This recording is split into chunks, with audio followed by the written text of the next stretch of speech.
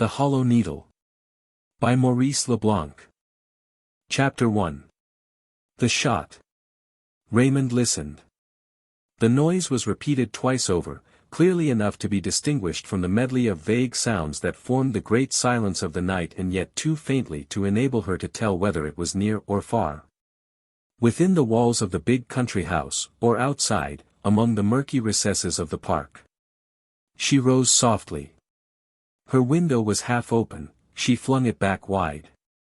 The moonlight lay over a peaceful landscape of lawns and thickets, against which the straggling ruins of the old abbey stood out in tragic outlines, truncated columns, mutilated arches, fragments of porches and shreds of flying buttresses.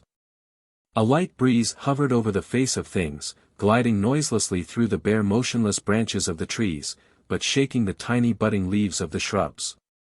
And, suddenly, she heard the same sound again. It was on the left and on the floor below her, in the living rooms, therefore, that occupied the left wing of the house. Brave and plucky though she was, the girl felt afraid. She slipped on her dressing gown and took the matches. "Raymond, Raymond." A voice as low as a breath was calling to her from the next room, the door of which had not been closed. She was feeling her way there, when Suzanne, her cousin, came out of the room and fell into her arms. "Raymond, is that you? Did you hear?" "Yes. So you're not asleep? I suppose the dog woke me, some time ago. But he's not barking now. What time is it?" "About 4. Listen. Surely, someone's walking in the drawing room." "There's no danger, your father is down there, Suzanne." "But there is danger for him. His room is next to the boudoir. M. Duval is there too. At the other end of the house. He could never hear." They hesitated, not knowing what course to decide upon. Should they call out? Cry for help? They dared not, they were frightened of the sound of their own voices. But Suzanne, who had gone to the window, suppressed a scream. "Look, a man, near the fountain." A man was walking away at a rapid pace. He carried under his arm a fairly large load, the nature of which they were unable to distinguish. It knocked against his leg and impeded his progress. They saw him pass near the old chapel and turn toward a little door in the wall. The door must have been open, for the man disappeared suddenly from view and they failed to hear the usual grating of the hinges. "He came from the drawing room," whispered Suzanne. "No, the stairs and the hall would have brought him out more to the left, unless—" The same idea struck them both. They leant out. Below them, a ladder stood against the front of the house, resting on the first floor. A glimmer lit up the stone balcony. And another man, who was also carrying something, bestrode the baluster, slid down the ladder and ran away by the same road as the first. Suzanne, scared to the verge of swooning, fell on her knees, stammering. "Let us call out, let us call for help." "Who would come?" "Your father, and if there are more of them left, and they throw themselves upon him. Then, we might call the servants, your bell rings on their floor." Yes, perhaps, that's better. If only they come in time." Raymond felt for the electric push near her bed and pressed it with her finger. They heard the bell ring upstairs and had an impression that its shrill sound must also reach anyone below. They waited. The silence became terrifying and the very breeze no longer shook the leaves of the shrubs. "I'm frightened," said Suzanne. And, suddenly, from the profound darkness below them, came the sound of a struggle, a crash of furniture overturned, words, exclamations and then, horrible and ominous, a hoarse groan. The gurgle of a man who is being murdered. Raymond leapt toward the door. Suzanne clung desperately to her arm. No, don't leave me, I'm frightened." Raymond pushed her aside and darted down the corridor, followed by Suzanne, who staggered from wall to wall, screaming as she went. Raymond reached the staircase, flew down the stairs, flung herself upon the door of the big drawing room and stopped short, rooted to the threshold, while Suzanne sank in a heap by her side. Facing them, at 3 steps distance, stood a man, with a lantern in his hand. He turned it upon the 2 girls, blinding them with the light, stared long at their pale faces, and then, without hurrying, with the calmest movements in the world, took his cap, picked up a scrap of paper and 2 bits of straw. Removed some footmarks from the carpet, went to the balcony, turned to the girls, made them a deep bow and disappeared. Suzanne was the first to run to the little boudoir which separated the big drawing room from her father's bedroom. But, at the entrance, a hideous sight appalled her. By the slanting rays of the moon, she saw 2 apparently lifeless bodies lying close to each other on the floor. She leaned over one of them. "Father, father, is it you? What has happened to you?" she cried, distractedly. After a moment, the Comte de Gesvres moved. In a broken voice, he said. "Don't be afraid, I am not wounded. Duval, is he alive? The knife, the knife." 2 men servants now arrived with candles. Raymond flung herself down before the other body and recognized Jean Duval, the Count's private secretary. A little stream of blood trickled from his neck. His face already wore the pallor of death. Then she rose, returned to the drawing room, took a gun that hung in a trophy of arms on the wall and went out on the balcony. Not more than 50 or 60 seconds had elapsed since the man had set his foot on the top rung of the ladder. He could not, therefore, be very far away, the more so as he had taken the precaution to remove the ladder, in order to prevent the inmates of the house from using it. And soon she saw him skirting the remains of the old cloister. She put the gun to her shoulder, calmly took aim and fired. The man fell. "That's done it. That's done it," said one of the servants. "We've got this one. I'll run down." "No, Victor, he's getting up. You had better go down by the staircase and make straight for the little door in the wall. That's the only way he can escape." Victor hurried off, but, before he reached the park, the man fell down again. Raymond called the other servant. "Albert, do you see him down there? Near the main cloister?" "Yes, he's crawling in the grass.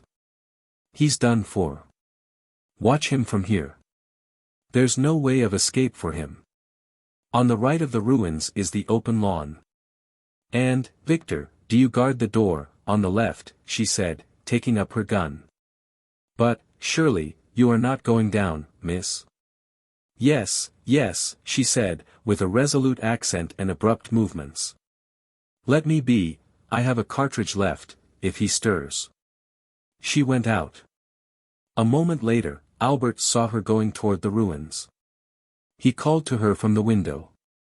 "He's dragged himself behind the cloister. I can't see him. Be careful, miss." Raymond went round the old cloisters, to cut off the man's retreat, and Albert soon lost sight of her. After a few minutes, as he did not see her return, he became uneasy and, keeping his eye on the ruins, instead of going down by the stairs he made an effort to reach the ladder. When he had succeeded, he scrambled down and ran straight to the cloisters near which he had seen the man last. 30 paces farther, he found Raymond, who was searching with Victor. "Well?" he asked. "There's no laying one's hands on him," replied Victor. "The little door. I've been there, here's the key. Still, he must. Oh, we've got him safe enough, the scoundrel, he'll be ours in 10 minutes. The farmer and his son, awakened by the shot, now came from the farm buildings, which were at some distance on the right, but within the circuit of the walls. They had met no one. "Of course not," said Albert. "The ruffian can't have left the ruins, we'll dig him out of some hole or other." They organized a methodical search, beating every bush, pulling aside the heavy masses of ivy rolled round the shafts of the columns. They made sure that the chapel was properly locked and that none of the panes were broken. They went round the cloisters and examined every nook and corner. The search was fruitless. There was but one discovery: at the place where the man had fallen under Raymond's gun, they picked up a chauffeur's cap, in very soft buff leather. Besides that, nothing. The gendarmerie of Auville-la-Rivière were informed at 6 o'clock in the morning and at once proceeded to the spot. After sending an express to the authorities at Dieppe with a note describing the circumstances of the crime, the imminent capture of the chief criminal and the discovery of his headgear and of the dagger with which the crime had been committed. At 10 o'clock, 2 hired conveyances came down the gentle slope that led to the house. One of them, an old-fashioned calash, contained the deputy public prosecutor and the examining magistrate, accompanied by his clerk. In the other, a humble fly, were seated 2 reporters, representing the Journal de Rouen and a great Paris paper. The old chateau came into view, once the abbey residence of the priors of Ambrumésy, mutilated under the Revolution, both restored by the Comte de Gesvres, who had now owned it for some 20 years. It consists of a main building, surmounted by a pinnacled clock tower, and 2 wings, each of which is surrounded by a flight of steps with a stone balustrade. Looking across the walls of the park and beyond the upland supported by the high Norman cliffs, you catch a glimpse of the blue line of the channel between the villages of Sainte Marguerite and Varengeville. Here the Comte de Gesvres lived with his daughter Suzanne, a delicate, fair-haired, pretty creature, and his niece Raymond de Saint Véran, whom he had taken to live with him 2 years before. When the simultaneous death of her father and mother left Raymond an orphan. Life at the chateau was peaceful and regular. A few neighbors paid an occasional visit. In the summer, the Count took the 2 girls almost every day to Dieppe. He was a tall man, with a handsome, serious face and hair that was turning grey.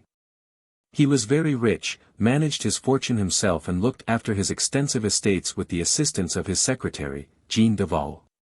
Immediately upon his arrival, the examining magistrate took down the first observations of Sergeant Quevillon of the gendarmes. The capture of the criminal, imminent though it might be, had not yet been effected, but every outlet of the park was held. Escape was impossible. The little company next crossed the chapter hall and the refectory, both of which are on the ground floor, and went up to the first story. They at once remarked the perfect order that prevailed in the drawing-room. Not a piece of furniture, not an ornament but appeared to occupy its usual place, nor was there any gap among the ornaments or furniture. On the right and left walls hung magnificent Flemish tapestries with figures. On the panels of the wall facing the windows were 4 fine canvases, in contemporary frames, representing mythological scenes. These were the famous pictures by Rubens which had been left to the Comte de Gesvres, together with the Flemish tapestries, by his maternal uncle, the Marquez de Bobadilla, a Spanish grandee. M. Filial remarked. If the motive of the crime was theft, this drawing-room, at any rate, was not the object of it. You can't tell, said the deputy, who spoke little, but who, when he did, invariably opposed the magistrate's views. Why, my dear sir, the first thought of a burglar would be to carry off those pictures and tapestries, which are universally renowned.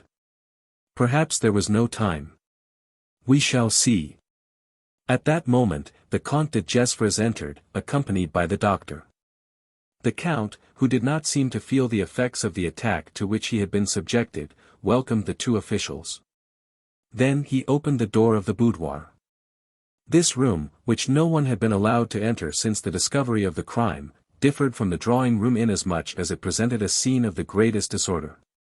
2 chairs were overturned, one of the tables smashed to pieces and several objects, a travelling clock, a portfolio, a box of stationery, lay on the floor. And there was blood on some of the scattered pieces of notepaper. The doctor turned back the sheet that covered the corpse. Jean Duval, dressed in his usual velvet suit, with a pair of nailed boots on his feet, lay stretched on his back, with one arm folded beneath him.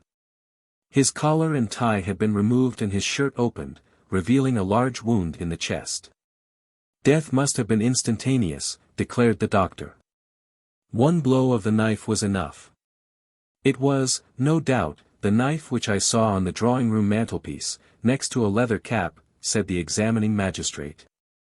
Yes, said the Comte de Gesvres, the knife was picked up here. It comes from the same trophy in the drawing-room from which my niece, Emilie de Saint Véran, snatched the gun. As for the chauffeur's cap, that evidently belongs to the murderer. M. Filial examined certain further details in the room, put a few questions to the doctor and then asked M. de Gesvres to tell him what he had seen and heard. The Count worded his story as follows. Jean Duval woke me up. I had been sleeping badly, for that matter, with gleams of consciousness in which I seemed to hear noises, when, suddenly opening my eyes, I saw Duval standing at the foot of my bed, with his candle in his hand and fully dressed, as he is now. For he often worked late into the night. He seemed greatly excited and said, in a low voice, "There's someone in the drawing-room." I heard a noise myself. I got up and softly pushed the door leading to this boudoir. At the same moment, the door over there, which opens into the big drawing-room, was thrown back and a man appeared who leaped at me and stunned me with a blow on the temple.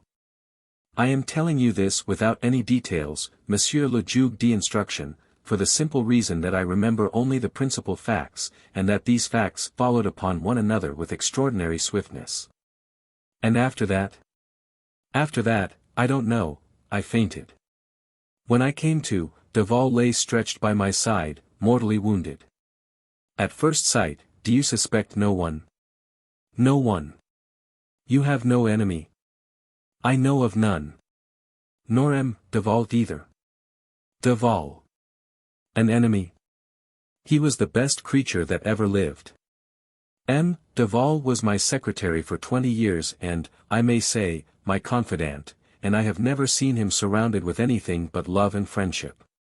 Still, there has been a burglary and there has been a murder, there must be a motive for all that. The motive? Why, it was robbery pure and simple. Robbery? Have you been robbed of something, then? No, nothing. In that case, if they have stolen nothing and if nothing is missing, they at least took something away. What? I don't know. But my daughter and my niece will tell you, with absolute certainty, that they saw two men in succession cross the park and that those two men were carrying fairly heavy loads. The young ladies. The young ladies may have been dreaming, you think? I should be tempted to believe it, for I have been exhausting myself in inquiries and suppositions ever since this morning. However, it is easy enough to question them. The two cousins were sent for to the big drawing-room. Suzanne, still quite pale and trembling, could hardly speak. Raymond, who was more energetic, more of a man, better looking, too, with the golden glint in her brown eyes, described the events of the night and the part which she had played in them. So I may take it, mademoiselle, that your evidence is positive? Absolutely. The men who went across the park were carrying things away with them. And the third man? He went from here empty-handed. Could you describe him to us? He kept on dazzling us with the light of his lantern. All that I could say is that he is tall and heavily built. Is that how he appeared to you, mademoiselle? Asked the magistrate, turning to Suzanne de Gesvres. Yes, or, rather, no, said Suzanne, reflecting. I thought he was about the middle height and slender. M. Filial smiled. He was accustomed to differences of opinion and sight in witnesses to one and the same fact. So we have to do, on the one hand, with a man, the one in the drawing-room, who is, at the same time, tall and short, stout and thin, and, on the other, with two men, those in the park, who are accused of removing from that drawing-room objects, which are still here. M. Filial was a magistrate of the ironic school, as he himself would say. He was also a very ambitious magistrate and one who did not object to an audience nor to an occasion to display his tactful resource in public, as was shown by the increasing number of persons who now crowded into the room. The journalists had been joined by the farmer and his son, the gardener and his wife, the indoor servants of the chateau and the two cabmen who had driven the flies from Dieppe. M.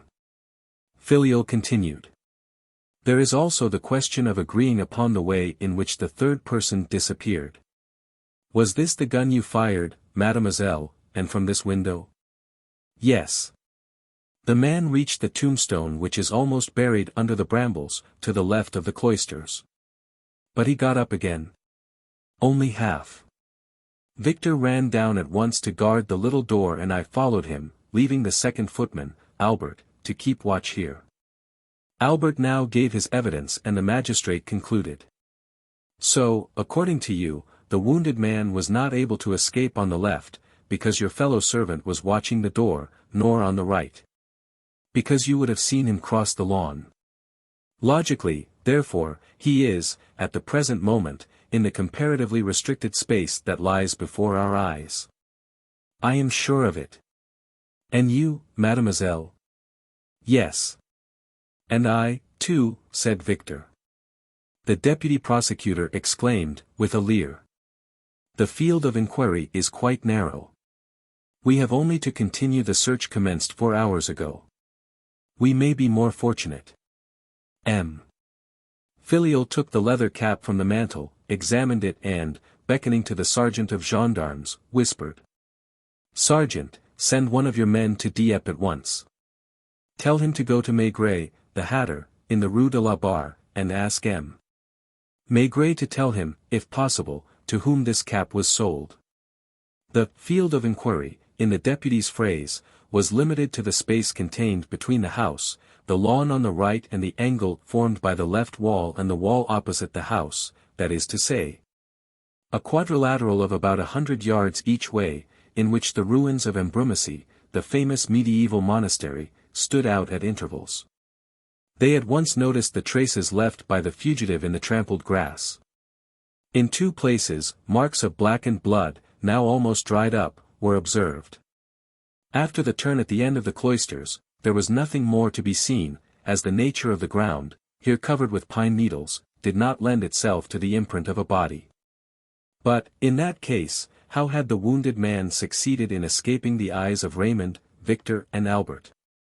There was nothing but a few breaks, which the servants and the gendarmes had beaten over and over again, and a number of tombstones, under which they had explored. The examining magistrate made the gardener, who had the key, open the chapel, a real gem of carving, a shrine in stone which had been respected by time and the revolutionaries, and which, with the delicate sculpture work of its porch and its miniature population of statuettes, was always looked upon as a marvelous specimen of the Norman Gothic style. The chapel, which was very simple in the interior, with no other ornament than its marble altar, offered no hiding place. Besides, the fugitive would have had to obtain admission.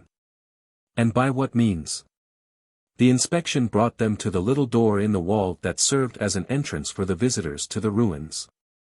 It opened on a sunk road running between the park wall and a copsewood containing some abandoned quarries. M. Filial stooped forward, the dust of the road bore marks of anti-skid pneumatic tires. Raymond and Victor remembered that, after the shot, they had seemed to hear the throb of a motor car. The magistrate suggested. The man must have joined his confederates. Impossible, cried Victor. I was here while Mademoiselle and Albert still had him in view. Nonsense, he must be somewhere. Outside or inside, we have no choice. He is here, the servants insisted, obstinately. The magistrate shrugged his shoulders and went back to the house in a more or less sullen mood. There was no doubt that it was an unpromising case. A theft in which nothing had been stolen. An invisible prisoner, what could be less satisfactory? It was late. M. de Gesvres asked the officials and the 2 journalists to stay to lunch. They ate in silence and then M. Filial returned to the drawing-room, where he questioned the servants. But the sound of a horse's hoofs came from the courtyard and, a moment after, the gendarme who had been sent to Dieppe entered. Well, did you see the hatter? Exclaimed the magistrate, eager at last to obtain some positive information. I saw M. Maigret. The cap was sold to a cab driver. A cab driver? Yes, a driver who stopped his fly before the shop and asked to be supplied with a yellow leather chauffeur's cap for one of his customers. This was the only one left. He paid for it, without troubling about the size, and drove off. He was in a great hurry. What sort of fly was it? A calash. And on what day did this happen? On what day? Why, today, at 8 o'clock this morning. This morning? What are you talking about? The cap was bought this morning. But that's impossible, because it was found last night in the park. If it was found there, it must have been there, and, consequently, it must have been bought before. The hatter told me it was bought this morning. There was a moment of general bewilderment. The nonplussed magistrate strove to understand. Suddenly, he started, as though struck with a gleam of light. Fetch the cabman who brought us here this morning. The man who drove the calash. Fetch him at once. The sergeant of gendarmes and his subordinate ran off to the stables. In a few minutes, the sergeant returned alone. Where's the cabman? He asked for food in the kitchen, ate his lunch and then. And then? He went off. With his fly? No. Pretending that he wanted to go and see a relation at Aville, he borrowed the groom's bicycle. Here are his hat and greatcoat. But did he leave bareheaded? No, he took a cap from his pocket and put it on. A cap? Yes, a yellow leather cap, it seems. A yellow leather cap. Why, no, we've got it here. That's true, Monsieur le Juge d'instruction, but his is just like it. The deputy sniggered. Very funny. Most amusing. There are two caps, one, the real one, which constituted our only piece of evidence, has gone off on the head of the sham flyman. The other, the false one, is in your hands. Oh, the fellow has had us nicely. Catch him. Fetch him back, cried M. Filial. 2 of your men on horseback, Sergeant Quevillon, and at full speed. He is far away by this time, said the deputy. He can be as far as he pleases, but still we must lay hold of him. I hope so. But I think, Monsieur le Juge d'instruction, that your efforts should be concentrated here above all. Would you mind reading this scrap of paper, which I have just found in the pocket of the coat? Which coat? The driver's. And the deputy prosecutor handed M. Filial a piece of paper, folded in 4, containing these few words written in pencil, in a more or less common hand. Woe betide the young lady, if she has killed the governor. The incident caused a certain stir. A word to the wise, muttered the deputy. We are now forewarned. Monsieur le Comte, said the examining magistrate, I beg you not to be alarmed. Nor you either, mademoiselle. This threat is of no importance, as the police are on the spot. We shall take every precaution and I will answer for your safety. As for you, gentlemen, I rely on your discretion. You have been present at this inquiry, thanks to my excessive kindness toward the press, and it would be making me an ill return. He interrupted himself, as though an idea had struck him, looked at the 2 young men, one after the other, and, going up to the first, asked, What paper do you represent, sir? The Journal de Rouen. Have you your credentials? Here. The card was in order. There was no more to be said. M. Filial turned to the other reporter. And you, sir? I. Yes, you, what paper do you belong to? Why, Monsieur le Juge d'instruction, I write for a number of papers, all over the place. Your credentials? I haven't any. Oh. How is that? For a newspaper to give you a card, you have to be on its regular staff. Well, I am only an occasional contributor, a freelance. I send articles to this newspaper and that. They are published or declined according to circumstances. In that case, what is your name? Where are your papers? My name would tell you nothing. As for papers, I have none. You have no paper of any kind to prove your profession. I have no profession. But look here, sir, cried the magistrate, with a certain asperity, you can't expect to preserve your incognito after introducing yourself here by a trick and surprising the secrets of the police. I beg to remark, Monsieur le Juge d'instruction, that you asked me nothing when I came in, and that therefore I had nothing to say. Besides, it never struck me that your inquiry was secret, when everybody was admitted, including even one of the criminals.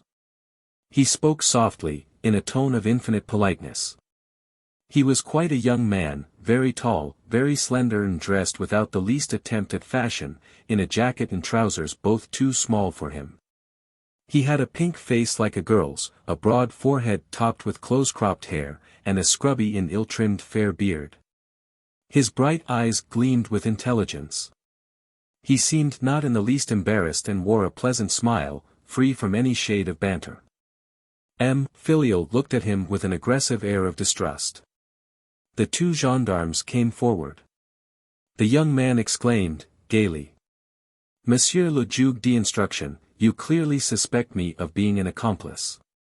But, if that were so, would I not have slipped away at the right moment, following the example of my fellow criminal? You might have hoped. Any hope would have been absurd. A moment's reflection, Monsieur le Juge d'instruction, will make you agree with me that, logically speaking. Filial looked him straight in the eyes and said, sharply. No more jokes. Your name? Isidore Beautrelet. Your occupation? Sixth form pupil at the Lycée Janson de Sailly. Filial opened a pair of startled eyes. What are you talking about? Sixth form pupil. At the Lycée Janson, Rue de la Pampa, number. Oh, look here, exclaimed Filial, you're trying to take me in. This won't do, you know, a joke can go too far. I must say, Monsieur le Juge d'instruction, that your astonishment surprises me. What is there to prevent my being a sixth form pupil at the Lycée Janson? My beard, perhaps. Set your mind at ease, my beard is false. Isidore Beautrelet pulled off the few curls that adorned his chin, and his beardless face appeared still younger and pinker, a genuine schoolboy's face. And, with a laugh like a child's, revealing his white teeth. Are you convinced now? He asked. Do you want more proofs? Here, you can read the address on these letters from my father, to Monsieur Isidore Beautrelet, indoor pupil, Lycée Janson de Sailly. Convinced or not, Filial did not look as if he liked the story. He asked, gruffly. What are you doing here? Why, I'm improving my mind. There are schools for that, yours, for instance. You forget, Monsieur le Juge d'instruction, that this is the 23rd of April and that we are in the middle of the Easter holidays. Well, I have every right to spend my holidays as I please. Your father. My father lives at the other end of the country, in Savoy, and he himself advised me to take a little trip on the north coast. With a false beard? Oh, no. That's my own idea. At school, we talk a great deal about mysterious adventures, we read detective stories, in which people disguise themselves, we imagine any amount of terrible and intricate cases. So I thought I would amuse myself, and I put on this false beard. Besides, I enjoyed the advantage of being taken seriously and I pretended to be a Paris reporter. That is how, last night, after an uneventful period of more than a week, I had the pleasure of making the acquaintance of my Rouen colleague. And, this morning, when he heard of the Ambrumésy murder, he very kindly suggested that I should come with him and that we should share the cost of a fly. Isidore Beautrelet said all this with a frank and artless simplicity of which it was impossible not to feel the charm. Filial himself, though maintaining a distrustful reserve, took a certain pleasure in listening to him. He asked him, in a less peevish tone. And are you satisfied with your expedition? Delighted. All the more as I had never been present at a case of the sort and I find that this one is not lacking in interest. Nor in that mysterious intricacy which you prize so highly. And which is so stimulating, Monsieur le Juge d'instruction. I know nothing more exciting than to see all the facts coming up out of the shadow, clustering together, so to speak, and gradually forming the probable truth. The probable truth. You go pretty fast, young man. Do you suggest that you have your little solution of the riddle ready?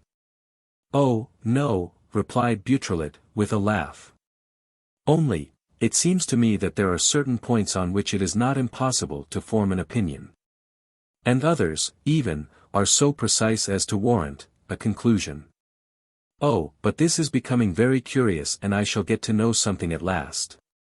For I confess, to my great confusion, that I know nothing.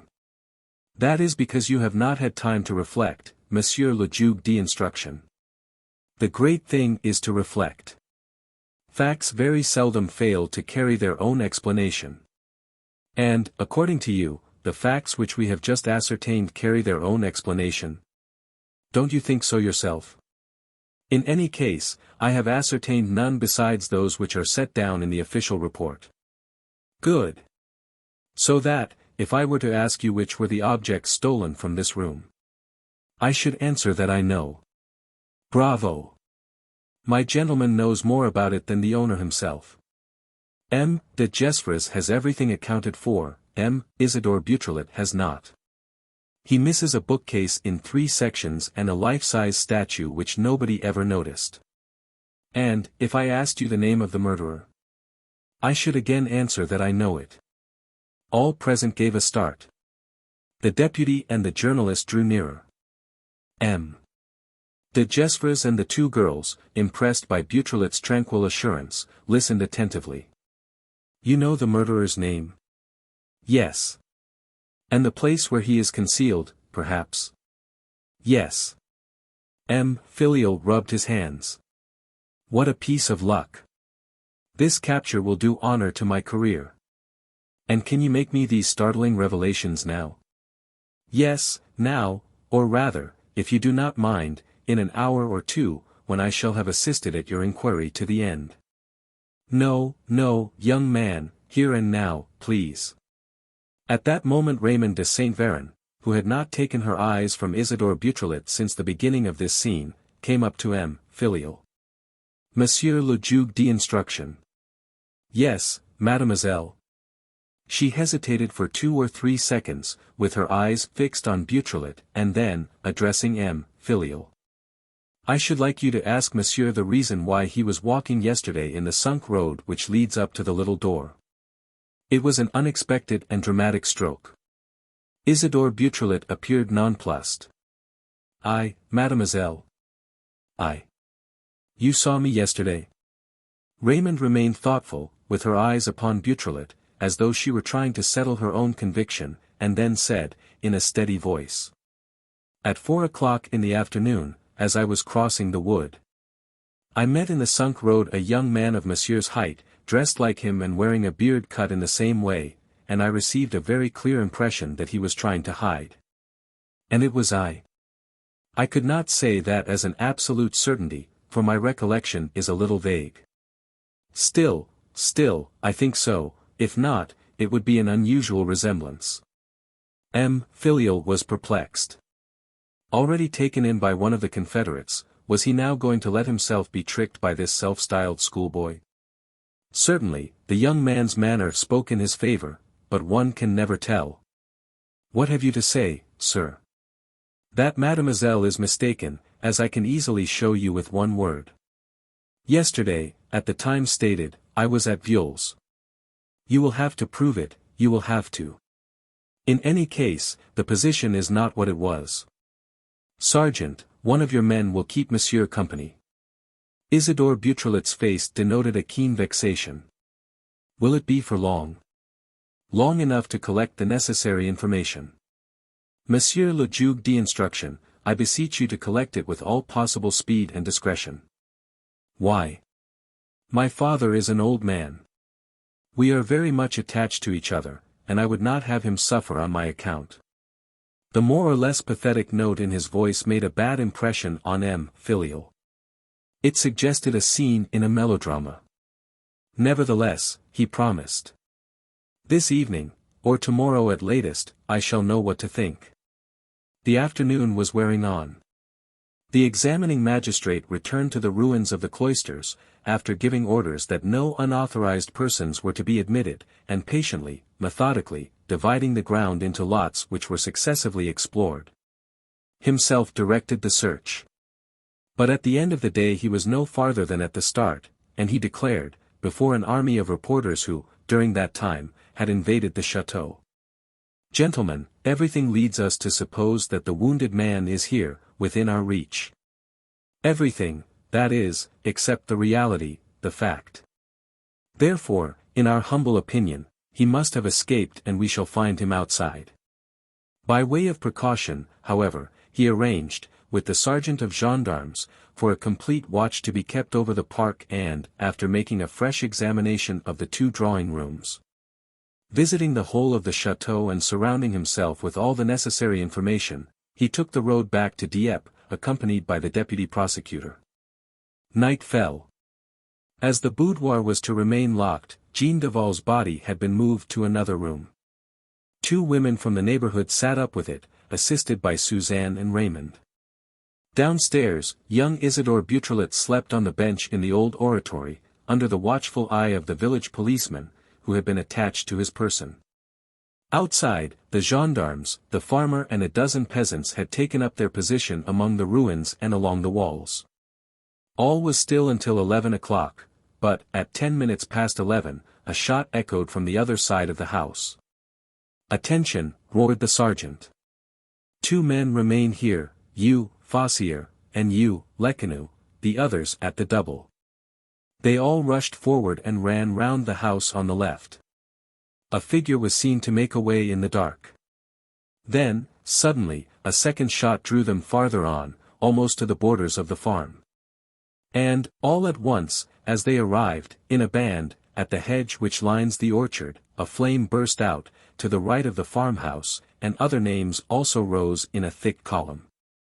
It was a barn burning, stuffed to the ridge with straw.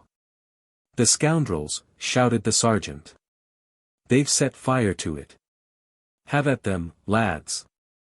They can't be far away."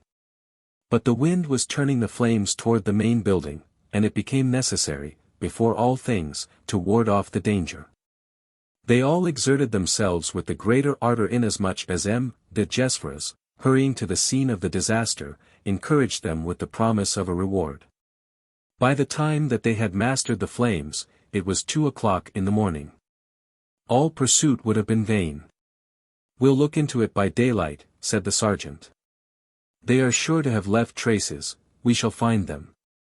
And I shall not be sorry," added M. de Gesvres, "to learn the reason of this attack. To set fire to trusses of straw strikes me as a very useless proceeding.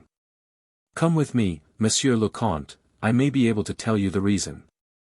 Together they reached the ruins of the cloisters. The sergeant called out, "Lecanu, Fossier." The other gendarmes were already hunting for their comrades whom they had left standing sentry. They ended by finding them at a few paces from the little door. The 2 men were lying full length on the ground, bound and gagged, with bandages over their eyes. "Monsieur le Comte," muttered the sergeant, while his men were being released, "Monsieur le Comte, we have been tricked like children." "How so?" "The shots, the attack on the barn, the fire, all so much humbug to get us down there, a diversion. During that time they were tying up our 2 men and the business was done." "What business?" "Carrying off the wounded man, of course." "You don't mean to say you think?" "Think? Why, it's as plain as a pikestaff. The idea came to me 10 minutes ago, but I'm a fool not to have thought of it earlier. We should have nabbed them all." Quevillon stamped his foot on the ground, with a sudden attack of rage. "But where, confound it, where did they go through? Which way did they carry him off? For, dash it all, we beat the ground all day. And a man can't hide in a tuft of grass, especially when he's wounded. It's witchcraft, that's what it is." Nor was this the last surprise awaiting Sergeant Quevillon. At dawn, when they entered the oratory which had been used as a cell for young Isidore Beautrelet, they realized that young Isidore Beautrelet had vanished. On a chair slept the village policeman, bent in 2. By his side stood a water bottle and 2 tumblers. At the bottom of one of those tumblers a few grains of white powder. On examination, it was proved, first, that young Isidore Beautrelet had administered a sleeping draught to the village policeman, secondly, that he could only have escaped by a window situated at a height of 7 or 8 feet in the wall. And lastly, a charming detail, this, that he could only have reached this window by using the back of his warder as a footstool. How do you find this book? Any thoughts about the book or the author? Any suggestion for improvement? Please take a moment to share your thoughts in a comment. If you like it, share it with your friends who might enjoy it as well. Subscribe to keep in touch. Visit completeaudiobooks.com for more quality content. Chapter 2. Isidore Beautrelet, 6th Form Schoolboy. From the Grand Journal. Latest news. Dr. Delettre kidnapped a mad piece of criminal daring. At the moment of going to press, we have received an item of news which we dare not guarantee as authentic, because of its very improbable character. We print it, therefore, with all reserve. Yesterday evening, Dr. Delettre, the well-known surgeon, was present, with his wife and daughter, at the performance of Hernani at the Comédie Française. At the commencement of the third act, that is to say, at about 10 o'clock, the door of his box opened and a gentleman, accompanied by 2 others, leaned over to the doctor and said to him, in a low voice, but loud enough for Madame Delettre to hear. "Doctor, I have a very painful task to fulfill and I shall be very grateful to you if you will make it as easy for me as you can." "Who are you, sir?" "M. Thezard, Commissary of Police of the 1st District. And my instructions are to take you to M. de Dowries, at the prefecture." "But—" "Not a word, doctor, I entreat you, not a movement, there is some regrettable mistake, and that is why we must act in silence and not attract anybody's attention. You will be back, I have no doubt, before the end of the performance." The doctor rose and went with the commissary. At the end of the performance, he had not returned. Madame Delettre, greatly alarmed, drove to the office of the commissary of police. There she found the real M. Thezard and discovered, to her great terror, that the individual who had carried off her husband was an impostor. Inquiries made so far have revealed the fact that the doctor stepped into a motor car and that the car drove off in the direction of the Concorde. Readers will find further details of this incredible adventure in our 2nd edition. Incredible though it might be, the adventure was perfectly true. Besides, the issue was not long delayed and the Grand Journal, while confirming the story in its midday edition, described in a few lines the dramatic ending with which it concluded. The story ends. And guesswork begins. Dr. Delettre was brought back to 78, Rue Duret, at 9 o'clock this morning, in a motor car which drove away immediately at full speed. Number 78, Rue Duret, is the address of Dr. Deletre's clinical surgery, at which he arrives every morning at the same hour. When we sent in our card, the doctor, though closeted with the chief of the detective service, was good enough to consent to receive us. "All that I can tell you," he said, in reply to our questions, "is that I was treated with the greatest consideration. My 3 companions were the most charming people I have ever met, exquisitely well-mannered and bright and witty talkers, a quality not to be despised, in view of the length of the journey." "How long did it take?" "About 4 hours and as long returning." "And what was the object of the journey?" "I was taken to see a patient whose condition rendered an immediate operation necessary." "And was the operation successful?" "Yes, but the consequences may be dangerous." "I would answer for the patient here." "Down there, under his present conditions." "Bad conditions?" "Execrable, a room in an inn, and the practically absolute impossibility of being attended to." "Then what can save him?" "A miracle, and his constitution, which is an exceptionally strong one." "And can you say nothing more about this strange patient?" "No. In the first place, I have taken an oath. And, secondly, I have received a present of 10,000 francs for my free surgery. If I do not keep silence, this sum will be taken from me." "You are joking." "Do you believe that?" "Indeed I do." The men all struck me as being very much in earnest. This is the statement made to us by Dr. Delettre. And we know, on the other hand, that the head of the detective service, in spite of all his insisting, has not yet succeeded in extracting any more precise particulars from him as to the operation which he performed. The patient whom he attended or the district traversed by the car. It is difficult, therefore, to arrive at the truth.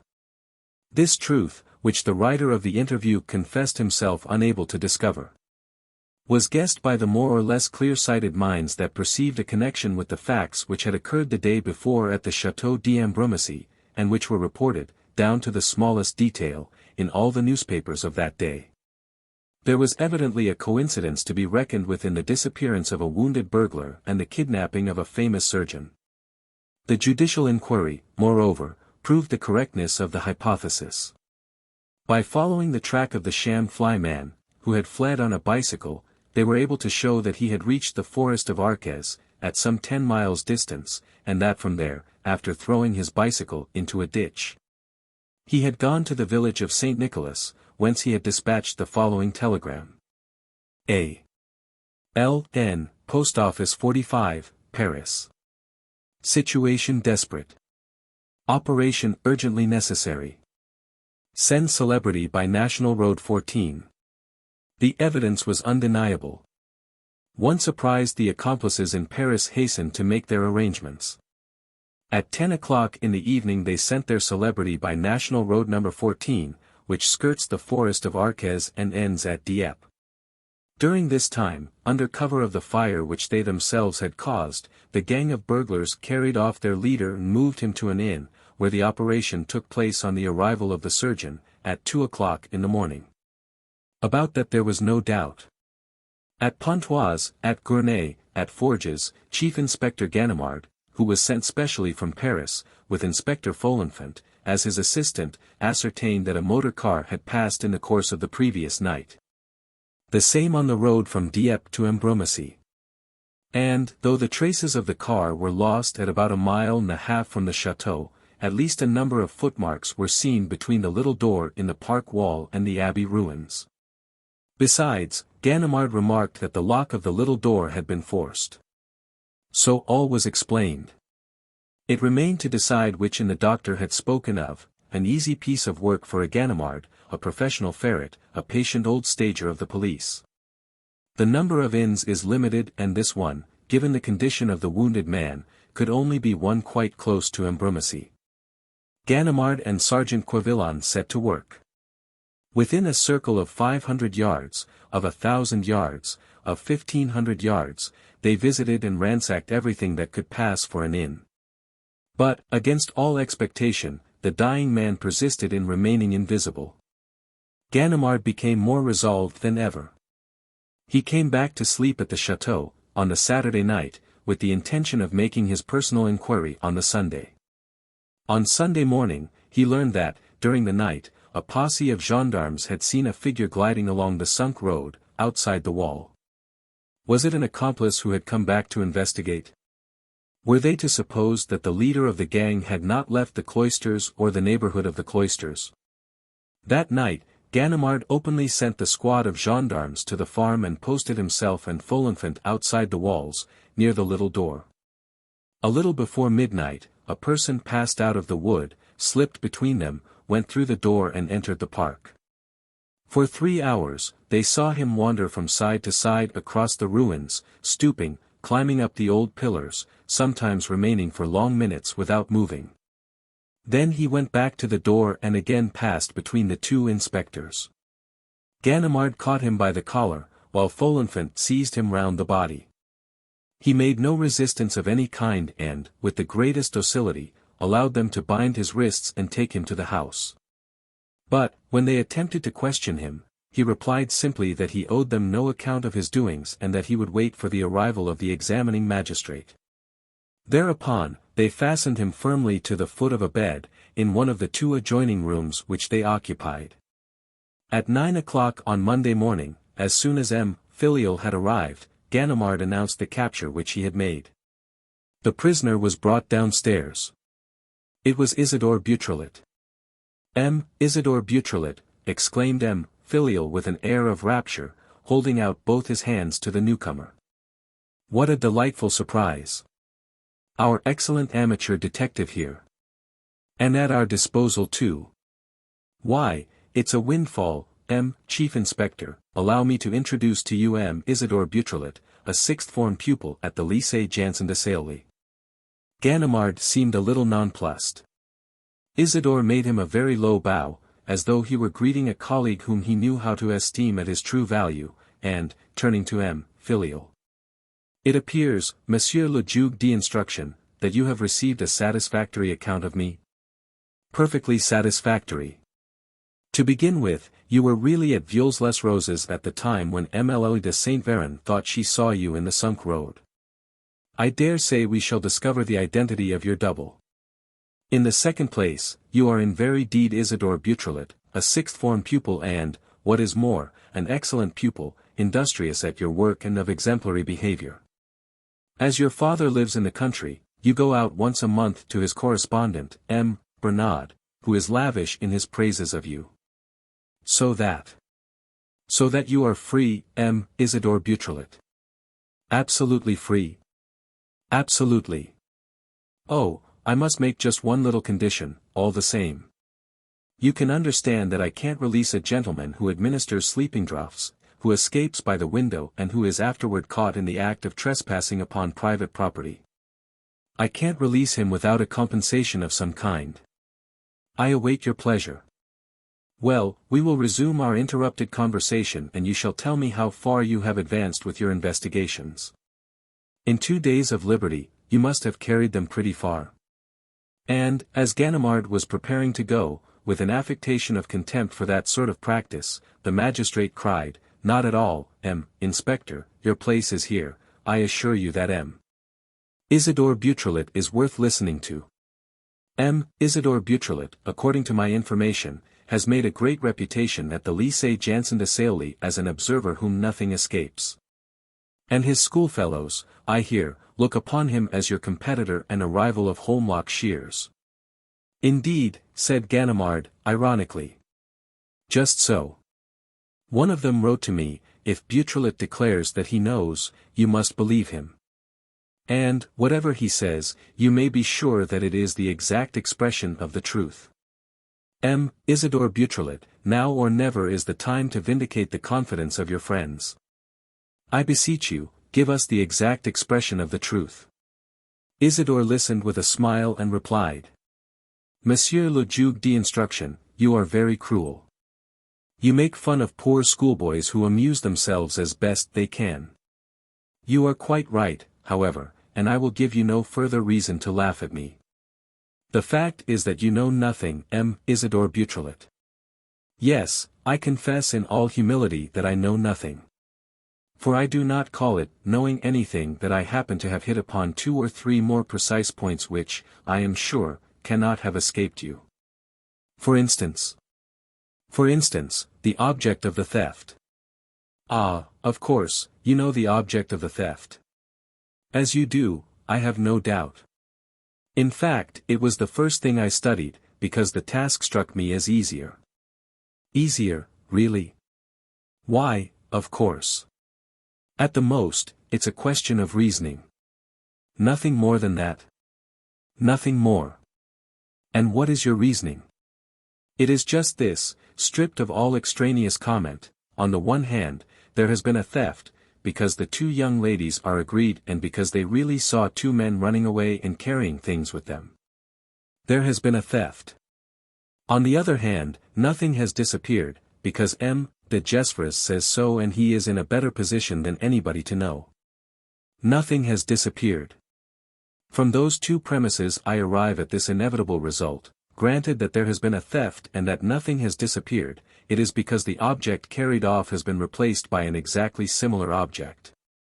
Let me hasten to add that possibly my argument may not be confirmed by the facts.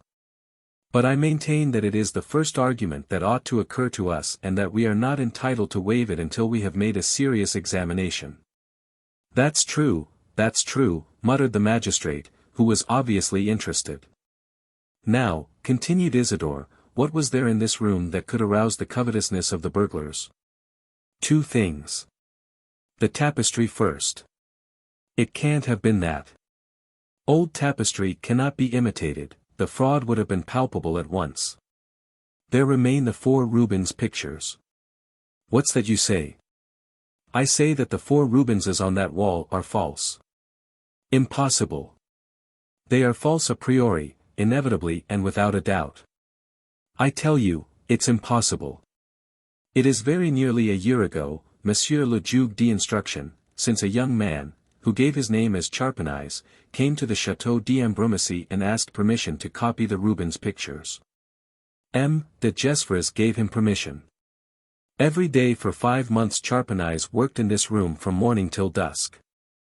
The copies which he made, canvases and frames, have taken the place of the 4 original pictures bequeathed to M. de Gesvres by his uncle, the Marquès de Bobadilla. Prove it. I have no proof to give. A picture is false because it is false, and I consider that it is not even necessary to examine these 4.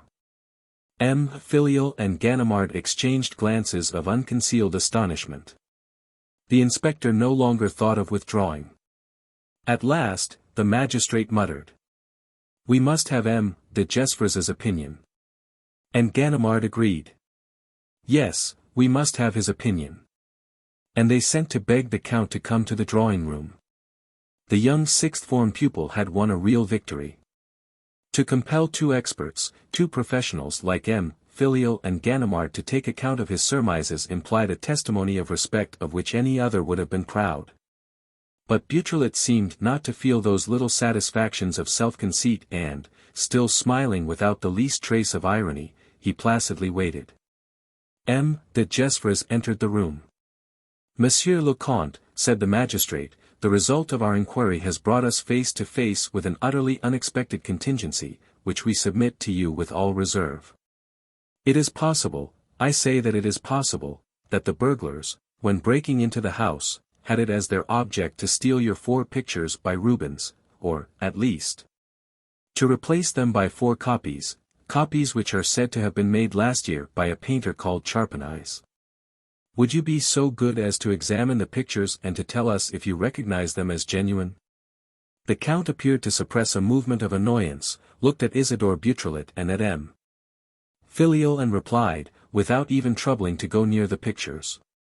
I hoped, Monsieur le Juge d'instruction, that the truth might have remained unknown.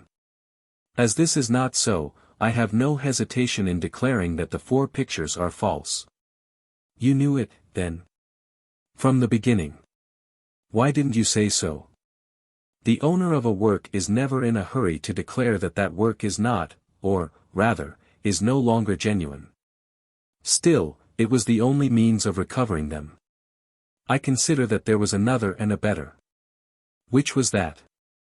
Not to make the secret known, not to frighten my burglars and to offer to buy back the pictures, which they must find more or less difficult to dispose of. How would you communicate with them? As the count did not reply, Isidore answered for him. By means of an advertisement in the papers. The paragraph inserted in the agony column of the journal, the Echo de Paris and the Matin runs, I am prepared to buy back the pictures. The count agreed with a nod. Once again, the young man was teaching his elders. M. Filial showed himself a good sportsman. There's no doubt about it, my dear sir, he exclaimed. I'm beginning to think your schoolfellows were not quite wrong. By Jove, what an eye! What intuition! If this goes on, there will be nothing left for M. Ganimard and me to do.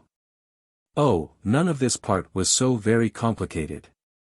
You mean to say that the rest was more so? I remember, in fact, that, when we first met you seemed to know all about it. Let me see, as far as I recollect, you said that you knew the name of the murderer. So I do. Well, then, who killed Jean Duval? Is the man alive? Where is he hiding? There is a misunderstanding between us, Monsieur le Juge d'instruction, or, rather, you have misunderstood the facts from the beginning. The murderer and the runaway are 2 distinct persons. What's that? Exclaimed M. Filial. The man whom M. de Gesvres saw in the boudoir and struggled with, the man whom the young ladies saw in the drawing-room and whom de Saint Véran shot at, the man who fell in the park and whom we are looking for. Do you suggest that he is not the man who killed Jean Duval? I do. Have you discovered the traces of a 3rd accomplice who disappeared before the arrival of the young ladies? I have not. In that case, I don't understand that, well, who is the murderer of Jean Duval? Jean Duval was killed by... Beautrelet interrupted himself. Thought for a moment and continued. But I must first show you the road which I followed to arrive at the certainty and the very reasons of the murder, without which my accusation would seem monstrous to you. And it is not, no, it is not monstrous at all. There is one detail which has passed unobserved and which, nevertheless, is of the greatest importance. And that is that Jean Duval, at the moment when he was stabbed, had all his clothes on, including his walking boots, was dressed, in short, as a man is dressed in the middle of the day, with a waistcoat, collar, tie and braces. Now the crime was committed at 4 o'clock in the morning. I reflected on that strange fact, said the magistrate, and M. de Gesvres replied that Jean Duval spent a part of his nights in working. The servants say, on the contrary, that he went to bed regularly at a very early hour. But, admitting that he was up, why did he disarrange his bedclothes, to make believe that he had gone to bed? And, if he was in bed, why, when he heard a noise, did he take the trouble to dress himself from head to foot, instead of slipping on anything that came to hand? I went to his room on the first day, while you were at lunch, his slippers were at the foot of the bed. What prevented him from putting them on rather than his heavy-nailed boots? So far, I do not see. So far, in fact, you cannot see anything, except anomalies. They appeared much more suspicious to me, however, when I learned that Charpentier the painter, the man who copied the Rubens pictures, had been introduced and recommended to the Comte de Gesvres by Jean Duval himself. Well, from that to the conclusion that Jean Duval and Charpentier were accomplices required but a step. I took that step at the time of our conversation. A little quickly, I think. As a matter of fact, a material proof was wanted. Now I had discovered in Duval's room, on one of the sheets of the blotting pad on which he used to write, this address, Monsieur Aln, Post Office 45, Paris. You will find it there still, traced the reverse way on the blotting paper. The next day, it was discovered that the telegram sent by the sham flyman from St. Nicholas bore the same address, Aln, Post Office 45. The material proof existed. Jean Duval was in correspondence with the gang which arranged the robbery of the pictures. M. Filial raised no objection. Agreed. The complicity is established. And what conclusion do you draw? This, first of all, that it was not the runaway who killed Jean Duval, because Jean Duval was his accomplice. And after that? Monsieur le Juge d'instruction, I will ask you to remember the first sentence uttered by Monsieur le Comte when he recovered from fainting. The sentence forms part of MLE de Gesvres' evidence and is in the official report. I am not wounded. Duval, is he alive? The knife. And I will ask you to compare it with that part of his story, also in the report, in which Monsieur le Comte describes the assault. The man leaped at me and felled me with a blow on the temple. How could M. de Gesvres, who had fainted, know, on waking, that Duval had been stabbed with a knife? Isidore Beautrelet did not wait for an answer to his question. It seemed as though he were in a hurry to give the answer himself and to avoid all comment. He continued straightway. Therefore it was Jean Duval who brought the 3 burglars to the drawing-room. While he was there with the one whom they call their chief, a noise was heard in the boudoir.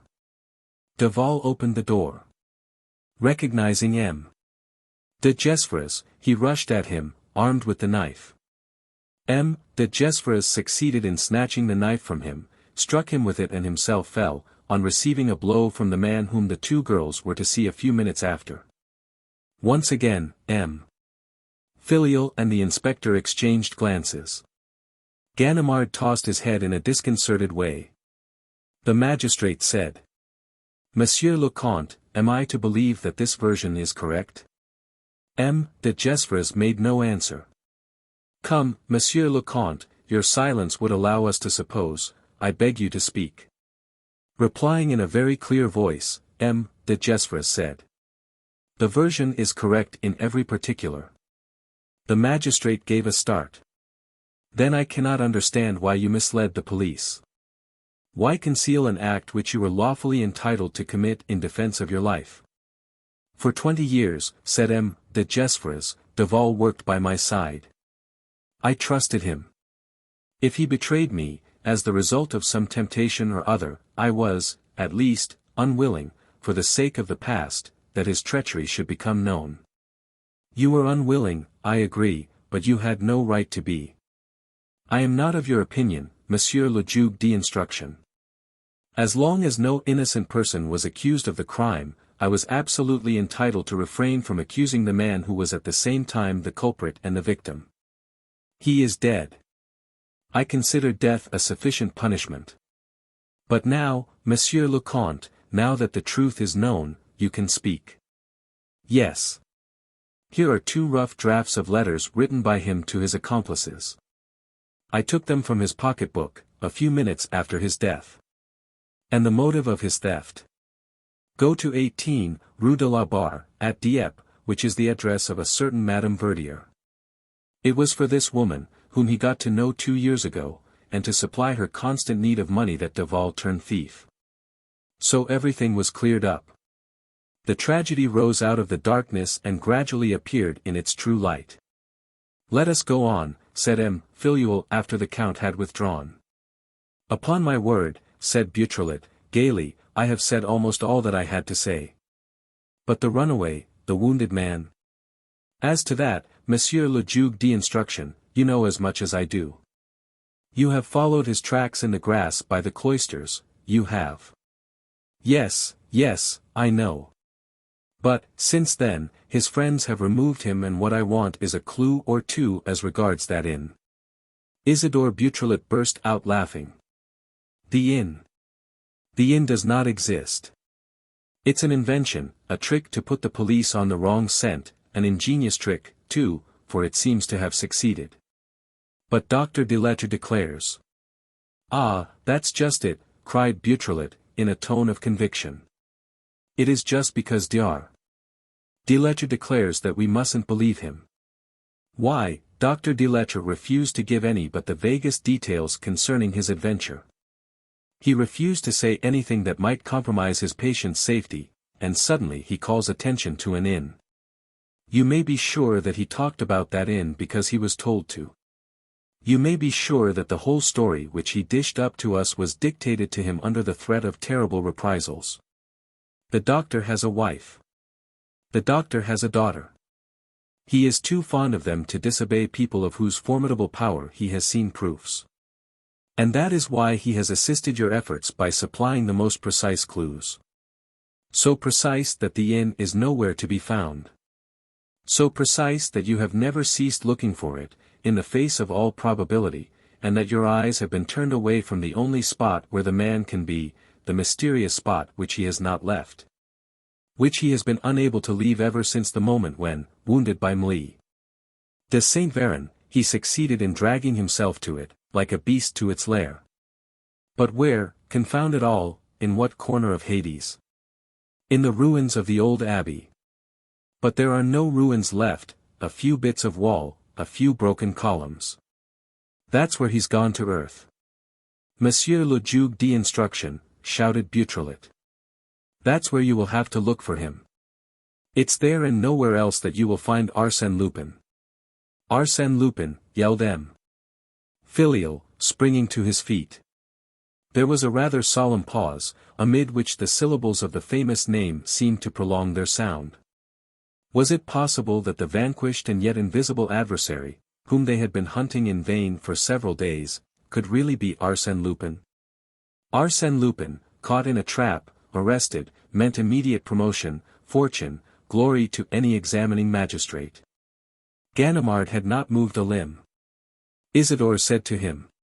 You agree with me, do you not, Inspector? Of course I do. You have not doubted either, for a moment have you, that he managed this business? Not for a second. The thing bears his signature. A move of Arsène Lupin's is as different from a move made by another man as one face is from another. You have only to open your eyes. Do you think so? Do you think so? Said Filleul. Think so, cried the young man. Look, here's one little fact. What are the initials under which those men correspond among themselves? A, L, N. That is to say, the first letter of the name Arsène and the first and last letters of the name Lupin. Ah, said Ganimard, nothing escapes you. Upon my word, you're a fine fellow, and old Ganimard lays down his arms before you. Beautrelet flushed with pleasure and pressed the hand which the chief inspector held out to him. The three men had drawn near the balcony, and their eyes now took in the extent of the ruins. Filial muttered. So he ought to be there. He is there, said Beautrelet, in a hollow voice. He has been there ever since the moment when he fell. Logically and practically, he could not escape without being seen by Mlle de Saint Véran and the two servants. What proof have you? His accomplices have furnished the proof. On the very morning, one of them disguised himself as a flyman and drove you here. To recover the cap, which would serve to identify him. Very well, but also and more particularly to examine the spot, find out and see for himself what had become of the governor. And did he find out? I presume so, as he knew the hiding place. And I presume that he became aware of the desperate condition of his chief, because, under the impulse of his alarm, he committed the imprudence to write that threat, woe betide the young lady, if she has killed the governor. But his friends were able to take him away afterward. When? Your men have never left the ruins. And where could they have moved him to? At most, a few hundred yards away, for one doesn't let a dying man travel, and then you would have found him. No, I tell you, he is there. His friends would never have removed him from the safest of hiding places. It was there that they brought the doctor, while the gendarmes were running to the fire like children. But how is he living? How will he keep alive? To keep alive you need food and drink. I can't say. I don't know. But he is there, I will swear it. He is there, because he can't help being there. I am as sure of it as if I touched him. He is there. With his finger outstretched toward the ruins, he traced in the air a little circle which became smaller and smaller until it was only a point. And that point his two companions sought desperately, both leaning into space, both moved by the same faith in Beautrelet and quivering with the ardent conviction which he had forced upon them. Yes, Arsène Lupin was there. In theory and in fact, he was there, neither of them was now able to doubt it. And there was something impressive and tragic in knowing that the famous adventurer was lying in some dark shelter, below the ground, helpless, feverish and exhausted. And if he dies? Asked Filial, in a low voice. If he dies, said Beautrelet, and if his accomplices are sure of it, then see to the safety of Mlle de Saint Véran. Monsieur le Juge d'instruction, for the vengeance will be terrible. A few minutes later, and in spite of the entreaties of Filial, who would gladly have made further use of this fascinating auxiliary, Isidore Beautrelet, whose holidays ended that day, went off by the Dieppe road. He stepped from the train in Paris at 5 o'clock and, at 8 o'clock, returned to the Lycée Janson together with his schoolfellows. Ganimard, after a minute, but utterly useless exploration of the ruins of Ambrumésy, returned to Paris by the fast night train. On reaching his apartment in the Rue Pergolese, he found an express letter awaiting him. Monsieur l'Inspecteur Principal. Finding that I had a little time to spare at the end of the day, I have succeeded in collecting a few additional particulars which are sure to interest you. Arsène Lupin has been living in Paris for 12 months under the name of Etienne de Vaudreuil. It is a name which you will often come across in the society notes or the sporting columns of the newspapers. He is a great traveler and is absent for long periods, during which, by his own account, he goes hunting tigers in Bengal or blue foxes in Siberia. He is supposed to be in business of some kind, although nobody is able to say for certain what his business is. His present address is 38, Rue Marboeuf. And I will call your attention to the fact that the Rue Marboeuf is close to Post Office number 45. Since Thursday the 23rd of April, the day before the burglary at Ambrumésy, there has been no news at all of Etienne de Vaudreuil. With very many thanks for the kindness which you have shown me, believe me to be, Monsieur l'Inspecteur Principal. Yours sincerely, Isidore Beautrelet. P.S. Please on no account think that it cost me any great trouble to obtain this information. On the very morning of the crime, while M. Filial was pursuing his examination before a few privileged persons, I had the fortunate inspiration to glance at the runaway's cap, before the sham flyman came to change it. The hatter's name was enough, as you may imagine, to enable me to find the clue that led to the identification of the purchaser and his address. The next morning, Ganimard called at 36, Rue Marboeuf. After questioning the concierge, he made him open the door of the ground floor flat on the right, a very comfortable apartment, elegantly furnished, in which, however, he discovered nothing beyond some cinders in the fireplace. Two friends had come, 4 days earlier, to burn all compromising papers. But, just as he was leaving, Ganimard passed the postman, who was bringing a letter for M. de Vaudreuil. That afternoon, the public prosecutor was informed of the case and ordered the letter to be given up. It bore an American postmark and contained the following lines, in English. Dear Sir, I write to confirm the answer which I gave your representative. As soon as you have M. de Gesvres's 4 pictures in your possession, you can forward them as arranged. You may add the rest, if you are able to succeed, which I doubt. An unexpected business requires my presence in Europe and I shall reach Paris at the same time as this letter. You will find me at the Grand Hotel. Yours faithfully, Ephraim B. Harlington.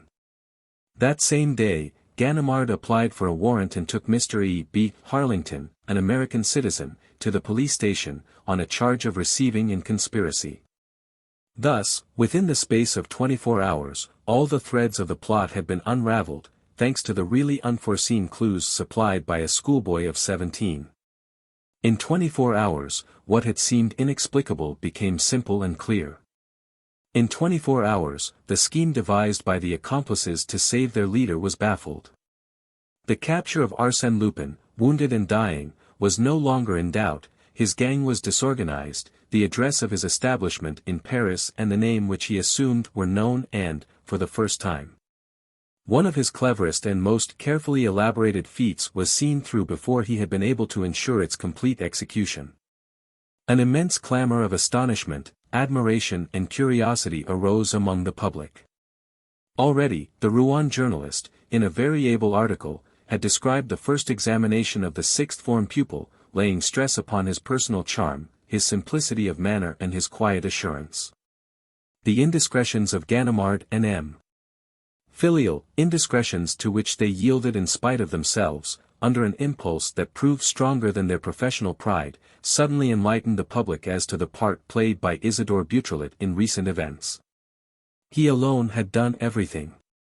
To him alone the merit of the victory was due.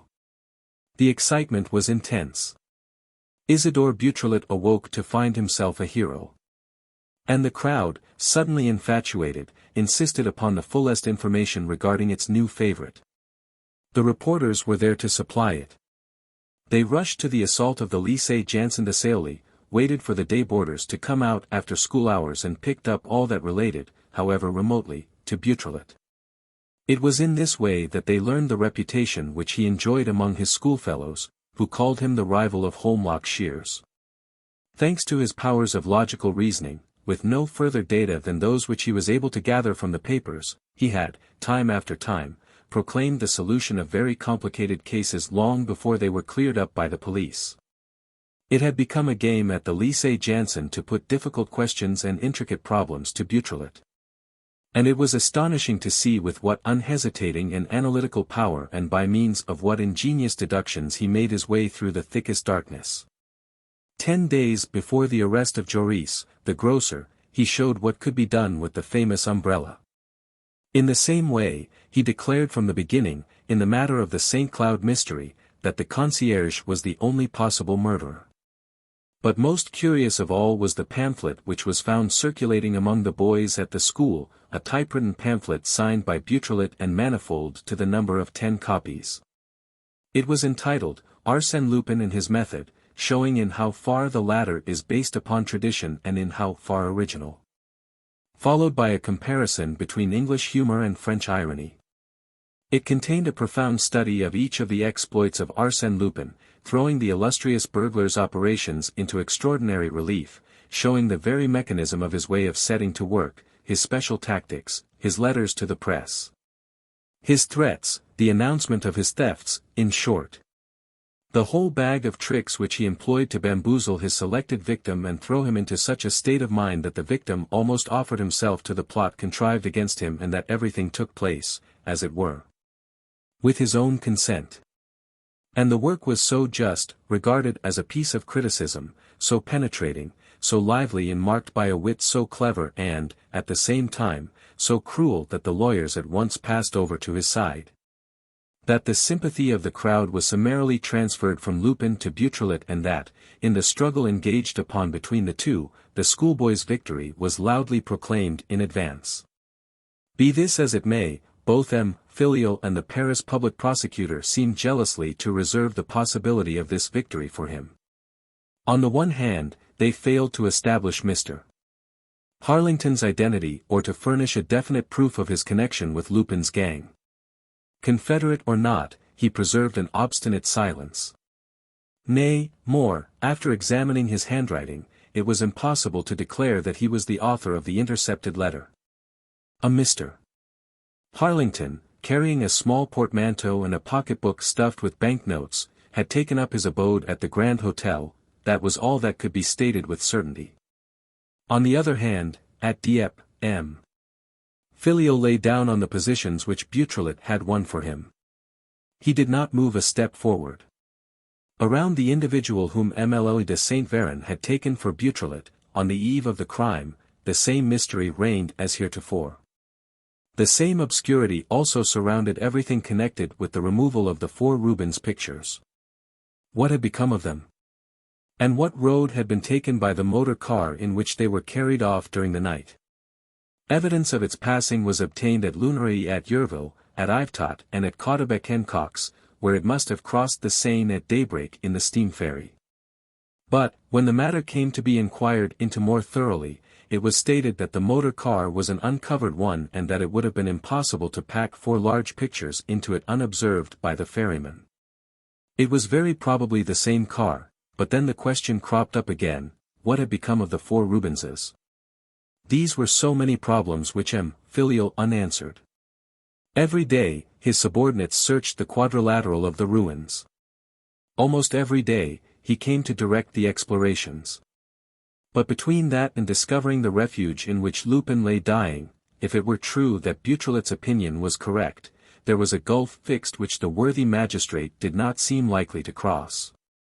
And so it was natural that they should turn once more to Isidore Beautrelet, as he alone had succeeded in dispelling shadows which, in his absence, gathered thicker and more impenetrable than ever.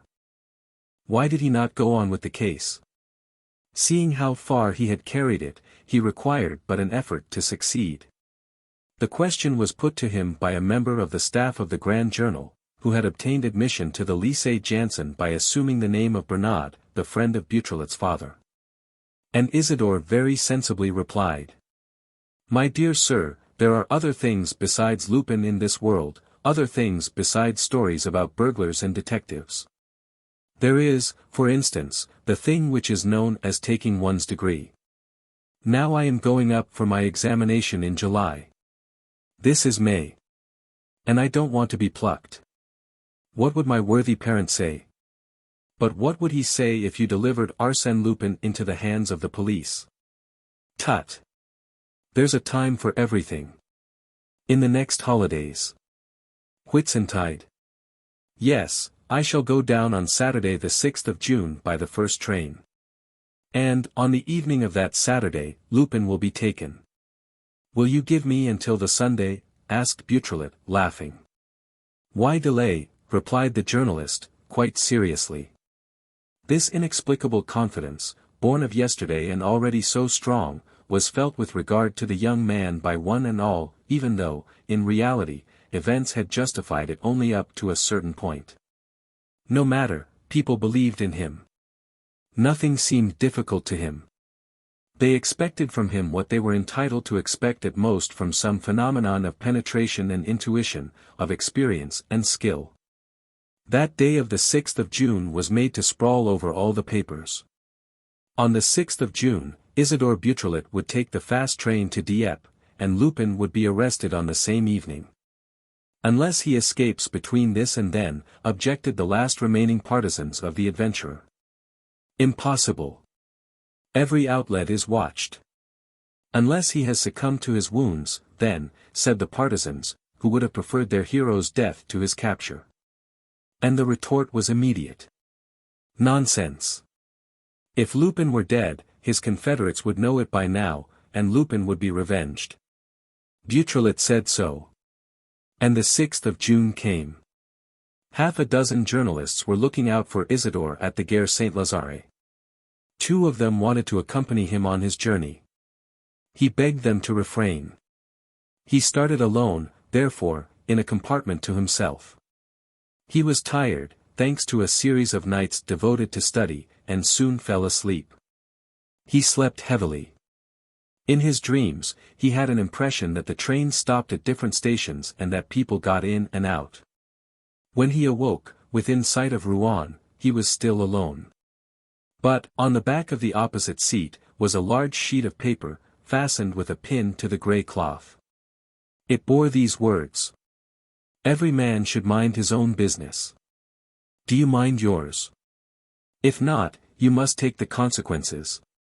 Capital, he exclaimed, rubbing his hands with delight. Things are going badly in the adversary's camp. That threat is as stupid and vulgar as the sham Flyman's. What a style! One can see that it wasn't composed by Lupin. The train threaded the tunnel that precedes the old Norman city. On reaching the station, Isidore took a few turns on the platform to stretch his legs. He was about to re-enter his compartment, when a cry escaped him. As he passed the bookstall, he had read, in an absent-minded way, the following lines on the front page of a special edition of the Journal de Rouen. And their alarming sense suddenly burst upon him. Stop press news. We hear by telephone from Dieppe that the Château d'Ambrumésy was broken into last night by criminals. Who bound and gagged Mlie de Gesvres and carried off Mlle de Saint-Véran. Traces of blood have been seen at a distance of 500 yards from the house, and a scarf has been found close by, which is also stained with blood. There is every reason to fear that the poor young girl has been murdered. Isidore Beautrelet completed his journey to Dieppe without moving a limb. Bent in two, with his elbows on his knees and his hands plastered against his face, he sat thinking. At Dieppe, he took a fly. At the door of Ambrumésy, he met the examining magistrate, who confirmed the horrible news. You know nothing more? Asked Beautrelet. Nothing. I have only just arrived. At that moment, the sergeant of gendarmes came up to M. Filial and handed him a crumpled, torn and discolored piece of paper, which he had picked up not far from the place where the scarf was found. M. Filial looked at it and gave it to Beautrelet, saying, I don't suppose this will help us much in our investigations. Isidore turned the paper over and over. It was covered with figures, dots and signs and presented the exact appearance reproduced below. Illustration, drawing of an outline of paper with writing and drawing on it, numbers, dots, some letters, signs and symbols, something like 2.1.1 2, 2.1, 1 1, 2.2, 2.43.2, 2 .45, 2.4, 2, 2.4, 2 DDF square 19F plus 44 triangle 357 triangle 13.53 2, 25.2 Chapter 3 The Corpse. At 6 o'clock in the evening, having finished all he had to do, M. Filial, accompanied by M. Brideau, his clerk, stood waiting for the carriage which was to take him back to Dieppe. He seemed restless, nervous. Twice over, he asked. You haven't seen anything of young Beautrelet, I suppose? No, Monsieur le Juge d'instruction, I can't say I have. Where on earth can he be? I haven't set eyes on him all day. Suddenly, he had an idea, handed his portfolio to Bridoux, ran round the chateau and made for the ruins. Isidore Beautrelet was lying near the cloisters, flat on his face, with one arm folded under his head, on the ground carpeted with pine needles. He seemed drowsing. "Hello, young man, what are you doing here? Are you asleep?" "I'm not asleep. I've been thinking. Ever since this morning. Ever since this morning. It's not a question of thinking. One must see into things first, study facts, look for clues, establish connecting links. The time for thinking comes after, when one pieces all that together and discovers the truth. Yes, I know. That's the usual way, the right one, I dare say. Mine is different.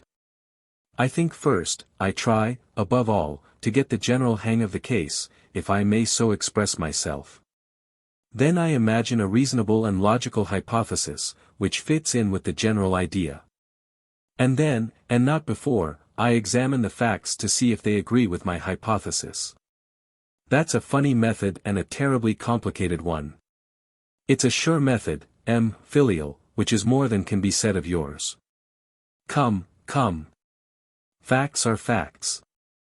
With your ordinary sort of adversary, yes. But, given an enemy endowed with a certain amount of cunning, the facts are those which he happens to have selected. Take the famous clues upon which you base your inquiry, why, he was at liberty to arrange them as he liked.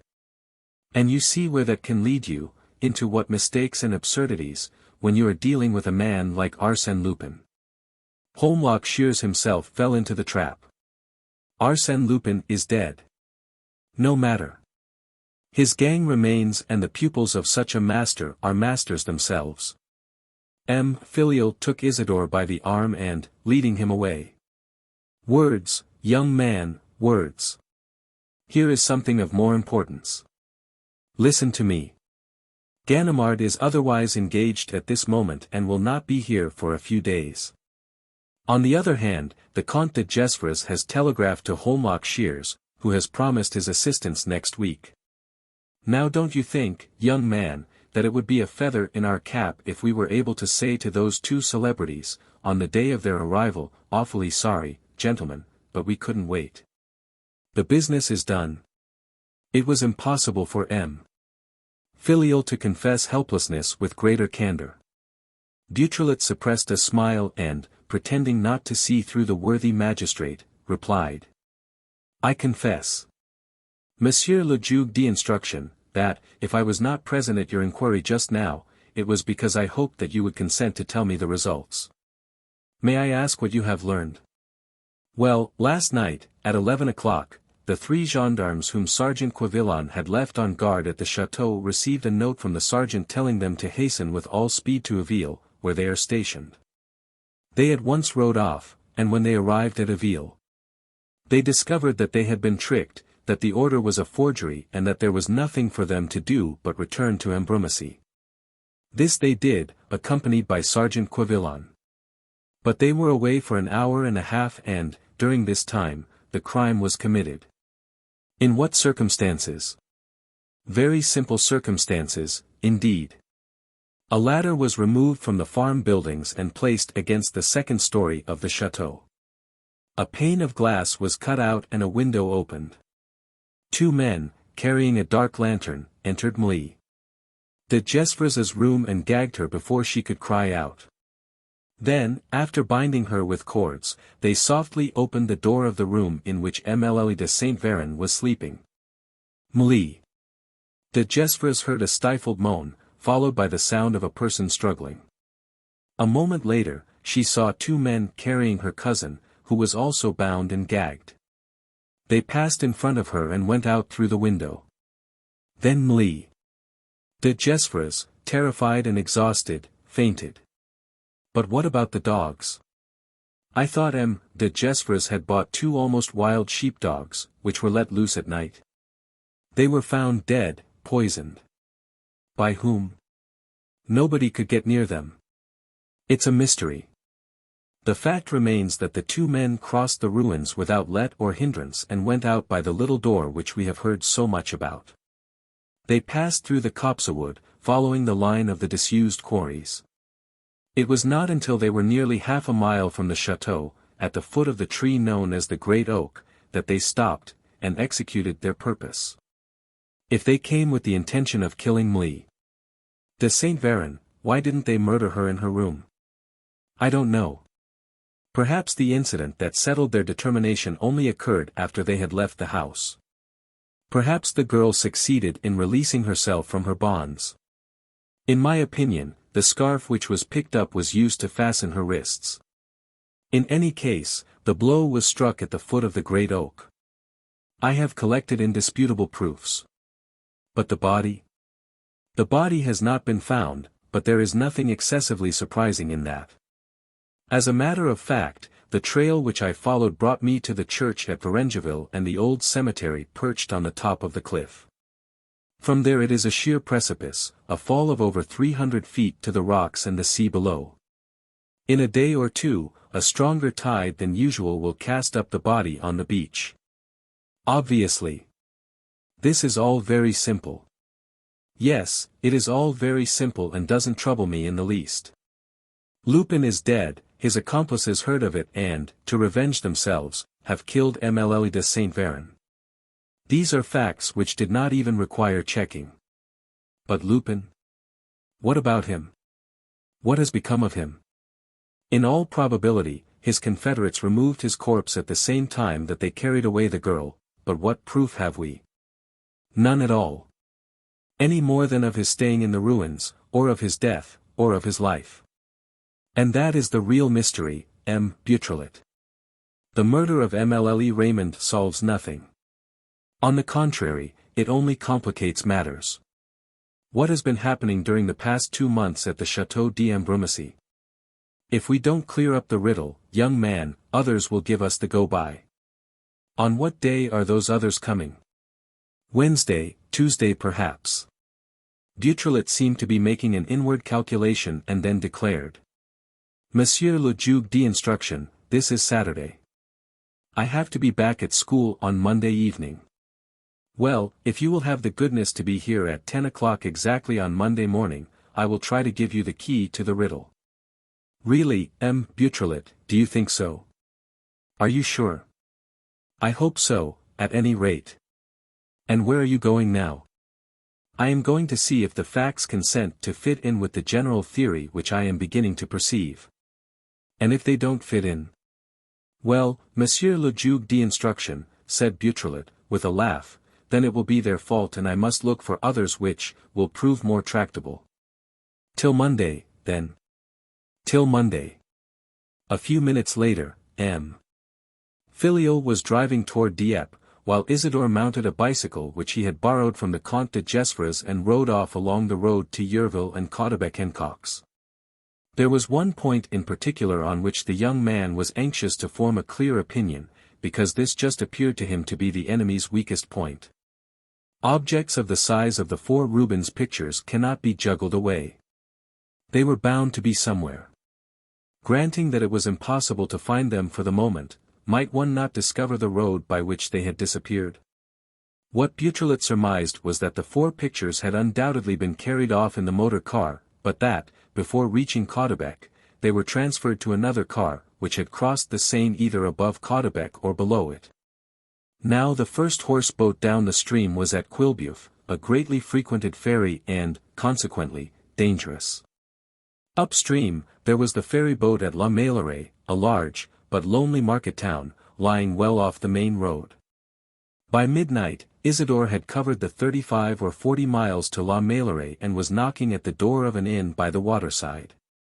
He slept there and, in the morning, questioned the ferrymen. They consulted the counterfoils in the traffic book. No motor car had crossed on Thursday the 23rd of April. A horse-drawn vehicle, then, suggested Beautrelet. A cart? A van? No, not either. Isidore continued his inquiries all through the morning. He was on the point of leaving for Quillebeuf, when the waiter of the inn at which he had spent the night said, I came back from my 13 days training on the morning of which you are speaking and I saw a cart, but it did not go across. Really? No, they unloaded it onto a flat boat, a barge of sorts, which was moored to the wharf. And where did the cart come from? Oh, I knew it at once. It belonged to Master Vatinel, the carter. And where does he live? At Louvetot. Beautrelet consulted his military map. The hamlet of Louvetot lay where the highroad between Yvetot and Caudebec was crossed by a little winding road that ran through the woods to La Meilleraie. Not until 6 o'clock in the evening did Isidore succeed in discovering Master Vatinel, in a pothouse. Master Vatinel was one of those artful old Normans who are always on their guard, who distrust strangers, but who are unable to resist the lure of a gold coin or the influence of a glass or two.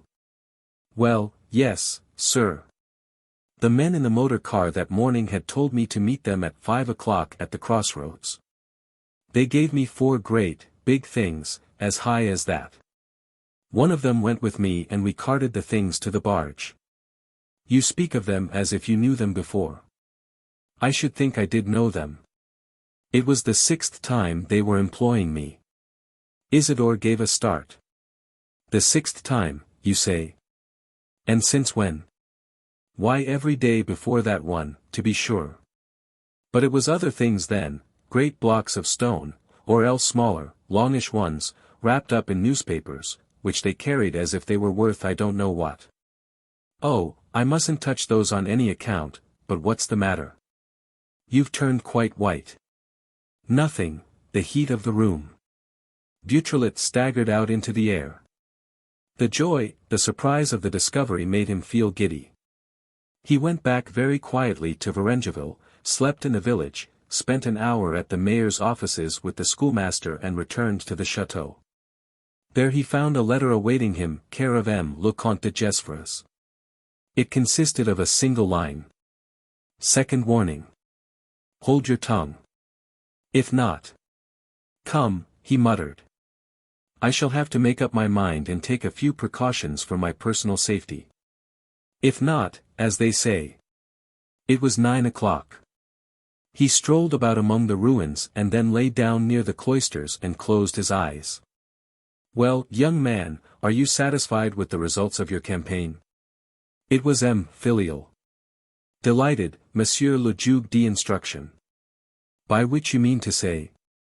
By which I mean to say that I am prepared to keep my promise, in spite of this very uninviting letter. He showed the letter to filial. Pooh! Stuff and nonsense, cried the magistrate. I hope you won't let that prevent you from telling you what I know. No, Monsieur le Juge d'instruction. I have given my word and I shall keep it. In less than 10 minutes, you shall know, a part of the truth. A part? Yes, in my opinion, Lupin's hiding place does not constitute the whole of the problem. Far from it. But we shall see later on. Beautrelet, nothing that you do could astonish me now. But how were you able to discover? Oh, in a very natural way. In the letter from old man Harlington to Etienne de Vaudreuil, or rather to Lupin. The intercepted letter? Yes. There is a phrase which always puzzled me. After saying that the pictures are to be forwarded as arranged, he goes on to say, you may add the rest, if you are able to succeed, which I doubt. Yes, I remember. What was this rest? A work of art, a curiosity. The chateau contains nothing of any value besides the rubenses and the tapestries. Jewelry. There is very little, and what there is of it is not worth much. In that case, what could it be? On the other hand, was it conceivable that people so prodigiously clever as Lupin should not have succeeded in adding the rest, which they themselves had evidently suggested? A difficult undertaking, very likely. Exceptional, surprising, I dare say, but possible and therefore certain, since Lupin wished it. And yet he failed, nothing has disappeared. He did not fail, something has disappeared. Yes, the rubenses, but the rubenses and something besides, something which has been replaced by a similar thing, as in the case of the Rubenses, something much more uncommon, much rarer, much more valuable than the Rubenses. Well, what? You're killing me with this procrastination. While talking, the two men had crossed the ruins, turned toward the little door and were now walking beside the chapel. Beautrelet stopped. Do you really want to know, Monsieur le Juge d'instruction? Of course, I do. Beautrelet was carrying a walking stick, a strong, knotted stick. Suddenly, with a back stroke of this stick, he smashed one of the little statues that adorned the front of the chapel. Why, you're mad, shouted M. Filial, beside himself, rushing at the broken pieces of the statue. You're mad. That old saint was an admirable bit of work. An admirable bit of work, echoed Isidore, giving a whirl which brought down the Virgin Mary. M. Filial took hold of him round the body. Young man, I won't allow you to commit. A wise man of the East came toppling to the ground, followed by a manger containing the mother and child. If you stir another limb, I fire. The Comte de Gesvres had appeared upon the scene and was cocking his revolver. Beautrelet burst out laughing. That's right, Monsieur le Comte, blaze away, take a shot at them, as if you were at a fair. Wait a bit, this chap carrying his head in his hands. Saint John the Baptist fell, shattered to pieces. Oh, shouted the Count, pointing his revolver. You young vandal, those masterpieces. Sham, Monsieur le Comte. What? What's that? Roared M. Filial, wresting the Comte de Gesvres's weapon from him. Sham, repeated Beautrelet.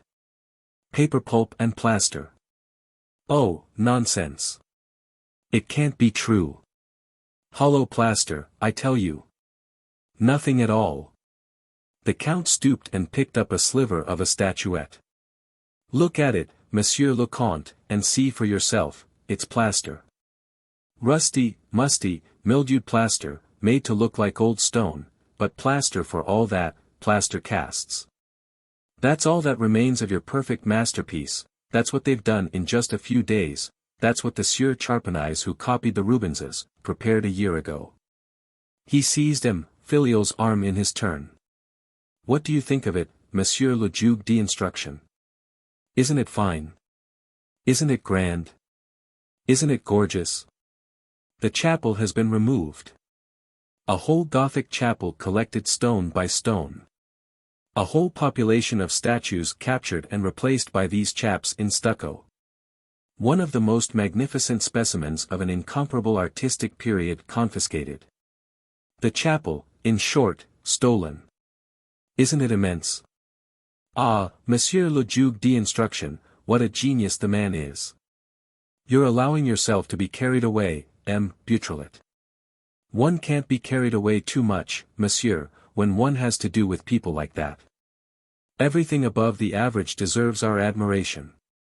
And this man soars above everything. There is in his flight a wealth of imagination, a force and power, a skill and freedom that send a thrill through me. Pity he's dead, said M. Filial, with a grin. He'd have ended by stealing the towers of Notre Dame. Isidore shrugged his shoulders. Don't laugh, monsieur. He upsets you, dead though he may be. I don't say not, M. Beautrelet, I confess that I feel a certain excitement now that I am about to set eyes on him, unless, indeed, his friends have taken away the body. And always admitting, observed the Comte de Gesvres, that it was really he who was wounded by my poor niece.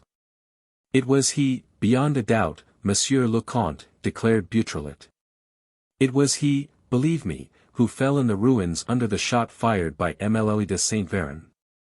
It was he whom she saw arise and who fell again and dragged himself toward the cloisters to rise again for the last time, this by a miracle which I will explain to you presently, to rise again for the last time and reach this stone shelter, which was to be his tomb. And Beautrelet struck the threshold of the chapel with his stick. Eh? What? Cried M. Filial, taken aback. His tomb, do you think that impenetrable hiding place? It was here, there, he repeated. But we searched it. Badly. There is no hiding place here, protested M. de Gesvres. I know the chapel. Yes, there is, Monsieur le Comte. Go to the mayor's office at Varengeville, where they have collected all the papers that used to be in the old parish of Ambrumésy, and you will learn from those papers, which belong to the 18th century, that there is a crypt below the chapel. This crypt doubtless dates back to the Roman chapel, upon the site of which the present one was built. But how can Lupin have known this detail, asked M. Filial. In a very simple manner, because of the works which he had to execute to take away the chapel. Come, M. Beautrelet, you're exaggerating. He has not taken away the whole chapel. Look, not one of the stones of this top course has been touched. Obviously, he cast and took away only what had a financial value, the wrought stones, the sculptures, the statuettes, the whole treasure of little columns and carved arches. He did not trouble about the groundwork of the building itself. The foundations remain. Therefore, M. Beautrelet, Lupin was not able to make his way into the crypt. At that moment, M. de Gesvres, who had been to call a servant, returned with the key of the chapel. He opened the door. The three men entered. After a short examination, Beautrelet said, "The flagstones on the ground have been respected, as one might expect. But it is easy to perceive that the high altar is nothing more than a cast. Now, generally, the staircase leading to the crypt opens in front of the high altar and passes under it. What do you conclude?" "I conclude that Lupin discovered the crypt when working at the altar. The Count sent for a pickaxe and Beautrelet attacked the altar. The plaster flew to right and left. He pushed the pieces aside as he went on." "By Jove," muttered M. Filial, "I am eager to know." "So am I," said Beautrelet, whose face was pale with anguish. He hurried his blows. And, suddenly, his pickaxe, which, until then, had encountered no resistance, struck against a harder material and rebounded. There was a sound of something falling in. And all that remained of the altar went tumbling into the gap after the block of stone which had been struck by the pickaxe. Beautrelet bent forward. A puff of cold air rose to his face. He lit a match and moved it from side to side over the gap. "The staircase begins farther forward than I expected, under the entrance flags, almost. I can see the last steps, there, right at the bottom." "Is it deep?" 3 or 4 yards. "The steps are very high, and there are some missing." "It is hardly likely," said M. Filial, "that the accomplices can have had time to remove the body from the cellar, when they were engaged in carrying off Maurice de Saint Véran, during the short absence of the gendarmes. Besides, why should they? No, in my opinion, the body is here." A servant brought them a ladder. Beautrelet let it down through the opening and fixed it, after groping among the fallen fragments. Holding the 2 uprights firmly. "Will you go down, M. Filial?" he asked. The magistrate, holding a candle in his hand, ventured down the ladder. The Comte de Gesvres followed him, and Beautrelet, in his turn, placed his foot on the first rung. Mechanically, he counted 18 rungs, while his eyes examined the crypt, where the glimmer of the candle struggled against the heavy darkness. But, at the bottom, his nostrils were assailed by one of those foul and violent smells which linger in the memory for many a long day. And, suddenly, a trembling hand seized him by the shoulder. "Well, what is it?" "Be Beautrelet," stammered M. Filial. "Be Beautrelet." He could not get a word out for terror. "Come, Monsieur le Juge d'instruction, compose yourself." "Beautrelet, he is there." "Eh?" "Yes, there was something under the big stone that broke off the altar. I pushed the stone, and I touched. I shall never forget that." "Where is it?" "On this side. Don't you notice the smell? And then look, see." He took the candle and held it towards a motionless form stretched upon the ground. "Oh!" exclaimed Beautrelet, in a horror-stricken tone. The 3 men bent down quickly. The corpse lay half-naked, lean, frightful. The flesh, which had the greenish hue of soft wax, appeared in places through the torn clothes. But the most hideous thing, the thing that had drawn a cry of terror from the young man's lips, was the head which had just been crushed by the block of stone, the shapeless head. A repulsive mass in which not one feature could be distinguished. Beautrelet took 4 strides up the ladder and fled into the daylight and the open air. Filial found him again lying flat on the ground, with his hands glued to his face. "I congratulate you, Beautrelet," he said. "In addition to the discovery of the hiding place, there are 2 points on which I have been able to verify the correctness of your assertions. First of all, the man on whom de Saint Véran fired was indeed Arsène Lupin, as you said from the start.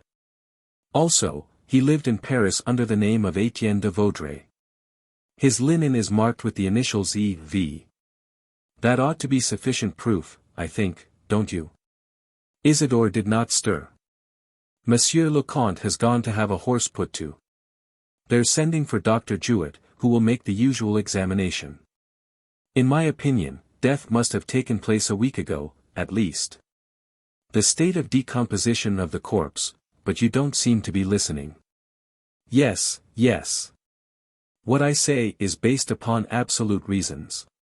Thus, for instance, Filial continued his demonstrations, without, however, obtaining any more manifest marks of attention. But de Gesvres's return interrupted his monologue. The Comte brought 2 letters. One was to tell him that Holmlock Shears would arrive next morning. "Capital," cried Filial, joyfully. "Inspector Ganimard will be here too. It will be delightful." "The other letter is for you, Monsieur le Juge d'instruction," said the Comte. "Better and better," said Filial, after reading it. "There will certainly not be much for those 2 gentlemen to do. Beautrelet, I hear from Dieppe that the body of a young woman was found by some shrimpers, this morning, on the rocks." Beautrelet gave a start. "What's that?" "The body of a young woman. The body is horribly mutilated, they say, and it would be impossible to establish the identity, but for a very narrow little gold curb bracelet on the right arm which has become encrusted in the swollen skin.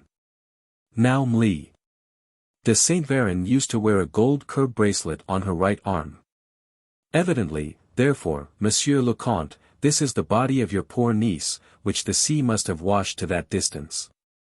What do you think, Beautrelet?" "Nothing, or, rather, yes, everything is connected, as you see, and there is no link missing in my argument. All the facts, one after the other, however contradictory, however disconcerting they may appear, end by supporting the supposition which I imagine from the first." "I don't understand." "You soon will. Remember, I promised you the whole truth. But it seems to me—" "A little patience, Monsieur le Juge d'instruction. So far, you have had no cause to complain of me. It is a fine day. Go for a walk, lunch at the chateau, smoke your pipe.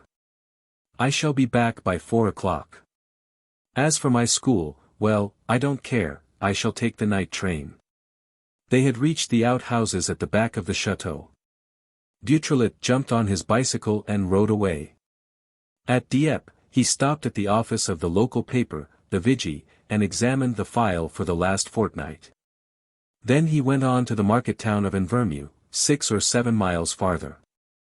At Invermew, he talked to the mayor, the rector and the local policeman. The church clock struck 3. His inquiry was finished. He returned singing for joy. He pressed upon the 2 pedals turn by turn, with an equal and powerful rhythm. His chest opened wide to take in the keen air that blew from the sea. And, from time to time, he forgot himself to the extent of uttering shouts of triumph to the sky, when he thought of the aim which he was pursuing and of the success that was crowning his efforts. Ambrumésy appeared in sight. He coasted at full speed down the slope leading to the chateau. The top rows of venerable trees that line the road seemed to run to meet him and to vanish behind him forthwith. And, all at once, he uttered a cry. In a sudden vision, he had seen a rope stretched from one tree to another, across the road. His machine gave a jolt and stopped short. Beautrelet was flung 3 yards forward, with immense violence, and it seemed to him that only chance, a miraculous chance, caused him to escape a heap of pebbles on which, logically, he ought to have broken his head. He lay for a few seconds stunned. Then, all covered with bruises, with the skin flayed from his knees, he examined the spot. On the right lay a small wood, by which his aggressor had no doubt fled. Beautrelet untied the rope. To the tree on the left around which it was fastened a small piece of paper was fixed with string. Beautrelet unfolded it and read. The third and last warning. He went on to the chateau, put a few questions to the servants and joined the examining magistrate in a room on the ground floor, at the end of the right wing, where M. Filial used to sit in the course of his operations. M. Filial was writing, with his clerk seated opposite to him. At a sign from him, the clerk left the room, and the magistrate exclaimed. Why, what have you been doing to yourself, M. Beautrelet? Your hands are covered with blood. It's nothing, said the young man. Just a fall occasioned by this rope, which was stretched in front of my bicycle. I will only ask you to observe that the rope comes from the chateau. Not longer than 20 minutes ago, it was being used to dry linen on, outside the laundry. You don't mean to say so? Monsieur le Juge d'instruction, I am being watched here, by someone in the very heart of the place, who can see me, who can hear me and who, minute by minute, observes my actions and knows my intentions. Do you think so? I am sure of it. It is for you to discover him and you will have no difficulty in that. As for myself, I want to have finished and to give you the promised explanations. I have made faster progress than our adversaries expected and I am convinced that they mean to take vigorous measures on their side. The circle is closing around me. The danger is approaching. I feel it. Nonsense, Beautrelet. You wait and see. For the moment, let us lose no time.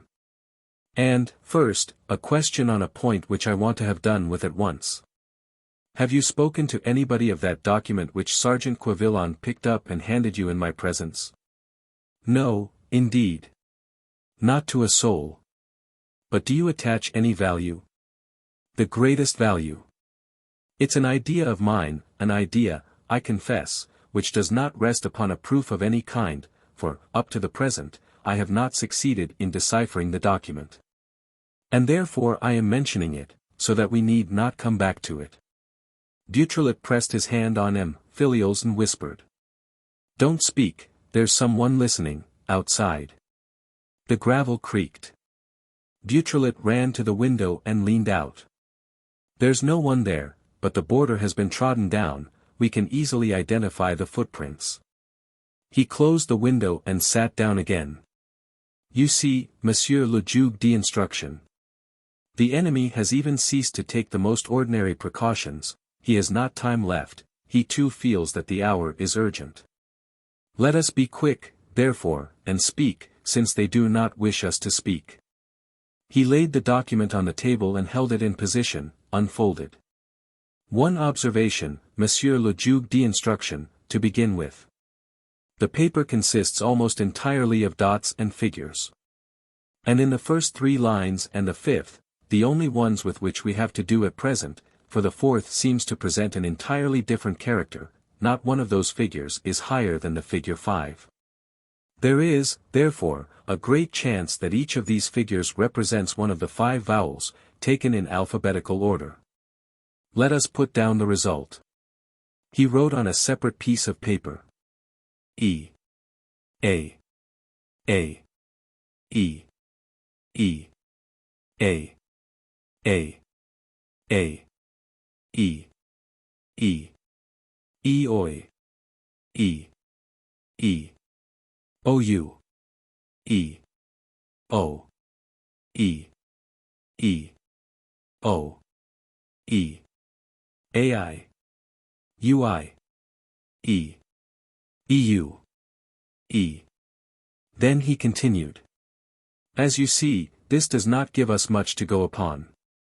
The key is, at the same time, very easy, because the inventor has contented himself with replacing the vowels by figures and the consonants by dots, and very difficult, if not impossible. Because he has taken no further trouble to complicate the problem. It is certainly pretty obscure. Let us try to throw some light upon it. The second line is divided into two parts, and the second part appears in such a way that it probably forms one word. If we now seek to replace the intermediary dots by consonants, we arrive at the conclusion, after searching and casting about, that the only consonants which are logically able to support the vowels are also logically able to produce only one word. The word demoiselles. That would refer to MLL de Gesvres and MLL de Saint Véran. Undoubtedly. And do you see nothing more? Yes. I also note an hiatus in the middle of the last line. And, if I apply a similar operation to the beginning of the line, I at once see that the only consonant able to take the place of the dot between the diphthongs FAI and UI is the letter G, and that. When I have thus formed the first 5 letters of the word, AIGUI, it is natural and inevitable that, with the 2 next dots and the final E, I should arrive at the word AIGUILLE. Yes, the word aiguille forces itself upon us. Finally, for the last word, I have 3 vowels and 3 consonants. I cast about again, I try all the letters, one after the other, and, starting with the principle that the 2 first letters are necessary consonants, I find that 3 words apply, feuve, preuve and creuse. I eliminate the words feuve and preuve, as possessing no possible relation to a needle, and I keep the word creuse. Making, hollow needle. By Jove! I admit that your solution is correct, because it needs must be, but how does it help us? Not at all, said Beautrelet, in a thoughtful tone. Not at all, for the moment. Later on, we shall see. I have an idea that a number of things are included in the puzzling conjunction of those 2 words, aiguille creuse. What is troubling me at present is rather the material on which the document is written, the paper employed. Do they still manufacture this sort of rather coarse-grained parchment? And then this ivory color. And those folds, the wear of those folds, and, lastly, look, those marks of red sealing wax, on the back. At that moment Beautrelet was interrupted by Brideau, the magistrate's clerk, who opened the door and announced the unexpected arrival of the chief public prosecutor. Filial rose. Anything new? Is Monsieur le Procureur General downstairs? No, Monsieur le Juge d'instruction. Monsieur le Procureur General has not left his carriage. He is only passing through Ambrumésy and begs you to be good enough to go down to him at the gate. He only has a word to say to you. That's curious, muttered Filial. However, we shall see. Excuse me, Beautrelet, I shan't be long. He went away. His footsteps sounded outside. Then the clerk closed the door, turned the key and put it in his pocket. Hullo, exclaimed Beautrelet, greatly surprised. What are you locking us in for? We shall be able to talk so much better, retorted Brideau. Beautrelet rushed toward another door, which led to the next room. He had understood, the accomplice was Brideau, the clerk of the examining magistrate himself. Brideau grinned. Don't hurt your fingers, my young friend. I have the key of that door, too. There's the window, cried Beautrelet. Too late, said Brideau, planting himself in front of the casement, revolver in hand.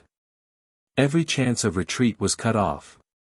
There was nothing more for Isidore to do, nothing except to defend himself against the enemy who was revealing himself with such brutal daring. He crossed his arms. Good, mumbled the clerk. And now let us waste no time. He took out his watch. Our worthy Filial will walk down to the gate. At the gate, he will find nobody, of course, no more public prosecutor than my eye. Then he will come back. That gives us about 4 minutes. It will take me 1 minute to escape by this window, clear through the little door by the ruins and jump on the motorcycle waiting for me. That leaves 3 minutes, which is just enough.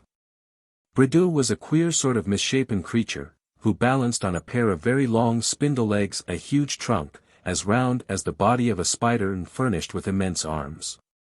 A bony face and a low, small stubborn forehead pointed to the man's narrow obstinacy. Beautrelet felt a weakness in the legs and staggered. He had to sit down. "Speak," he said. "What do you want?" "The paper. I've been looking for it for 3 days. I haven't got it." "You're lying. I saw you put it back in your pocketbook when I came in." Next, you must undertake to keep quite quiet. You're annoying us. Leave us alone and mind your own business. Our patience is at an end." He had come nearer, with the revolver still aimed at the young man's head, and spoke in a hollow voice, with a powerful stress on each syllable that he uttered. His eyes were hard, his smile cruel. Beautrelet gave a shudder. It was the first time that he was experiencing the sense of danger. And such danger! He felt himself in the presence of an implacable enemy, endowed with blind and irresistible strength. "And next?" he asked, with less assurance in his voice. "Next? Nothing that, you will be free. We will forget." There was a pause. Then Bredouille resumed. "There is only a minute left. You must make up your mind. Come, old chap, don't be a fool. We are the stronger, you know, always and everywhere. Quick, the paper." Isidore did not flinch. With a livid and terrified face, he remained master of himself, nevertheless, and his brain remained clear amid the breakdown of his nerves. The little black hole of the revolver was pointing at 6 inches from his eyes. The finger was bent and obviously pressing on the trigger. It only wanted a moment. "The paper," repeated Bredouille. "If not." "Here it is," said Beautrelet. He took out his pocketbook and handed it to the clerk, who seized it eagerly. "Capital. We've come to our senses. I've no doubt there's something to be done with you. You're troublesome, but full of common sense. I'll talk about it to my pals. And now I'm off. Goodbye." He pocketed his revolver and turned back the fastening of the window. There was a noise in the passage. "Goodbye," he said again. "I'm only just in time." But the idea stopped him. With a quick movement, he examined the pocketbook. "Damn and blast it!" he grated through his teeth. "The paper's not there. You've done me." He leaped into the room. 2 shots rang out. Isidore, in his turn, had seized his pistol and fired. "Missed, old chap," shouted Bredouille. "Your hand's shaking. You're afraid." They caught each other round the body and came down to the floor together. There was a violent and incessant knocking at the door. Isidore's strength gave way and he was at once overcome by his adversary. It was the end.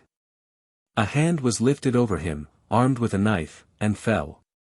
A fierce pain burst into his shoulder. He let go. He had an impression of someone fumbling in the inside pocket of his jacket and taking the paper from it. Then, through the lowered veil of his eyelids, he half saw the man stepping over the windowsill. The same newspapers which, on the following morning, related the last episodes that had occurred at the Château d'Ambrumésy, the trickery at the chapel, the discovery of Arsène Lupin's body and of Raymond's body, and, lastly, the murderous attempt made upon Beautrelet by the clerk to the examining magistrate, also announced 2 further pieces of news: the disappearance of Ganimard, and the kidnapping of Holmlock Shears, in broad daylight, in the heart of London, at the moment when he was about to take the train for Dover.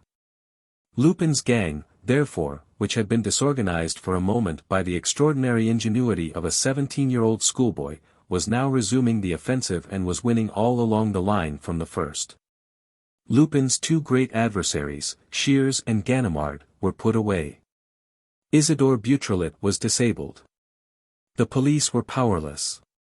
For the moment there was no one left capable of struggling against such enemies. Chapter 4. Face to Face. One evening, 5 weeks later, I had given my man leave to go out. It was the day before the 14th of July. The night was hot, a storm threatened, and I felt no inclination to leave the flat. I opened wide the glass doors leading to my balcony, lit my reading lamp and sat down in an easy chair to look through the papers, which I had not yet seen. It goes without saying that there was something about Arsène Lupin in all of them. Since the attempt at murder of which poor Isidore Beautrelet had been the victim, not a day had passed without some mention of the Ambrumésy mystery. It had a permanent headline devoted to it. Never had public opinion been excited to that extent, thanks to the extraordinary series of hurried events, of unexpected and disconcerting surprises. M. Filial, who was certainly accepting the secondary part allotted to him with a good faith worthy of all praise, had let the interviewers into the secret of his young advisor's exploits during the memorable 3 days. So that the public was able to indulge in the rashest suppositions. And the public gave itself free scope. Specialists and experts in crime, novelists and playwrights, retired magistrates and chief detectives, erstwhile Lecocqs and budding Holmlock Shearses, each had his theory and expounded it in lengthy contributions to the press. Everybody corrected and supplemented the inquiry of the examining magistrate, and all on the word of a child, on the word of Isidore Beautrelet, a sixth-form schoolboy at the Lycée Janson de Sailly. For really, it had to be admitted, the complete elements of the truth were now in everybody's possession. What did the mystery consist of? They knew the hiding place where Arsène Lupin had taken refuge and lay dying. There was no doubt about it, Dr. Delettre, who continued to plead professional secrecy and refused to give evidence, nevertheless confessed to his intimate friends, who lost no time in blabbing, that he really had been taken to a crypt to attend a wounded man whom his confederates introduced to him by the name of Arsène Lupin. And, as the corpse of Etienne de Vaudreuil was found in that same crypt, and as the said Etienne de Vaudreuil was none other than Arsène Lupin, as the official examination went to show, all this provided an additional proof, if one were needed, of the identity of Arsène Lupin and the wounded man. Therefore, with Lupin dead and Emily de Saint Véran's body recognized by the curb bracelet on her wrist, the tragedy was finished. It was not. Nobody thought that it was, because Beautrelet had said the contrary. Nobody knew in what respect it was not finished, but, on the word of the young man, the mystery remained complete. The evidence of the senses did not prevail against the statement of a Beautrelet. There was something which people did not know, and of that something they were convinced that he was in position to supply a triumphant explanation. It is easy, therefore, to imagine the anxiety with which, at first, people awaited the bulletins issued by the 2 Dieppe doctors to whose care the Comte de Gesvres entrusted his patient. The distress that prevailed during the first few days, when his life was thought to be in danger, and the enthusiasm of the morning when the newspapers announced that there was no further cause for fear. The least details excited the crowd. People wept at the thought of Beautrelet nursed by his old father, who had been hurriedly summoned by telegram, and they also admired the devotion of Emily Suzanne de Gesvres, who spent night after night by the wounded lad's bedside. Next came a swift and glad convalescence.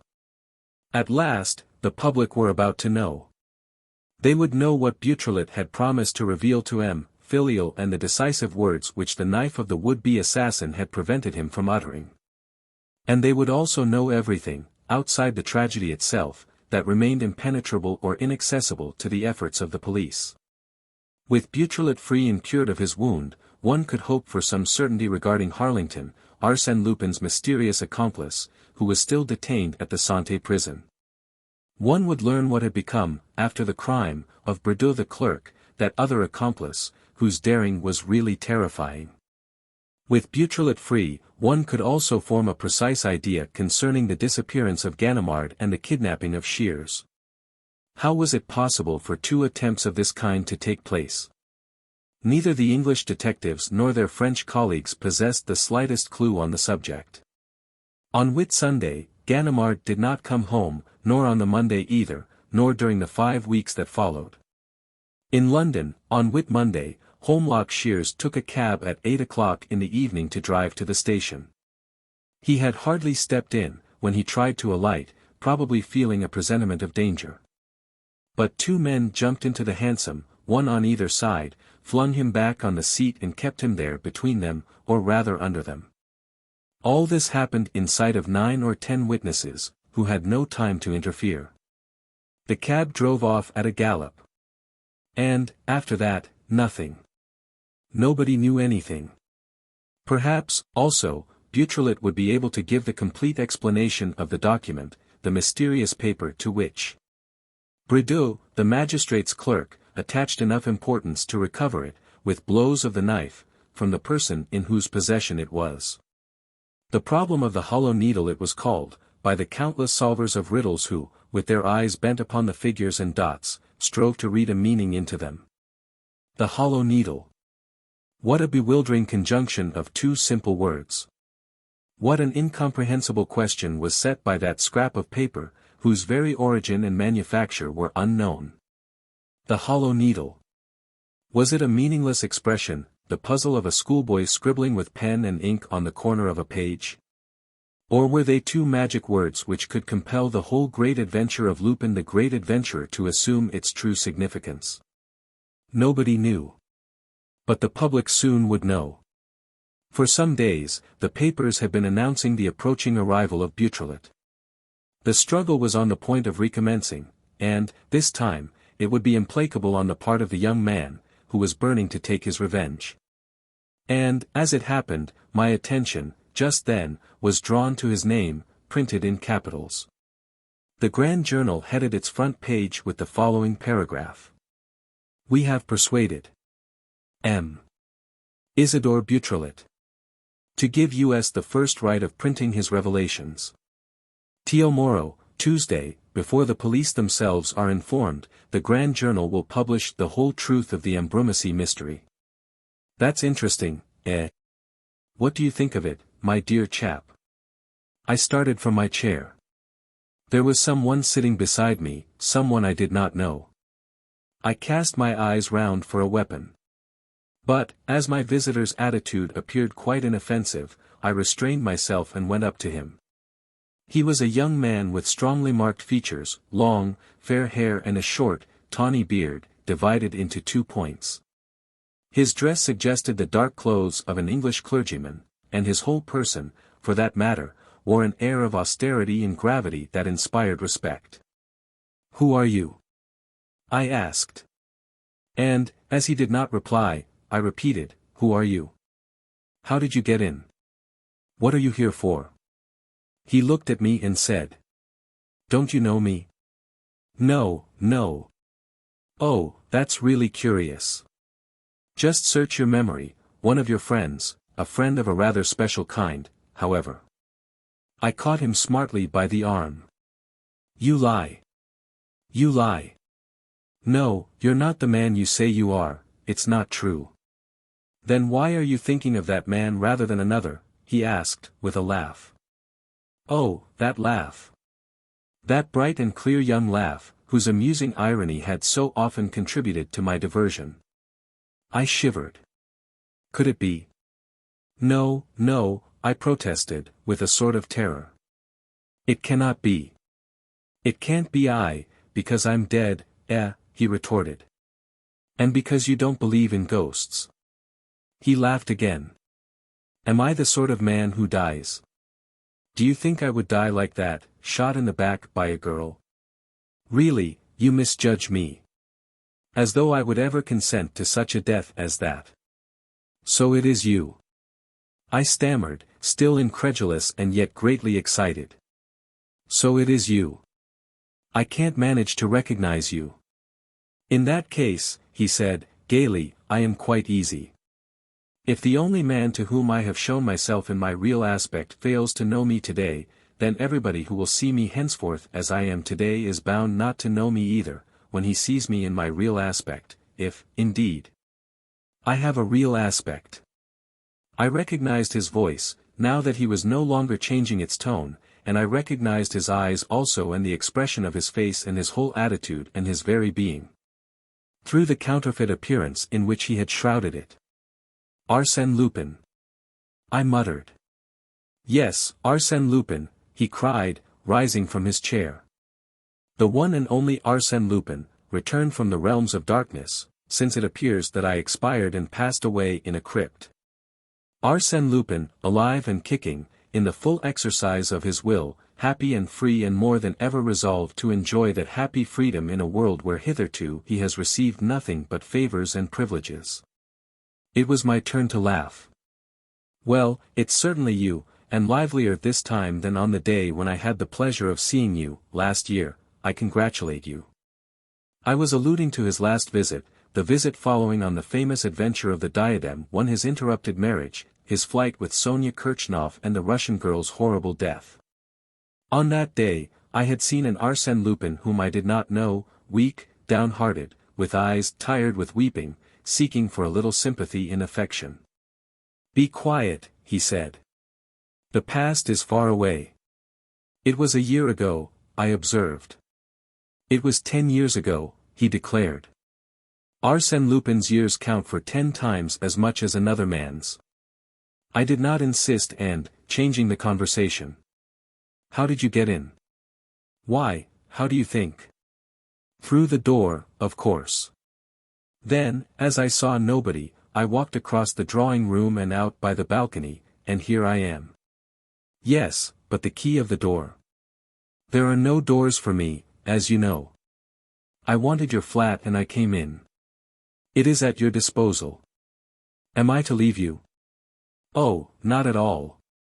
You won't be in the way.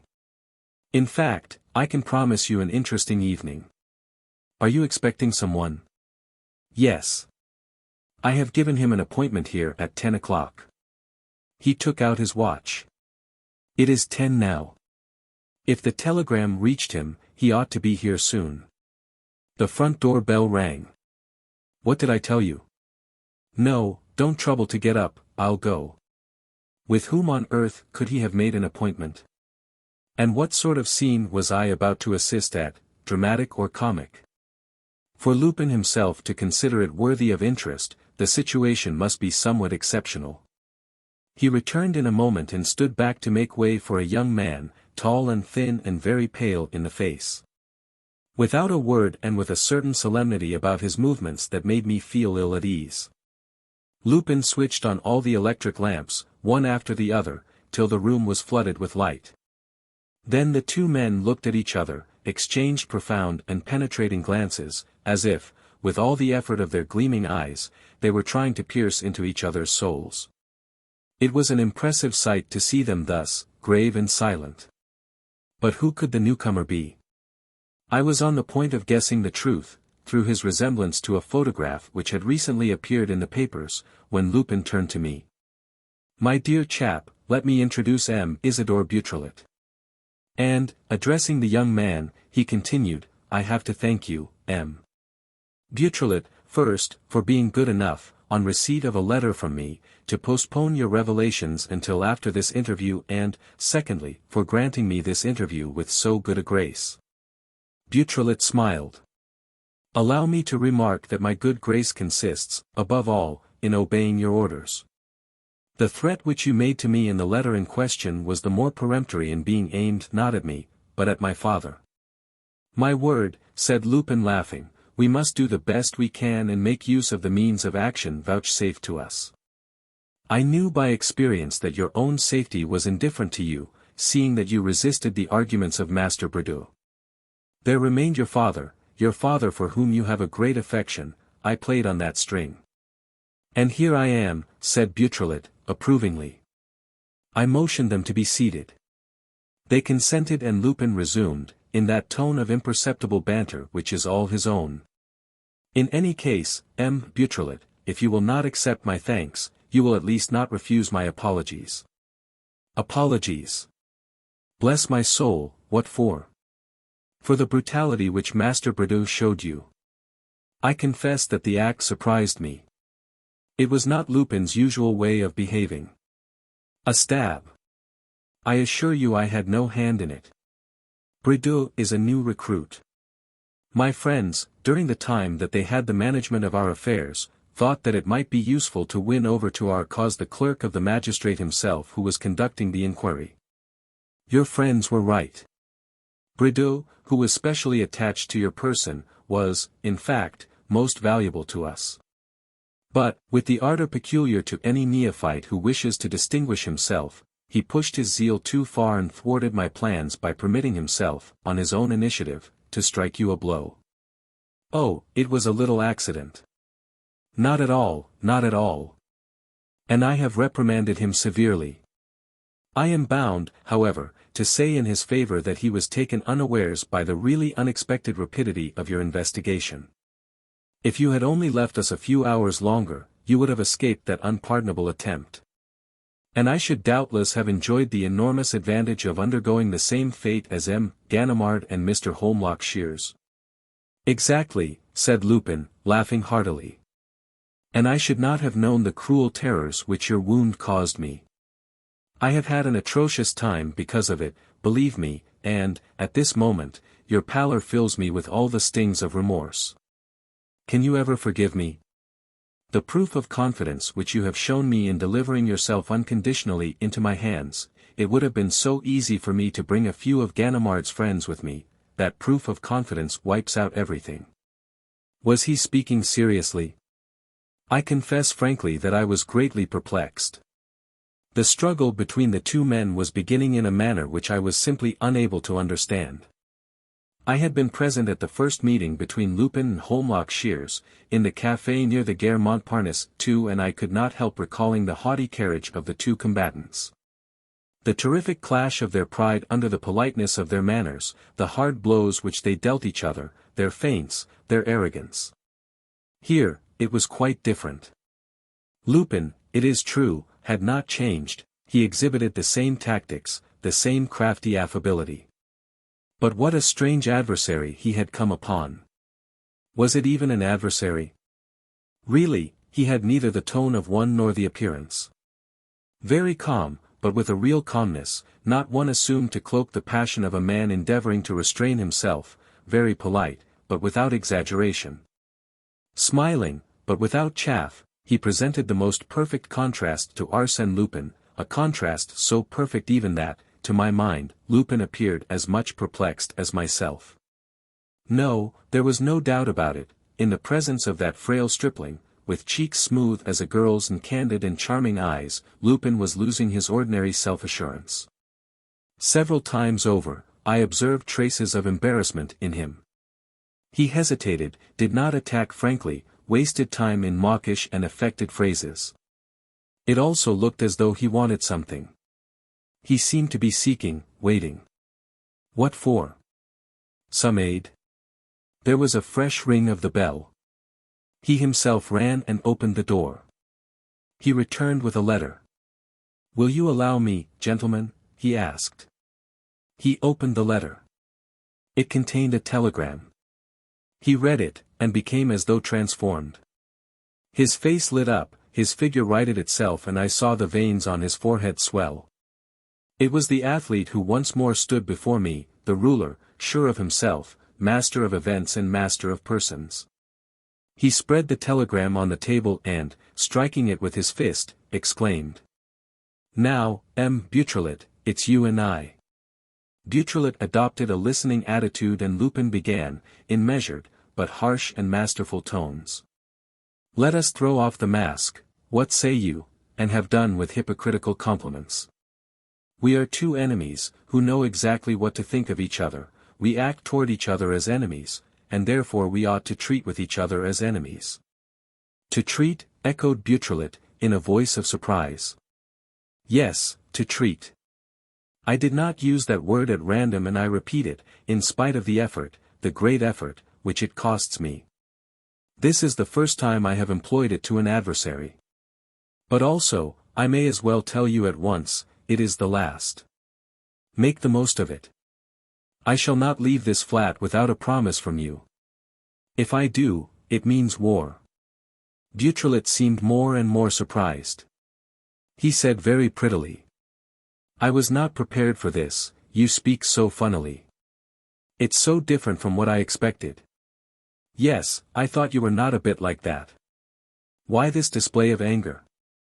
Why use threats? Are we enemies because circumstances bring us into opposition? Enemies? Why? Lupin appeared a little out of countenance, but he snarled and, leaning over the boy. "Listen to me, youngster," he said. "It's not a question of picking one's words. It's a question of a fact, a positive, indisputable fact. And that fact is this: in all the past 10 years, I have not yet knocked up against an adversary of your capacity. With Ganimard and Holmlock Shears I played as if they were children. With you, I am obliged to defend myself, I will say more, to retreat. Yes, at this moment, you and I well know that I must look upon myself as worsted in the fight. Isidore Beautrelet has got the better of Arsène Lupin. My plans are upset. What I tried to leave in the dark you have brought into the full light of day. You annoy me, you stand in my way. Well, I've had enough of it. Brideau told you so to no purpose. I now tell you so again. And I insist upon it, so that you may take it to heart, I've had enough of it." Beautrelet nodded his head. "Yes, but what do you want?" "Peace. Each of us minding his own business, keeping to his own side. That is to say, you free to continue your burglaries undisturbed, I free to return to my studies. Your studies, anything you please, I don't care. But you must leave me in peace, I want peace. How can I trouble it now?" Lupin seized his hand violently. "You know quite well. Don't pretend not to know. You are at this moment in possession of a secret to which I attach the highest importance. This secret you were free to guess, but you have no right to give it to the public.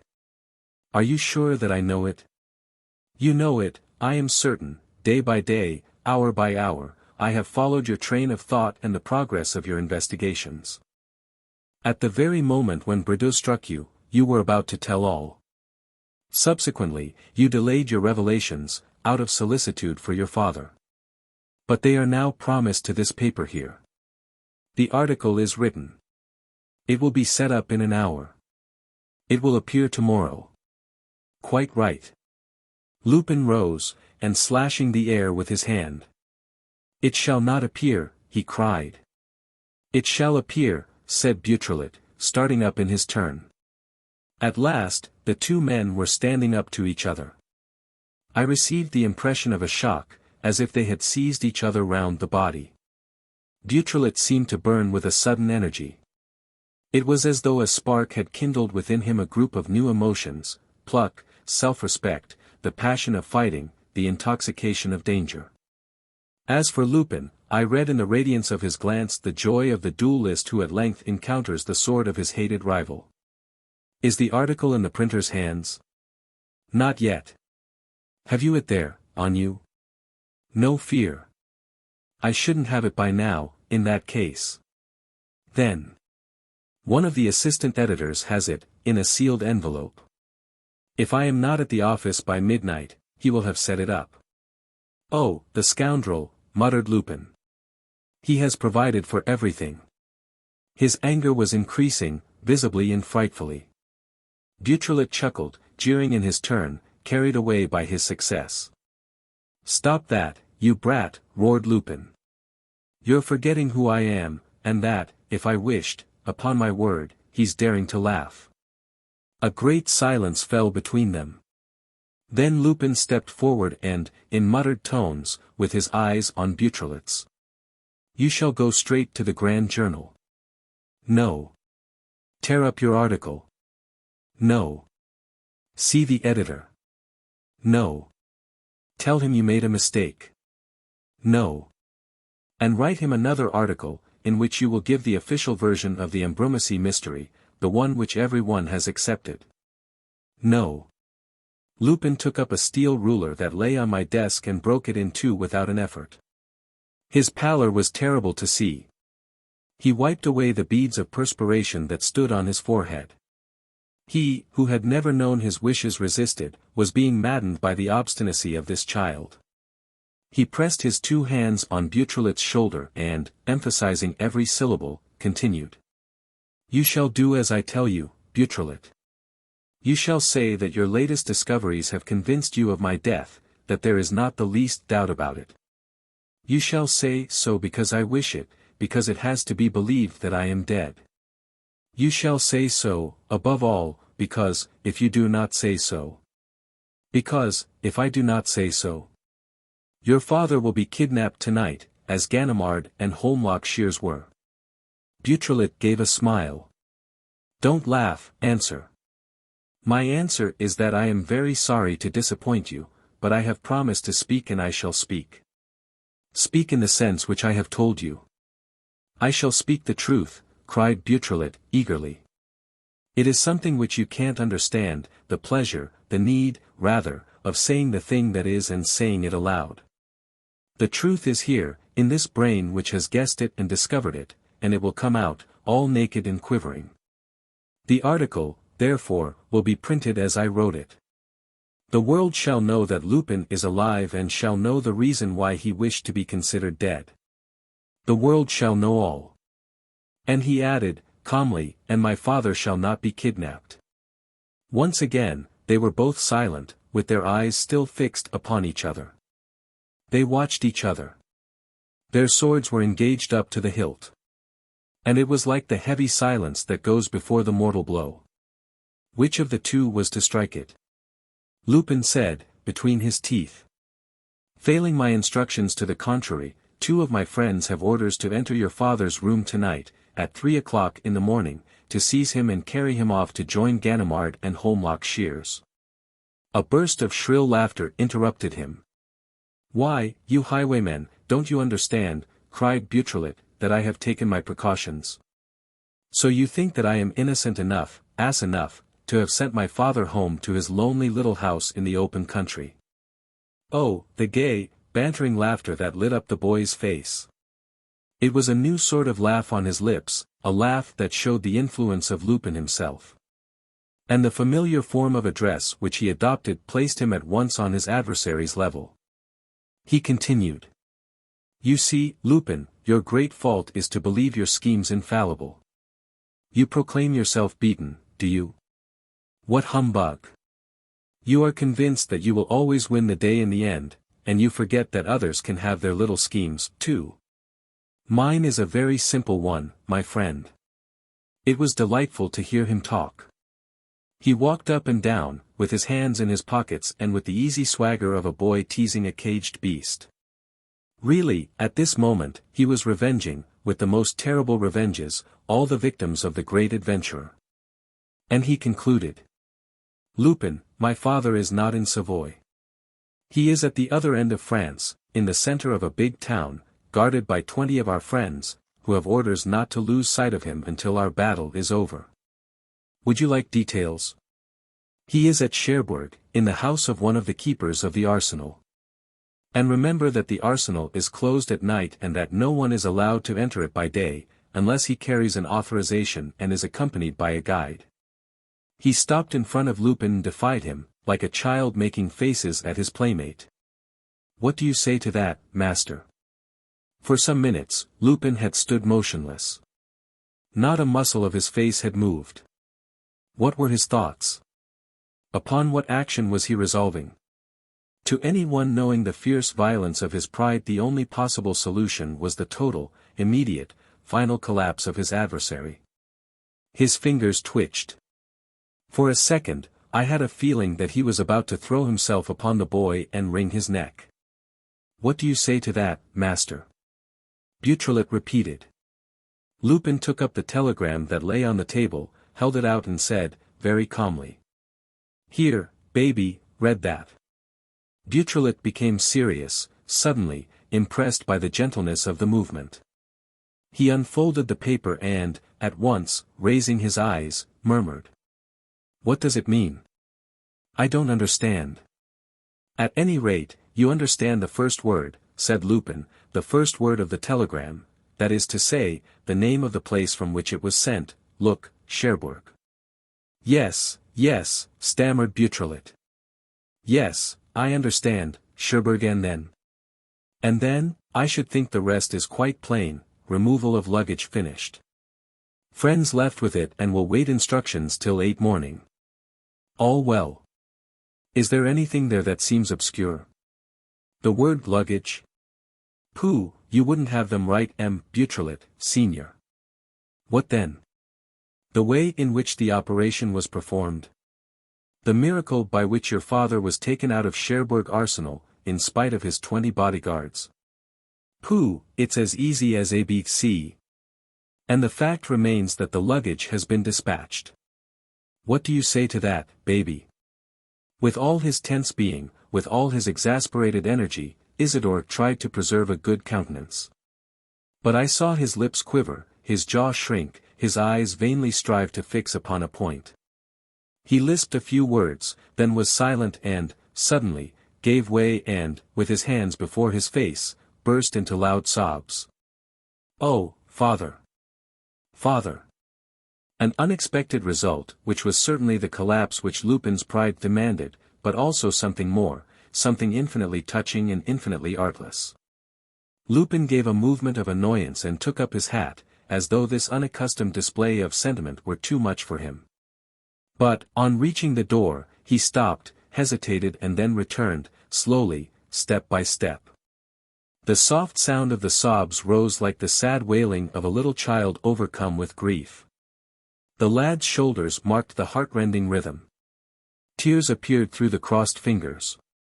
Lupin leaned forward and, without touching Beautrelet, said, in a voice that had not the least tone of pleasantry, nor even of the offensive pity of the victor. Don't cry, youngster.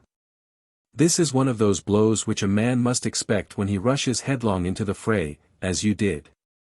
The worst disasters lie in wait for him. The destiny of fighters will have it so. We must suffer it as bravely as we can. Then, with a sort of gentleness, he continued, you were right, you see, we are not enemies. I have known it for long. From the very first, I felt for you, for the intelligent creature that you are, an involuntary sympathy, and admiration. And that is why I wanted to say this to you, don't be offended, whatever you do, I should be extremely sorry to offend you, but I must say it, well, give up struggling against me. I am not saying this out of vanity, nor because I despise you, but, you see, the struggle is too unequal. You do not know, nobody knows all the resources which I have at my command. Look here, this secret of the hollow needle which you are trying so vainly to unravel, suppose, for a moment, that it is a formidable, inexhaustible treasure, or else an invisible, prodigious, fantastic refuge, or both perhaps. Think of the superhuman power which I must derive from it. And you do not know, either, all the resources which I have within myself, all that my will and my imagination enable me to undertake and to undertake successfully. Only think that my whole life, ever since I was born, I might almost say, has tended toward the same aim, that I worked like a convict before becoming what I am and to realize, in its perfection, the type which I wish to create, which I have succeeded in creating. That being so, what can you do? At that very moment when you think that victory lies within your grasp, it will escape you, there will be something of which you have not thought, a trifle, a grain of sand which I shall have put in the right place, unknown to you. I entreat you, give up, I should be obliged to hurt you, and the thought distresses me. And, placing his hand on the boy's forehead, he repeated, once more, youngster, give up. I should only hurt you.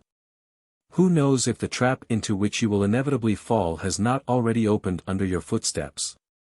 Beautrelet uncovered his face. He was no longer crying. Had he heard Lupin's words? One might have doubted it, judging by his inattentive air. For 2 or 3 minutes, he was silent. He seemed to weigh the decision which he was about to take, to examine the reasons for and against, to count up the favorable and unfavorable chances. At last, he said to Lupin. If I change the sense of the article, if I confirm the version of your death and if I undertake never to contradict the false version which I shall have sanctioned, do you swear that my father will be free? I swear it. My friends have taken your father by motor car to another provincial town. At 7 o'clock tomorrow morning, if the article in the Grand Journal is what I want it to be, I shall telephone to them and they will restore your father to liberty. Very well, said Beautrelet. I submit to your conditions.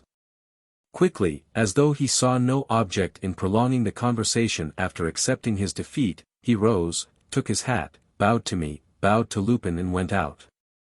Lupin watched him go, listened to the sound of the door closing and muttered.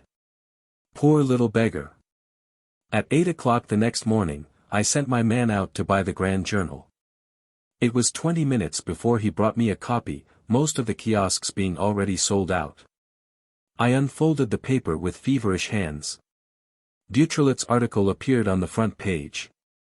I give it as it stood and as it was quoted in the press of the whole world. The Ambrumésy mystery. I do not intend in these few sentences to set out in detail the mental processes and the investigations that have enabled me to reconstruct the tragedy, I should say the twofold tragedy, of Ambrumésy. In my opinion, this sort of work and the judgments which it entails, deductions, inductions, analyses and so on, are only interesting in a minor degree and, in any case, are highly commonplace. No, I shall content myself with setting forth the two leading ideas which I followed. And, if I do that, it will be seen that, in so setting them forth and in solving the two problems which they raise, I shall have told the story just as it happened, in the exact order of the different incidents. It may be said that some of these incidents are not proved and that I leave too large a field to conjecture. That is quite true. But, in my view, my theory is founded upon a sufficiently large number of proved facts to be able to say that even those facts which are not proved must follow from the strict logic of events. The stream is so often lost under the pebbly bed, it is nevertheless the same stream that reappears at intervals and mirrors back the blue sky. The first riddle that confronted me, a riddle not in detail, but as a whole, was how came it that Lupin, mortally wounded, one might say, managed to live for 5 or 6 weeks without nursing, medicine or food, at the bottom of a dark hole. Let us start at the beginning. On Thursday the 16th of April, at 4 o'clock in the morning, Arsène Lupin, surprised in the middle of one of his most daring burglaries, runs away by the path leading to the ruins and drops down shot. He drags himself painfully along, falls again and picks himself up in the desperate hope of reaching the chapel. The chapel contains a crypt, the existence of which he has discovered by accident. If he can burrow there, he may be saved. By dint of an effort, he approaches it, he is but a few yards away, when a sound of footsteps approaches. Harassed and lost, he lets himself go. The enemy arrives. It is MLL Raymond de Saint Véran. This is the prologue or rather the first scene of the drama. What happened between them? This is the easier to guess inasmuch as the sequel of the adventure gives us all the necessary clues. At the girl's feet lies a wounded man, exhausted by suffering, who will be captured in 2 minutes. This man has been wounded by herself. Will she also give him up? If he is Jean Duval's murderer, yes, she will let destiny take its course. But, in quick sentences, he tells her the truth about this awful murder committed by her uncle, M. de Gesvres. She believes him. What will she do? Nobody can see them. The footman Victor is watching the little door. The other, Albert, posted at the drawing-room window, has lost sight of both of them. Will she give up the man she has wounded? The girl is carried away by a movement of irresistible pity, which any woman will understand. Instructed by Lupin, with a few movements she binds up the wound with his handkerchief, to avoid the marks which the blood would leave. Then, with the aid of the key which he gives her, she opens the door of the chapel. He enters, supported by the girl. She locks the door again and walks away. Albert arrives. If the chapel had been visited at that moment or at least during the next few minutes, before Lupin had had time to recover his strength, to raise the flagstone and disappear by the stairs leading to the crypt, he would have been taken. But this visit did not take place until 6 hours later and then only in the most superficial way. As it is, Lupin is saved, and saved by whom? By the girl who very nearly killed him. Thenceforth, whether she wishes it or no, Mlle. de Saint Véran is his accomplice. Not only is she no longer able to give him up, but she is obliged to continue her work, else the wounded man will perish in the shelter in which she has helped to conceal him. Therefore she continues. For that matter, if her feminine instinct makes the task a compulsory one, it also makes it easy. She is full of artifice, she foresees and forestalls everything. It is she who gives the examining magistrate a false description of Arsène Lupin. The reader will remember the difference of opinion on this subject between the cousins. It is she, obviously, who, thanks to certain signs which I do not know of, suspects an accomplice of Lupin's in the driver of the fly. She warns him. She informs him of the urgent need of an operation. It is she, no doubt, who substitutes one cap for the other. It is she who causes the famous letter to be written in which she is personally threatened. How, after that, is it possible to suspect her? It is she, who at that moment when I was about to confide my first impressions to the examining magistrate, pretends to have seen me, the day before, in the copsewood, alarms M. Filial on my score and reduces me to silence, a dangerous move, no doubt, because it arouses my attention and directs it against the person who assails me with an accusation which I know to be false. But an efficacious move, because the most important thing of all is to gain time and close my lips. Lastly, it is she who, during 40 days, feeds Lupin, brings him his medicine. The chemist at Aville will produce the prescriptions which he made up for Mlle de Saint Véran, nurses him, dresses his wound, watches over him and cures him. Here we have the first of our two problems solved, at the same time that the Ambrumésy mystery is set forth. Arsène Lupin found, close at hand, in the chateau itself, the assistance which was indispensable to him in order, first, not to be discovered and, secondly, to live.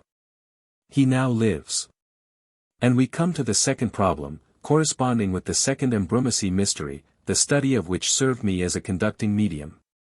Why does Lupin, alive, free, at the head of his gang, omnipotent as before, why does Lupin make desperate efforts with which I am constantly coming into collision, to force the idea of his death upon the police and the public? We must remember that Mlle de Saint Véran was a very pretty girl. The photographs reproduced in the papers after her disappearance give but an imperfect notion of her beauty. That follows which was bound to follow. Lupin, seeing this lovely girl daily for 5 or 6 weeks, longing for her presence when she is not there, subjected to her charm and grace when she is there, inhaling the cool perfume of her breath when she bends over him. Lupin becomes enamored of his nurse.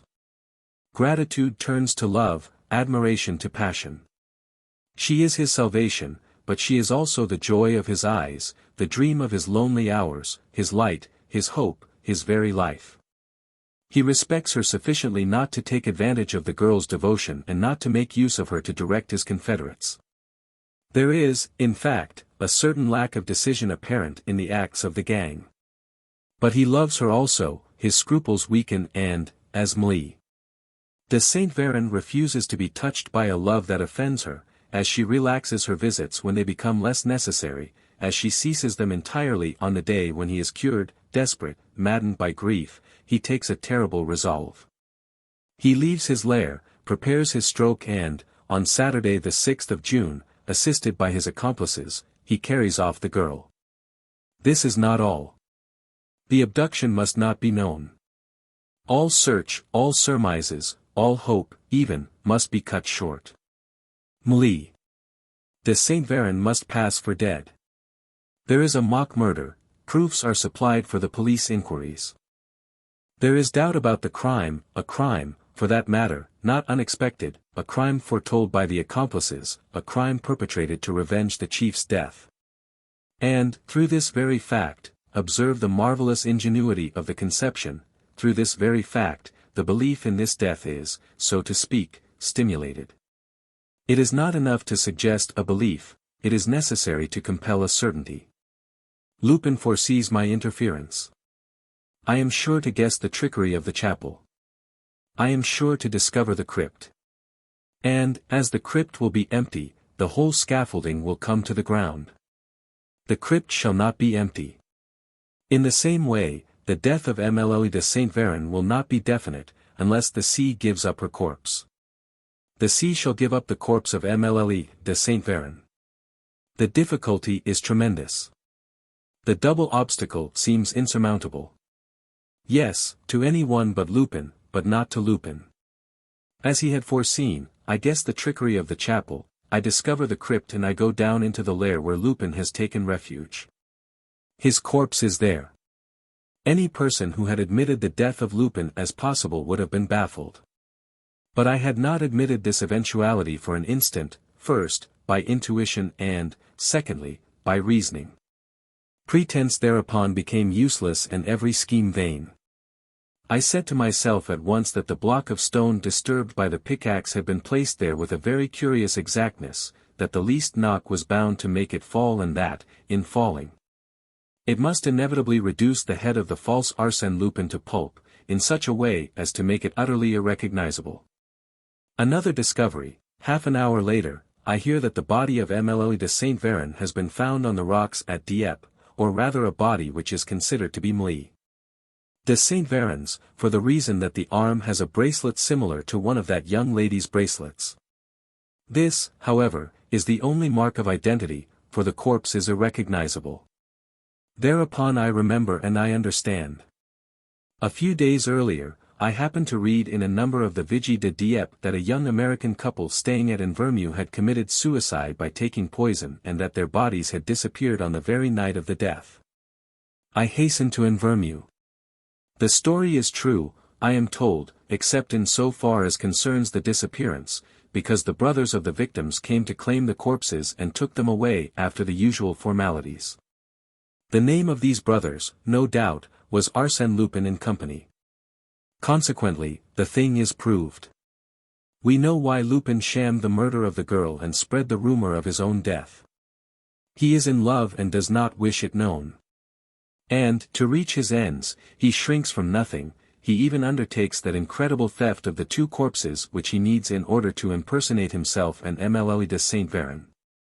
In this way, he will be at ease. No one can disturb him.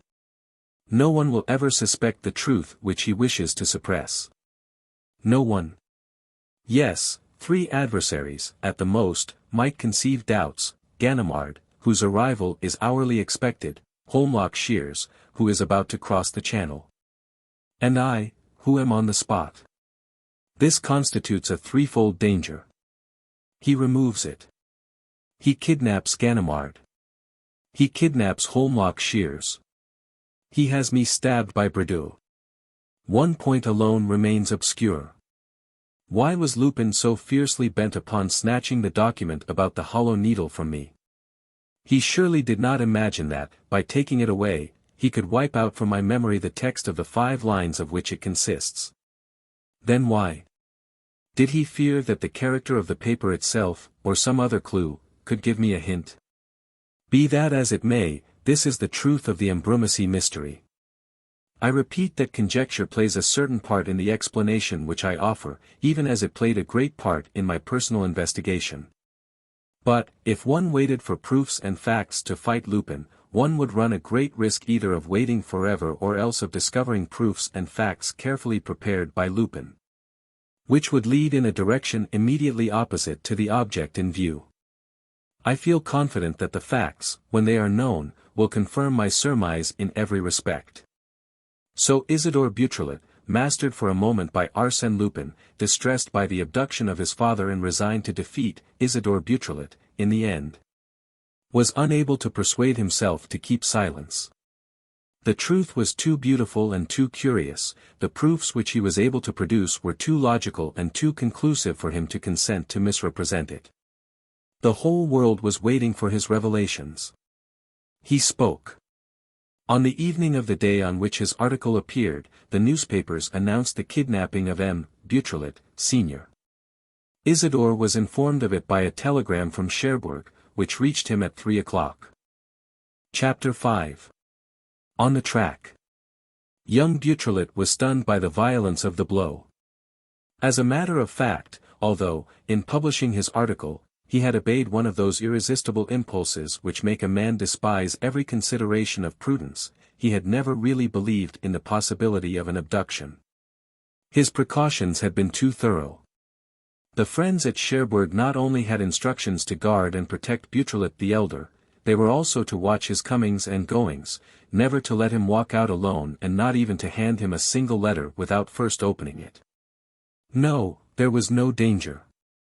Lupin, wishing to gain time, was trying to intimidate his adversary. The blow, therefore, was almost unexpected. And Isidore, because he was powerless to act, felt the pain of the shock during the whole of the remainder of the day. One idea alone supported him, that of leaving Paris, going down there, seeing for himself what had happened and resuming the offensive.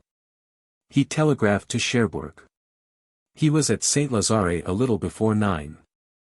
A few minutes after, he was steaming out of the station in the Normandy Express. It was not until an hour later, when he mechanically unfolded a newspaper which he had bought on the platform, that he became aware of the letter by which Lupin indirectly replied to his article of that morning. To the editor of the Grand Journal. Sir, I cannot pretend but that my modest personality, which would certainly have passed unnoticed in more heroic times, has acquired a certain prominence in the dull and feeble period in which we live.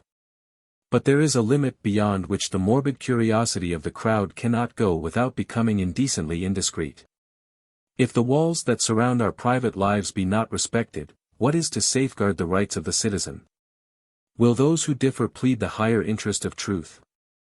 An empty pretext in so far as I am concerned, because the truth is known and I raise no difficulty about making an official confession of the truth in writing. Yes, Mli. De Saint Véran is alive. Yes, I love her. Yes, I have the mortification not to be loved by her. Yes, the results of the boy Beautrelet's inquiry are wonderful in their precision and accuracy. Yes, we agree on every point. There is no riddle left. There is no mystery. Well, then, what? Injured to the very depths of my soul, bleeding still from cruel wounds, I ask that my more intimate feelings and secret hopes may no longer be delivered to the malevolence of the public. I ask for peace, the peace which I need to conquer the affection of Mli. De Saint Véran and to wipe out from her memory the 1,000 little injuries which she has had to suffer at the hands of her uncle and cousin. This has not been told, because of her position as a poor relation. Mli. De Saint Véran will forget this hateful past. All that she can desire, were it the fairest jewel in the world, were it the most unattainable treasure, I shall lay at her feet. She will be happy. She will love me. But, if I am to succeed, once more, I require peace. That is why I lay down my arms and hold out the olive branch to my enemies, while warning them, with every magnanimity on my part, that a refusal on theirs might bring down upon them the gravest consequences. One word more on the subject of Mr. Harlington. This name conceals the identity of an excellent fellow, who is secretary to Cooley, the American millionaire, and instructed by him to lay hands upon every object of ancient art in Europe which it is possible to discover. His evil star brought him into touch with my friend Etienne de Vaudreuil, alias Arsène Lupin, alias myself. He learnt, in this way, that a certain M. de Gesvres was willing to part with 4 pictures by Rubens, ostensibly on the condition that they were replaced by copies and that the bargain to which he was consenting remained unknown. My friend Vaudreuil also undertook to persuade M. de Gesvres to sell his chapel. The negotiations were conducted with entire good faith on the side of my friend Vaudreuil and with charming ingenuousness on the side of Mr. Harlington, until the day when the Rubenses and the carvings from the chapel were in a safe place and Mr. Harlington in prison. There remains nothing, therefore, to be done but to release the unfortunate American, because he was content to play the modest part of a dupe. To brand the millionaire Cooley, because, for fear of possible unpleasantness, he did not protest against his secretary's arrest. And to congratulate my friend Etienne de Vaudreuil, because he is revenging the outraged morality of the public by keeping the 100,000 francs which he was paid on account by that singularly unattractive person, Cooley. Pray, pardon the length of this letter and permit me to be, sir, your obedient servant, Arsène Lupin. Isidore weighed the words of this communication as minutely, perhaps, as he had studied the document concerning the Hollow Needle. He went on the principle, the correctness of which was easily proved, that Lupin had never taken the trouble to send one of his amusing letters to the press without absolute necessity, without some motive which events were sure, sooner or later, to bring to light. What was the motive for this particular letter? For what hidden reason was Lupin confessing his love and the failure of that love? Was it there that Beautrelet had to seek, or in the explanations regarding Mr. Harlington, or further still, between the lines, behind all those words whose apparent meaning had perhaps no other object than to suggest some wicked, perfidious, misleading little idea? For hours, the young man, confined to his compartment, remained pensive and anxious. The letter filled him with mistrust, as though it had been written for his benefit and were destined to lead him, personally, into error. For the first time, and because he found himself confronted not with a direct attack, but with an ambiguous, indefinable method of fighting, he underwent a distinct sensation of fear. And, when he thought of his good old, easygoing father, kidnapped through his fault, he asked himself, with a pang, whether he was not mad to continue so unequal a contest. Was the result not certain? Had Lupin not won the game in advance? It was but a short moment of weakness. When he alighted from his compartment, at 6 o'clock in the morning, refreshed by a few hours' sleep, he had recovered all his confidence. On the platform, Froberval, the dockyard clerk who had given hospitality to M. Beautrelet, Sr., was waiting for him, accompanied by his daughter Charlotte, an imp of 12 or 13. "Well?" cried Isidore. The worthy man beginning to moan and groan, he interrupted him, dragged him to a neighboring tavern, ordered coffee and began to put plain questions, without permitting the other the slightest digression. "My father has not been carried off." "Has he?" "It was impossible." "Impossible." "Still, he has disappeared." "Since when?" "We don't know."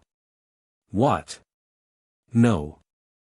Yesterday morning, at 6 o'clock, as I had not seen him come down as usual, I opened his door. He was gone." "But was he there on the day before, 2 days ago?" "Yes. On the day before yesterday, he did not leave his room. He was a little tired, and Charlotte took his lunch up to him at 12 and his dinner at 7 in the evening. So it was between 7 o'clock in the evening, on the day before yesterday, and 6 o'clock on yesterday morning that he disappeared?" "Yes, during the night before last." "Only what?"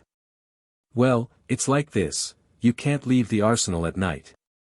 "Do you mean that he has not left it?" "That's impossible. My friends and I have searched the whole naval harbor." "Then he has left it." "Impossible, every outlet is guarded." Beautrelet reflected and then said. "What next?" "Next, I hurried to the commandant's and informed the officer in charge." "Did he come to your house?" "Yes, and a gentleman from the public prosecutor's also. They searched all through the morning, and, when I saw that they were making no progress and that there was no hope left, I telegraphed to you." "Was the bed disarranged in his room?" "No." "Nor the room disturbed in any way?" "No. I found his pipe in its usual place, with his tobacco and the book which he was reading. There was even this little photograph of yourself in the middle of the book, marking the page." "Let me see it." Froberval passed him the photograph. Beautrelet gave a start of surprise. He had recognized himself in the snapshot, standing, with his 2 hands in his pockets, on a lawn from which rose trees and ruins. Froberval added. "It must be the last portrait of yourself which you sent him. Look, on the back, you will see the date, April 3rd, the name of the photographer, R. de Val, and the name of the town, Lyon-sur-Mer, perhaps." Isidore turned the photograph over and read this little note, in his own handwriting. "R. de Val, 3. 4, Lyon." He was silent for a few minutes and resumed. "My father hadn't shown you that snapshot yet?" "No, and that's just what astonished me when I saw it yesterday, for your father used so often to talk to us about you." There was a fresh pause, greatly prolonged. Froberval muttered. "I have business at the workshop. We might as well go in." He was silent. Isidore had not taken his eyes from the photograph, was examining it from every point of view. At last, the boy asked. Is there such a thing as an inn called the Lion d'Or at a short league outside the town? Yes, about a league from here. On the route de Villagnes, is it? Yes, on the route de Villagnes. Well, I have every reason to believe that this inn was the headquarters of Lupin's friends. It was from there that they entered into communication with my father. What an idea. Your father spoke to nobody. He saw nobody. He saw nobody, but they made use of an intermediary. What proof have you? This photograph. But it's your photograph. It's my photograph, but it was not sent by me. I was not even aware of its existence. It was taken, without my knowledge, in the ruins of Ambrumésy, doubtless by the examining magistrate's clerk, who, as you know, was an accomplice of Arsène Lupin's. And then? Then this photograph became the passport, the talisman, by means of which they obtained my father's confidence. But who? Who was able to get into my house? I don't know, but my father fell into the trap. They told him and he believed that I was in the neighborhood, that I was asking to see him and that I was giving him an appointment at the Golden Lion. But all this is nonsense. How can you assert? Very simply. They imitated my writing on the back of the photograph and specified the meeting place, Villagnes Road, 3 kilometers 400, Lion Inn. My father came and they seized him, that's all. Very well, muttered Froberval, dumbfounded, very well. I admit it, things happened as you say, but that does not explain how he was able to leave during the night. He left in broad daylight, though he waited until dark to go to the meeting place. But, confound it, he didn't leave his room the whole of the day before yesterday. There is one way of making sure, run down to the dockyard, Froberval, and look for one of the men who were on guard in the afternoon, 2 days ago. Only, be quick, if you wish to find me here. Are you going? Yes, I shall take the next train back. What, why, you don't know, your inquiry. My inquiry is finished. I know pretty well all that I wanted to know. I shall have left Cherbourg in an hour. Froberval rose to go. He looked at Beautrelet with an air of absolute bewilderment, hesitated a moment and then took his cap. Are you coming, Charlotte? No, said Beautrelet, I shall want a few more particulars. Leave her with me. Besides, I want to talk to her. I knew her when she was quite small. Froberval went away. Beautrelet and the little girl remained alone in the tavern smoking room. A few minutes passed, a waiter entered, cleared away some cups and left the room again. The eyes of the young man and the child met, and Beautrelet placed his hand very gently on the little girl's hand. She looked at him for 2 or 3 seconds, distractedly, as though about to choke. Then, suddenly hiding her head between her folded arms, she burst into sobs. He let her cry and, after a while, said. It was you, wasn't it, who did all the mischief, who acted as go-between? It was you who took him the photograph. You admit it, don't you? And, when you said that my father was in his room, 2 days ago, you knew that it was not true, did you not, because you yourself had helped him to leave it? She made no reply. He asked. Why did you do it? They offered you money, I suppose, to buy ribbons with a frock. He uncrossed Charlotte's arms and lifted up her head. He saw a poor little face all streaked with tears, the attractive, disquieting, mobile face of one of those little girls who seem marked out for temptation and weakness. Come, said Beautrelet, it's over, we'll say no more about it. I will not even ask you how it happened. Only you must tell me everything that can be of use to me. Did you catch anything, any remark made by those men? How did they carry him off? She replied at once. By motor car. I heard them talking about it. And what road did they take? Ah, I don't know that. Didn't they say anything before you, something that might help us? No, wait, though, there was one who said, we shall have no time to lose, the governor is to telephone to us at 8 o'clock in the morning. Where to? I can't say. I've forgotten. Try, try and remember. It was the name of a town, wasn't it? Yes, a name, like Chateau. Chateaubriand, Chateau-Thierry? No. Châteauroux. Yes, that was it, Châteauroux. Beautrelet did not wait for her to complete her sentence. Already he was on his feet and, without giving a thought to Froberval, without even troubling about the child, who stood gazing at him in stupefaction, he opened the door and ran to the station. Châteauroux. Madam, a ticket for Châteauroux. Over Mans and Tours? Asked the booking clerk. Of course, the shortest way. Shall I be there for lunch? Oh, no. For dinner? Bedtime? Oh, no. For that, you would have to go over Paris. The Paris Express leaves at 9 o'clock. You're too late. It was not too late. Beautrelet was just able to catch the train. Well, said Beautrelet, rubbing his hands, I have spent only 2 hours or so at Cherbourg, but they were well employed. He did not for a moment think of accusing Charlotte of lying. Weak, unstable, capable of the worst treacheries, those petty natures also obey impulses of sincerity. And Beautrelet had read in her affrighted eyes her shame for the harm which she had done and her delight at repairing it in part. He had no doubt, therefore, that Châteauroux was the other town to which Lupin had referred and where his confederates were to telephone to him.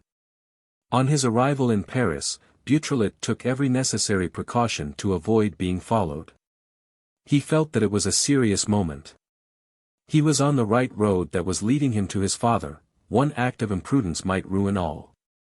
He went to the flat of one of his schoolfellows and came out, an hour later, irrecognizable, rigged out as an Englishman of 30, in a brown check suit, with knickerbockers, woolen stockings and a cap, a high-colored complexion and a red wig. He jumped on a bicycle laden with a complete painter's outfit and rode off to the Gare d'Austerlitz. He slept that night at Issoudun. The next morning, he mounted his machine at break of day. At 7 o'clock, he walked into the Châteauroux post office and asked to be put on to Paris. As he had to wait, he entered into conversation with the clerk and learnt that, 2 days before, at the same hour, a man dressed for motoring had also asked for Paris. The proof was established. He waited no longer. By the afternoon, he had ascertained, from undeniable evidence, that a limousine car, following the Tours road, had passed through the village of Buzencaise and the town of Châteauroux and had stopped beyond the town, on the verge of the forest.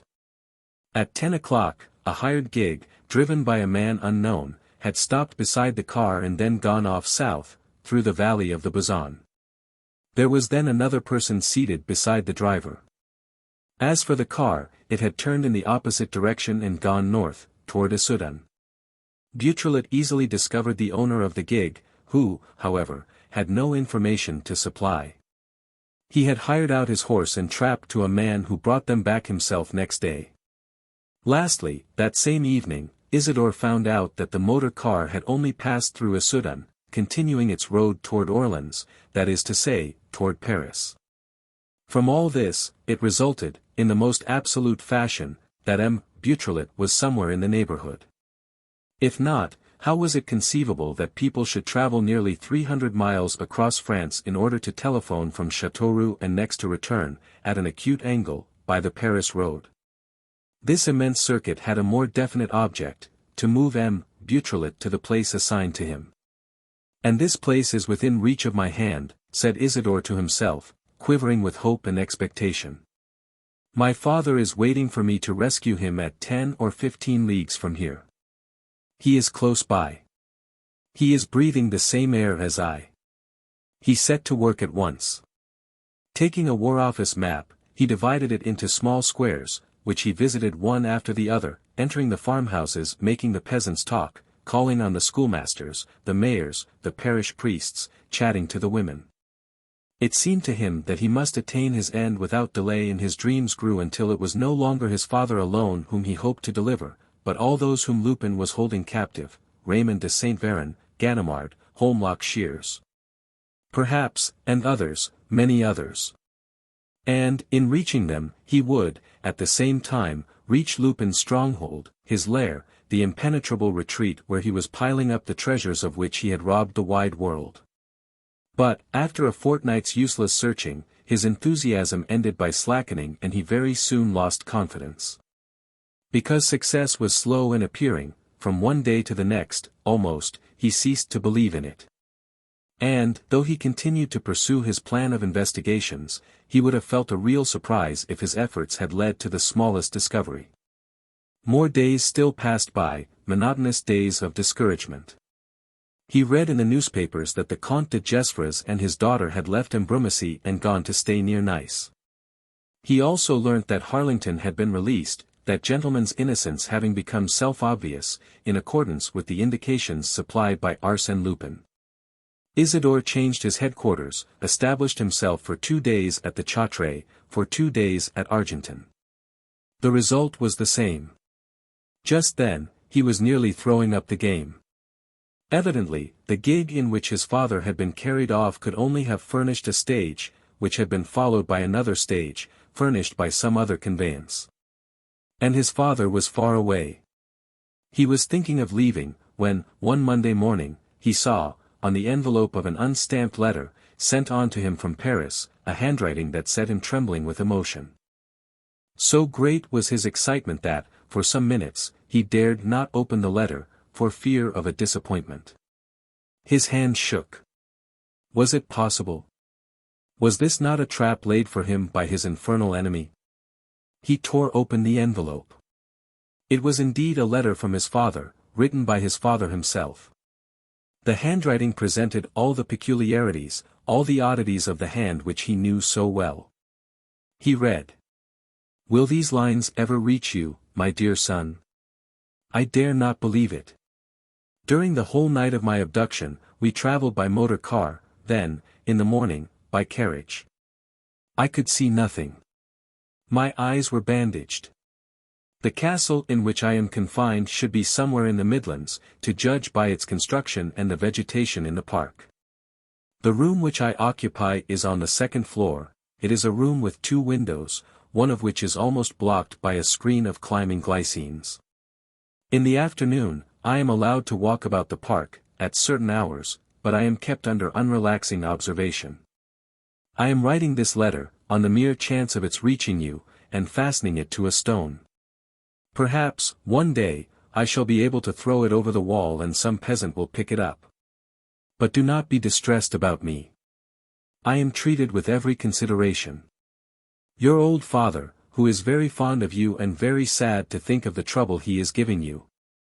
Beautrelet." Isidore at once looked at the postmarks. They read, Cusion, Indre. The Indre.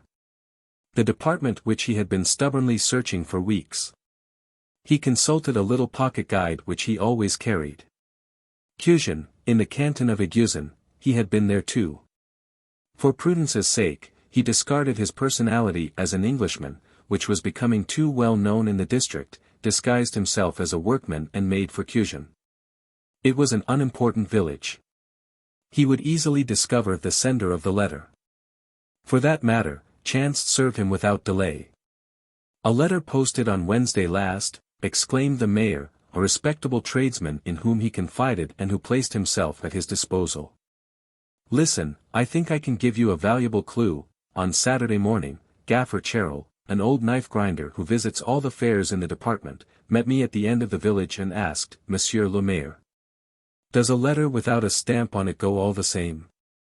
Of course, said I, and does it get there? Certainly. Only there's double postage to pay on it, that's all the difference. And where does he live? He lives over there, all alone, on the slope, the hovel that comes next after the churchyard. Shall I go with you? It was a hovel standing by itself, in the middle of an orchard surrounded by tall trees. As they entered the orchard, 3 magpies flew away with a great splutter and they saw that the birds were flying out of the very hole in which the watchdog was fastened. And the dog neither barked nor stirred as they approached. Beautrelet went up in great surprise. The brute was lying on its side, with stiff paws, dead. They ran quickly to the cottage. The door stood open. They entered. At the back of a low, damp room, on a wretched straw mattress, flung on the floor itself, lay a man fully dressed. "Gaffer Cheryl," cried the mayor. "Is he dead, too?" The old man's hands were cold, his face terribly pale, but his heart was still beating, with a faint, slow throb, and he seemed not to be wounded in any way. They tried to resuscitate him and, as they failed in their efforts, Beautrelet went to fetch a doctor. The doctor succeeded no better than they had done. The old man did not seem to be suffering. He looked as if he were just asleep, but with an artificial slumber, as though he had been put to sleep by hypnotism or with the aid of a narcotic. In the middle of the night that followed, however, Isidore, who was watching by his side, observed that the breathing became stronger and that his whole being appeared to be throwing off the invisible bonds that paralyzed it. At daybreak, he woke up and resumed his normal functions, ate, drank and moved about. But, the whole day long, he was unable to reply to the young man's questions and his brain seemed as though still numbed by an inexplicable torpor. The next day, he asked Beautrelet. "What are you doing here, eh?" It was the first time that he had shown surprise at the presence of a stranger beside him. Gradually, in this way, he recovered all his faculties. He talked. He made plans. But, when Beautrelet asked him about the events immediately preceding his sleep, he seemed not to understand. And Beautrelet felt that he really did not understand. He had lost the recollection of all that had happened since the Friday before. It was like a sudden gap in the ordinary flow of his life. He described his morning and afternoon on the Friday, the purchases he had made at the fair, the meals he had taken at the inn. Then, nothing more. He believed himself to be waking on the morrow of that day. It was horrible for Beautrelet. The truth lay there, in those eyes which had seen the walls of the park behind which his father was waiting for him, in those hands which had picked up the letter, in that muddled brain which had recorded the whereabouts of that scene, the setting. The little corner of the world in which the play had been enacted. And from those hands, from that brain he was unable to extract the faintest echo of the truth so near at hand. Oh, that impalpable and formidable obstacle, against which all his efforts hurled themselves in vain, that obstacle built up of silence and oblivion. How clearly it bore the mark of Arsène Lupin. He alone, informed, no doubt, that M. Beautrelet had attempted to give a signal, he alone could have struck with partial death the one man whose evidence could injure him. It was not that Beautrelet felt himself to be discovered or thought that Lupin, hearing of his stealthy attack and knowing that a letter had reached him, was defending himself against him personally. But what an amount of foresight and real intelligence it displayed to suppress any possible accusation on the part of that chance wayfarer. Nobody now knew that within the walls of a park there lay a prisoner asking for help. Nobody. Yes, Beautrelet. Gaffer Cheryl was unable to speak. Very well. But, at least, one could find out which fair the old man had visited and which was the logical road that he had taken to return by. And, along this road, perhaps it would at last be possible to find. Isidore, as it was, had been careful not to visit Gaffer Cheryl's hovel except with the greatest precautions and in such a way as not to give an alarm. He now decided not to go back to it.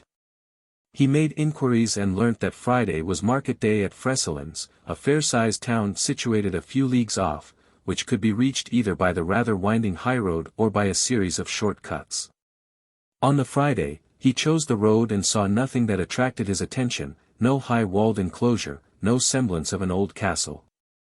He lunched at an inn at Freselins and was on the point of leaving when he saw Gaffer Cheryl arrive and cross the square, wheeling his little knife-grinding barrow before him. He at once followed him at a good distance.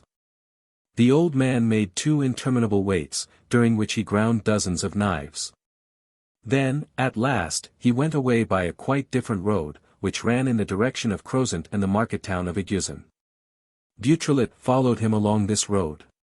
But he had not walked 5 minutes before he received the impression that he was not alone in shadowing the old fellow.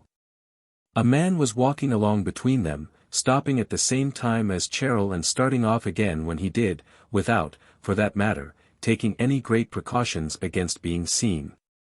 He is being watched, thought Beautrelet. Perhaps they want to know if he stops in front of the walls. His heart beat violently. The event was at hand. The three of them, one behind the other, climbed up and down the steep slopes of the country and arrived at Crozant, famed for the colossal ruins of its castle. There Cheryl made a halt of an hour's duration. Next he went down to the riverside and crossed the bridge. But then a thing happened that took Beautrelet by surprise. The other man did not cross the river. He watched the old fellow move away and, when he had lost sight of him, turned down a path that took him right across the fields. Beautrelet hesitated for a few seconds as to what course to take, and then quietly decided. He set off in pursuit of the man. He has made sure, he thought, that Gaffer Cheryl has gone straight ahead. That is all he wanted to know, and so he is going, where? To the castle. He was within touch of the goal. He felt it by a sort of agonizing gladness that uplifted his whole being. The man plunged into a dark wood overhanging the river and then appeared once more in the full light, where the path met the horizon. When Beautrelet, in his turn, emerged from the wood, he was greatly surprised no longer to see the man. He was seeking him with his eyes when, suddenly, he gave a stifled cry and, with a backward spring, made for the line of trees which he had just left. On his right, he had seen a rampart of high walls, flanked, at regular distances, by massive buttresses. It was there. It was there. Those walls held his father captive. He had found the secret place where Lupin confined his victim. He dared not quit the shelter which the thick foliage of the wood afforded him. Slowly, almost on all fours, he bore to the right and in this way reached the top of a hillock that rose to the level of the neighboring trees. The walls were taller still. Nevertheless, he perceived the roof of the castle which they surrounded, an old Louis XIII roof, surmounted by very slender bell turrets arranged corbel-wise around a higher steeple which ran to a point. Beautrelet did no more that day. He felt the need to reflect and to prepare his plan of attack without leaving anything to chance. He held Lupin safe, and it was for Beautrelet now to select the hour and the manner of the combat. He walked away. Near the bridge, he met two country girls carrying pails of milk. He asked, "What is the name of the castle over there, behind the trees?" "That's the Château de l'Aiguille, sir." He had put his question without attaching any importance to it. The answer took away his breath. "The Château de l'Aiguille, oh, but in what department are we?" "The Indre." "Certainly not. The Indre is on the other side of the river. This side, it's the Creuse." Isidore saw it all in a flash. The Château de l'Aiguille. The department of the Creuse. L'Aiguille Creuse. The Hollow Needle. The very key to the document. Certain, decisive, absolute victory. Without another word, he turned his back on the two girls and went his way, tottering like a drunken man. Chapter 6. An historic secret. Beautrelet's resolve was soon taken, he would act alone. To inform the police was too dangerous. Apart from the fact that he could only offer presumptions, he dreaded the slowness of the police, their inevitable indiscretions, the whole preliminary inquiry, during which Lupin, who was sure to be warned, would have time to effect a retreat in good order. At 8 o'clock the next morning, with his bundle under his arm, he left the inn in which he was staying near Cusson, made for the nearest thicket, took off his workman's clothes. Became once more the young English painter that he had been and went to call on the notary at Aiguzen, the largest place in the immediate neighborhood. He said that he liked the country and that he was thinking of taking up his residence there, with his relations, if he could find a suitable house. The notary mentioned a number of properties. Beautrelet took note of them and let fall that someone had spoken to him of the Château de l'Aiguille, on the bank of the Creuse. "Oh, yes, but the Château de l'Aiguille, which has belonged to one of my clients for the last 5 years, is not for sale." "He lives in it, then?" "He used to live in it, or rather his mother did. But she did not care for it. Found the castle rather gloomy. So they left it last year. And is no one living there at present? Yes, an Italian, to whom my client let it for the summer season, Baron Anfredi. Oh, Baron Anfredi. A man still young, rather grave and solemn looking. I'm sure I can't say that, my client dealt with him direct. There was no regular agreement, just a letter. But you know the Baron? No, he never leaves the castle. Sometimes, in his motor, at night, so they say. The marketing is done by an old cook, who talks to nobody. They are queer people. Do you think your client would consent to sell his castle? I don't think so. It's an historic castle, built in the purest Louis XIII style. My client was very fond of it, and, unless he has changed his mind. Can you give me his name and address? Louis Valmeras, 34, Rue du Monthéber. Beautrelet took the train for Paris at the nearest station. On the next day but one, after 3 fruitless calls, he at last found Louis Valmeras at home. He was a man of about 30, with a frank and pleasing face. Beautrelet saw no need to beat about the bush, stated who he was and described his efforts and the object of the step which he was now taking. I have good reason to believe, he concluded, that my father is imprisoned in the Château de l'Aiguille, doubtless in the company of other victims. And I have come to ask you what you know of your tenant, Baron Anfredi. Not much. I met Baron Anfredi last winter at Monte Carlo. He had heard by accident that I was the owner of the Château de l'Aiguille and, as he wished to spend the summer in France, he made me an offer for it. He is still a young man. Yes, with very expressive eyes, fair hair. And a beard? Yes, ending in 2 points, which fall over a collar fastened at the back, like a clergyman's. In fact, he looks a little like an English parson. It's he, murmured Beautrelet, it's he, as I have seen him, it's his exact description. What? Do you think? I am sure that your tenant is none other than Arsène Lupin. The story amused Louis Valmeras. He knew all the adventures of Arsène Lupin and the varying fortunes of his struggle with Beautrelet. He rubbed his hands. Ha, the Château de l'Aiguille will become famous, I'm sure I don't mind, for, as a matter of fact, now that my mother no longer lives in it, I have always thought that I would get rid of it at the first opportunity. After this, I shall soon find a purchaser. Only what? I will ask you to act with the most extreme prudence and not to inform the police until you are quite sure.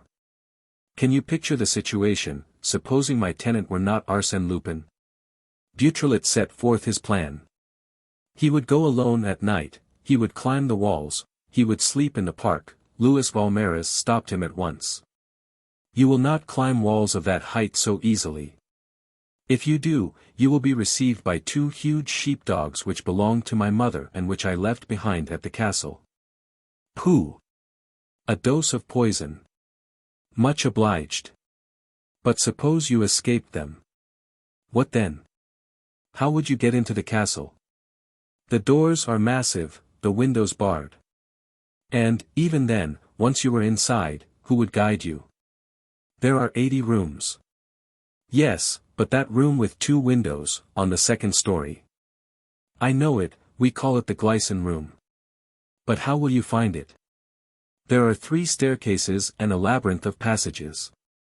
I can give you the clue and explain the way to you, but you would get lost just the same. Come with me, said Beautrelet, laughing. I can't. I have promised to go to my mother in the south. Beautrelet returned to the friend with whom he was staying and began to make his preparations. But, late in the day, as he was getting ready to go, he received a visit from Valmeras. Do you still want me? Rather. Well, I'm coming with you. Yes, the expedition fascinates me. I think it will be very amusing and I like being mixed up in this sort of thing that, besides, my help will be of use to you. Look, here's something to start with. He held up a big key, all covered with rust and looking very old. "What does the key open?" asked Beautrelet. "A little postern hidden between two buttresses and left unused since centuries ago. I did not even think of pointing it out to my tenant. It opens straight on the country, just at the verge of the wood." Beautrelet interrupted him quickly. "They know all about that outlet. It was obviously by this way that the man whom I followed entered the park. Come, it's fine game and we shall win it. But, by Jupiter, we must play our cards carefully." 2 days later, a half-famished horse dragged a gypsy caravan into Crozant. Its driver obtained leave to stable it at the end of the village, in an old deserted cart shed. In addition to the driver, who was none other than Valmères, there were 3 young men, who occupied themselves in the manufacture of wickerwork chairs, Beautrelet and 2 of his Jansen friends. They stayed there for 3 days, waiting for a propitious, moonless night and roaming singly round the outskirts of the park. Once Beautrelet saw the postern. Contrived between 2 buttresses placed very close together, it was almost merged, behind the screen of brambles that concealed it, in the pattern formed by the stones of the wall. At last, on the 4th evening, the sky was covered with heavy black clouds and Valmères decided that they should go reconnoitering, at the risk of having to return again, should circumstances prove unfavorable. All 4 crossed the little wood. Then Beautrelet crept through the heather, scratched his hands at the bramble hedge and, half raising himself, slowly, with restrained movements, put the key into the lock. He turned it gently. Would the door open without an effort? Was there no bolt closing it on the other side? He pushed, the door opened, without a creak or jolt. He was in the park. "Are you there, Beautrelet?" asked Valmères. "Wait for me. You 2 chaps, watch the door and keep our line of retreat open. At the least alarm, whistle." He took Beautrelet's hand and they plunged into the dense shadow of the thickets. A clearer space was revealed to them when they reached the edge of the central lawn. At the same moment a ray of moonlight pierced the clouds, and they saw the castle, with its pointed turrets arranged around the tapering spire to which, no doubt, it owed its name. There was no light in the windows, not a sound. Valmères grasped his companion's arm. "Keep still." "What is it?" "The dogs, over there, look." There was a growl. Valmères gave a low whistle. 2 white forms leapt forward and, in 4 bounds, came and crouched at their master's feet. "Gently, lie down, that's it, good dogs, stay there." And he said to Beautrelet. "And now let us push on. I feel more comfortable. Are you sure of the way?" "Yes. We are near the terrace." "And then?" "I remember that, on the left, at a place where the river terrace rises to the level of the ground floor windows, there is a shutter which closes badly and which can be opened from the outside." They found, when they came to it, that the shutter yielded to pressure. Valmères removed a pane with a diamond which he carried. He turned the window latch. First one and then the other stepped over the balcony. They were now in the castle, at the end of a passage which divided the left wing into 2. "This room," said Valmères, "opens at the end of a passage. Then comes an immense hall, lined with statues, and at the end of the hall a staircase which ends near the room occupied by your father." He took a step forward. "Are you coming, Beautrelet?" "Yes, yes." "But no, you're not coming, what's the matter with you?" He seized him by the hand. It was icy cold and he perceived that the young man was cowering on the floor. "What's the matter with you?" he repeated. "Nothing, it'll pass off." "But what is it?" "I'm afraid." "You're afraid?" "Yes," Beautrelet confessed, frankly, "it's my nerves giving way. I generally manage to control them, but, today, the silence, the excitement, and then, since I was stabbed by that magistrate's clerk, but it will pass off, there. It's passing now." He succeeded in rising to his feet and Valmères dragged him out of the room. They groped their way along the passage, so softly that neither could hear a sound made by the other. A faint glimmer, however, seemed to light the hall for which they were making. Valmères put his head round the corner. It was a nightlight placed at the foot of the stairs, on a little table which showed through the frail branches of a palm tree. "Halt," whispered Valmères. Near the nightlight, a man stood sentry, carrying a gun. Had he seen them? Perhaps. At least, something must have alarmed him, for he brought the gun to his shoulder. Beautrelet had fallen on his knees, against a tub containing a plant, and he remained quite still, with his heart thumping against his chest. Meanwhile, the silence and the absence of all movement reassured the man. He lowered his weapon. But his head was still turned in the direction of the tub. Terrible minutes passed, 10 minutes, 15. A moonbeam had glided through a window on the staircase. And, suddenly, Beautrelet became aware that the moonbeam was shifting imperceptibly, and that, before 10 more minutes had elapsed, it would be shining full in his face. Great drops of perspiration fell from his forehead on his trembling hands. His anguish was such that he was on the point of getting up and running away, but, remembering that Valmères was there, he sought him with his eyes and was astounded to see him, or rather to imagine him, creeping in the dark, under cover of the statues and plants. He was already at the foot of the stairs, within a few steps of the man. What was he going to do? To pass in spite of all? To go upstairs alone and release the prisoner? But could he pass? Beautrelet no longer saw him, and he had an impression that something was about to take place, something that seemed foreboded also by the silence, which hung heavier, more awful than before. And, suddenly, a shadow springing upon the man, the night light extinguished, the sound of a struggle, Beautrelet ran up. The two bodies had rolled over on the flagstones. He tried to stoop and see. But he heard a hoarse moan, a sigh. And one of the adversaries rose to his feet and seized him by the arm. "Quick, come along." It was Valmères. They went up 2 stories and came out at the entrance to a corridor, covered by a hanging. "To the right," whispered Valmères. "The 4th room on the left." They soon found the door of the room. As they expected, the captive was locked in. It took them half an hour of stifled efforts, of muffled attempts, to force open the lock. The door yielded at last. Beautrelet groped his way to the bed. His father was asleep. He woke him gently. "It's I, Isidore, and a friend. Don't be afraid, get up, not a word." The father dressed himself, but, as they were leaving the room, he whispered. "I am not alone in the castle." "Ah. Who else? Ganimard? Shears?" "No, at least, I have not seen them." "Who then?" "A young girl. Amélie de Saint Véran, no doubt." "I don't know, I saw her several times at a distance, in the park, and, when I lean out of my window, I can see hers. She has made signals to me."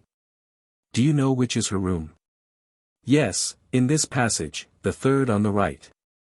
"The blue room," murmured Valmères. "It has folding doors, they won't give us so much trouble." One of the 2 leaves very soon gave way. Old Beautrelet undertook to tell the girl. 10 minutes later, he left the room with her and said to his son. "You were right, Amélie de Saint Véran." They all 4 went down the stairs. When they reached the bottom, Valmères stopped and bent over the man. Then, leading them to the terrace room. "He is not dead," he said. "He will live." "Ah," said Beautrelet, with a sigh of relief.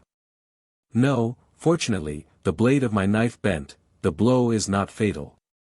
Besides, in any case, those rascals deserve no pity." Outside, they were met by the dogs, which accompanied them to the postern. Here, Beautrelet found his 2 friends and the little band left the park. It was 3 o'clock in the morning.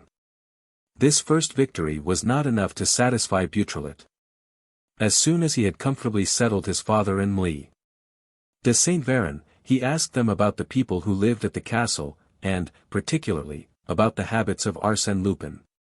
He thus learnt that Lupin came only every 3 or 4 days, arriving at night in his motor car and leaving again in the morning. At each of his visits, he called separately upon his 2 prisoners, both of whom agreed in praising his courtesy and his extreme civility. For the moment, he was not at the castle. Apart from him, they had seen no one except an old woman, who ruled over the kitchen and the house, and 2 men, who kept watch over them by turns and never spoke to them, subordinates, obviously, to judge by their manners and appearance. 2 accomplices, for all that, said Beautrelet, in conclusion, or rather 3, with the old woman. It is a bag worth having. And, if we lose no time. He jumped on his bicycle, rode to Aiguezon, woke up the gendarmerie, set them all going, made them sound the boot and saddle and returned to Crozant at 8 o'clock, accompanied by the sergeant and 8 gendarmes. 2 of the men were posted beside the gypsy van. 2 others took up their positions outside the postern door. The last 4, commanded by their chief and accompanied by Beautrelet and Valmeras, marched to the main entrance of the castle. Too late. The door was wide open. A peasant told them that he had seen a motor car drive out of the castle an hour before. Indeed, the search led to no result. In all probability, the gang had installed themselves their picnic fashion. A few clothes were found, a little linen, some household implements, and that was all.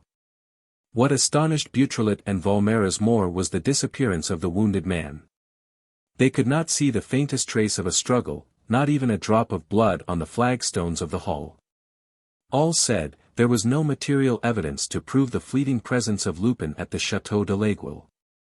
And the authorities would have been entitled to challenge the statements of Beautrelet and his father, of Valmeras and Mlie.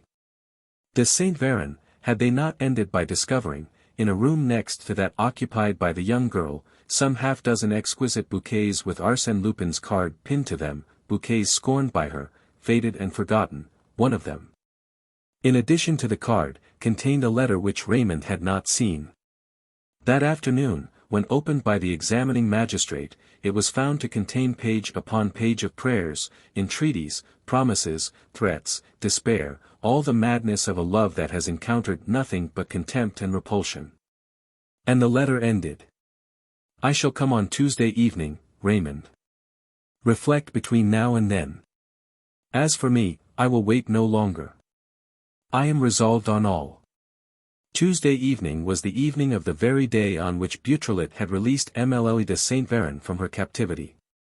The reader will remember the extraordinary explosion of surprise and enthusiasm that resounded throughout the world at the news of that unexpected issue, Mlle de Saint Véran free. The pretty girl whom Lupin coveted, to secure whom he had contrived his most Machiavellian schemes, snatched from his claws. Free also Beautrelet's father, whom Lupin had chosen as a hostage in his extravagant longing for the armistice demanded by the needs of his passion. They were both free, the 2 prisoners. And the secret of the Hollow Needle was known, published, flung to the 4 corners of the world. The crowd amused itself with a will. Ballads were sold and sung about the defeated adventurer, Lupin's little love affairs, Arsene's piteous sobs. The lovesick burglar. The pickpockets' lament, they were cried on the boulevards and hummed in the artists' studios. Raymond, pressed with questions and pursued by interviewers, replied with the most extreme reserve. But there was no denying the letter, or the bouquets of flowers, or any part of the pitiful story. Then and there, Lupin, scoffed and jeered at, toppled from his pedestal. And Beautrelet became the popular idol. He had foretold everything, thrown light on everything. The evidence which Mlle de Saint Véran gave before the examining magistrate confirmed, down to the smallest detail, the hypothesis imagined by Isidore. Reality seemed to submit, in every point, to what he had decreed beforehand. Lupin had found his master. Beautrelet insisted that his father, before returning to his mountains in Savoy, should take a few months' rest in the sunshine, and himself escorted him and Mlie de Saint Véran to the outskirts of Nice, where the Comte de Gesvres and his daughter Suzanne were already settled for the winter.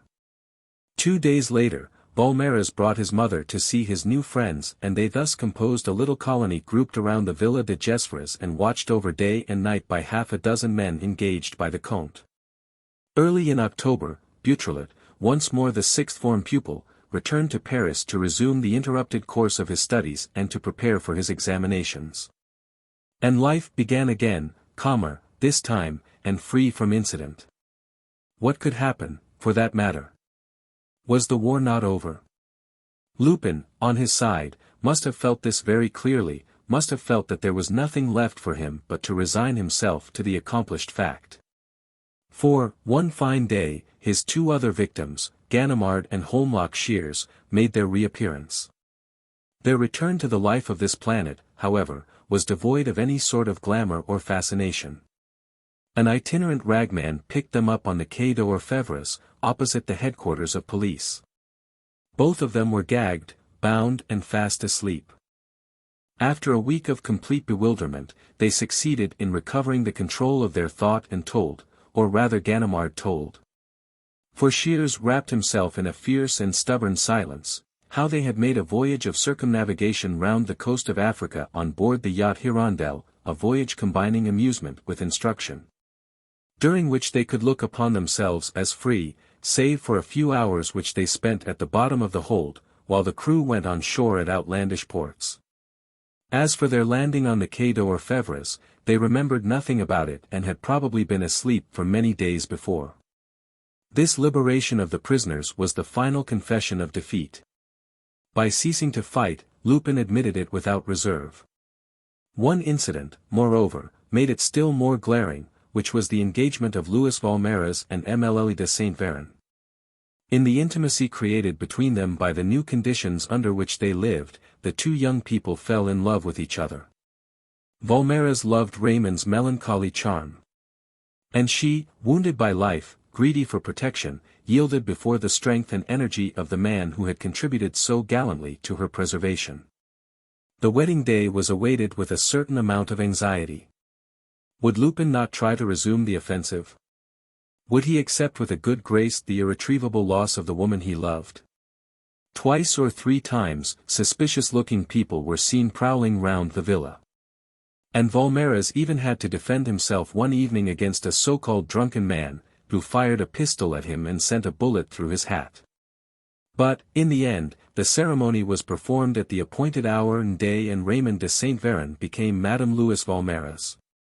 It was as though fate herself had taken sides with Beautrelet and countersigned the news of victory.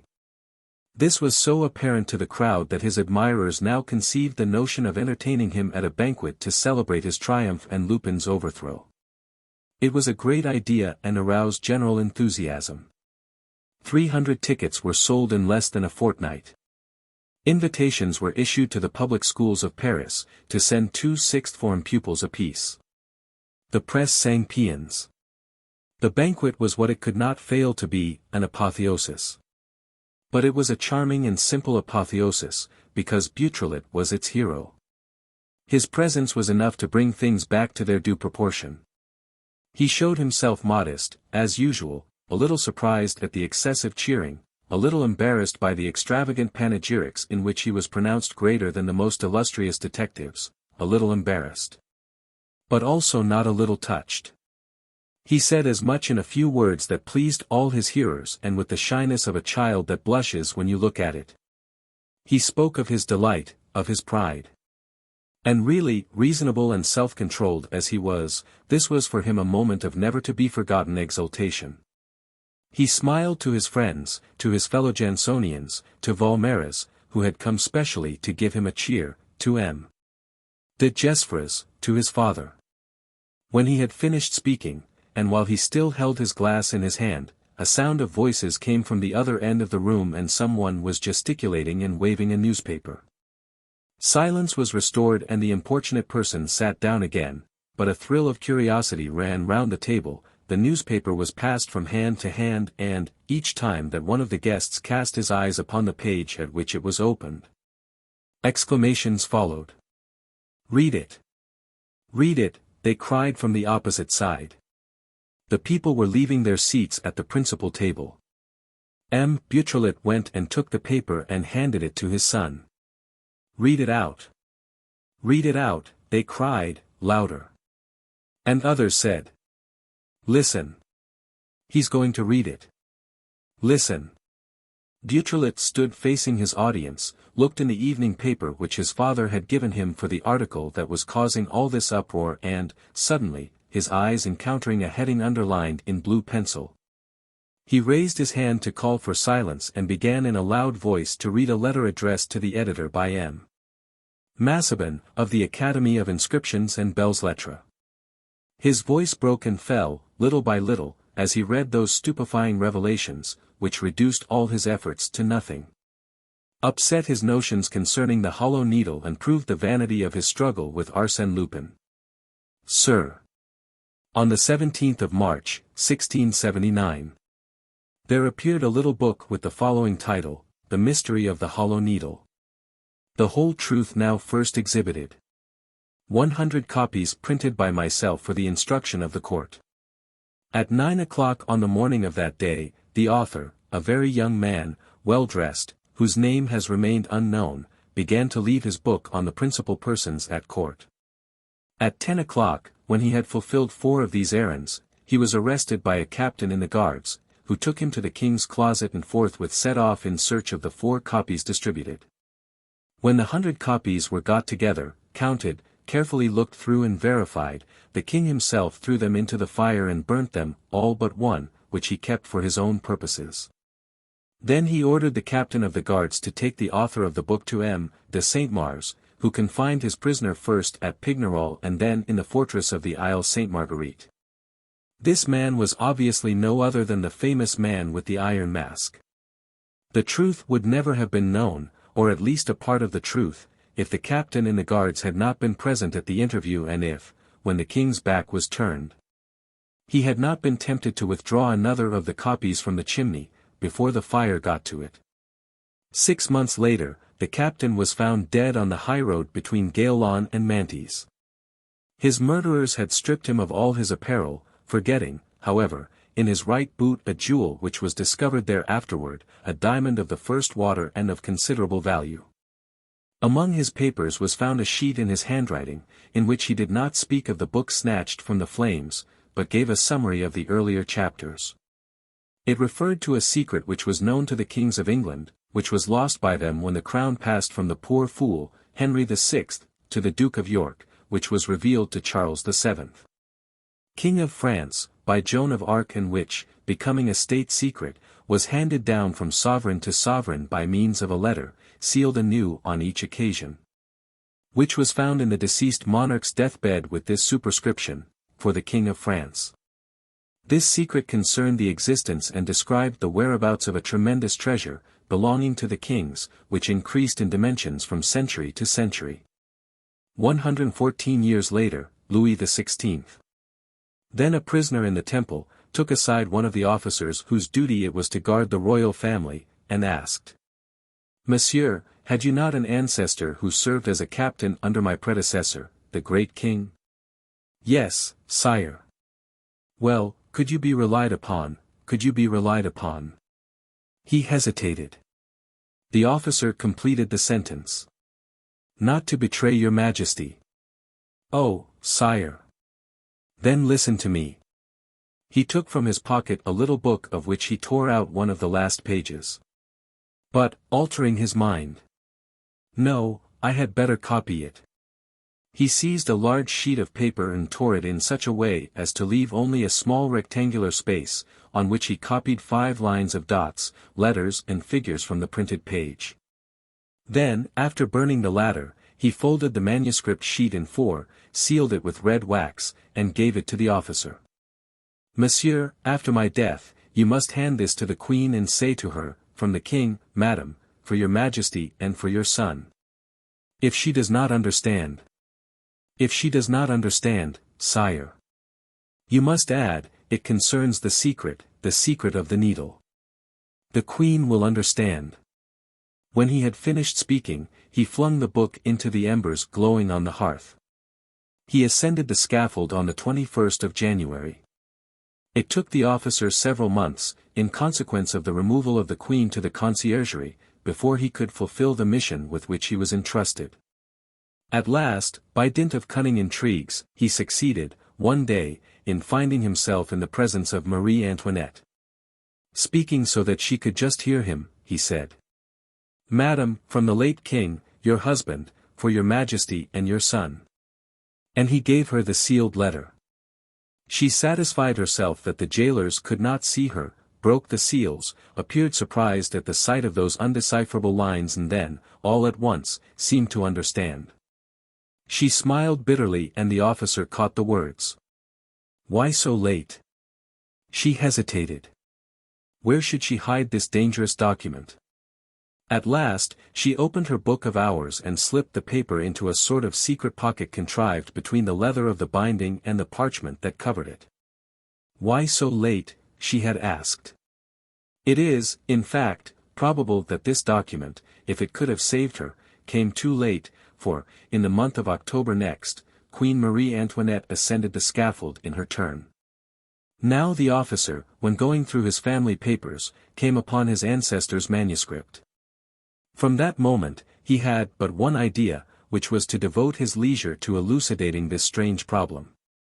He read all the Latin authors, studied all the chronicles of France and those of the neighboring countries, visited the monasteries, deciphered account books, cartularies, treatises. And, in this way, succeeded in discovering certain references scattered over the ages. In Book 3 of Caesar's Commentaries on the Gallic War, MS edition, Alexandria, it is stated that, after the defeat of Veridovics by G. Titulius Sabinus, the chief of the Colidi was brought before Caesar and that, for his ransom, he revealed the secret of the needle. The Treaty of St. Clair-sur-Epte, between Charles the Simple and Rollo, the chief of the Norse barbarians, gives Rollo's name followed by all his titles, among which we read that of Master of the Secret of the Needle. The Saxon Chronicle, Gibson's edition, page 134, speaking of William the Conqueror, says that the staff of his banner ended in a steel point pierced with an eye, like a needle. In a rather ambiguous phrase in her examination, Joan of Arc admits that she has still a great secret to tell the King of France. To which her judges reply, "Yes, we know of what you speak, and that, Joan, is why you shall die the death." Philippe de Comines mentions it in connection with Louis XI, and, later, Sully in connection with Henry IV, by the virtue of the needle, the good king sometimes swears. Between these two, Francis I. in a speech addressed to the notables of the Havre, in 1520, uttered this phrase, which has been handed down in the diary of a Honfleur Burgess: "The kings of France carry secrets that often decide the conduct of affairs and the fate of towns." All these quotations, all the stories relating to the Iron Mask, the captain of the guards and his descendant, I have found today in a pamphlet written by this same descendant and published in the month of June, 1815. Just before or just after the Battle of Waterloo, in a period, therefore, of great upheavals, in which the revelations which it contained were likely to pass unperceived. What is the value of this pamphlet? Nothing, you will tell me, and we must attach no credit to it. And this is the impression which I myself would have carried away, if it had not occurred to me to open Caesar's Commentaries at the chapter given. What was my astonishment when I came upon the phrase quoted in the little book before me. And it was the same thing with the Treaty of St. Clair-sur-Epte, with the Saxon Chronicle, with the examination of Joan of Arc, in short, with all that I have been able to verify up to the present. Lastly, there is an even more precise fact related by the author of the pamphlet of 1815. During the French campaign, he being then an officer under Napoleon, his horse dropped dead, one evening, and he rang at the door of a castle where he was received by an old knight of St. Louis.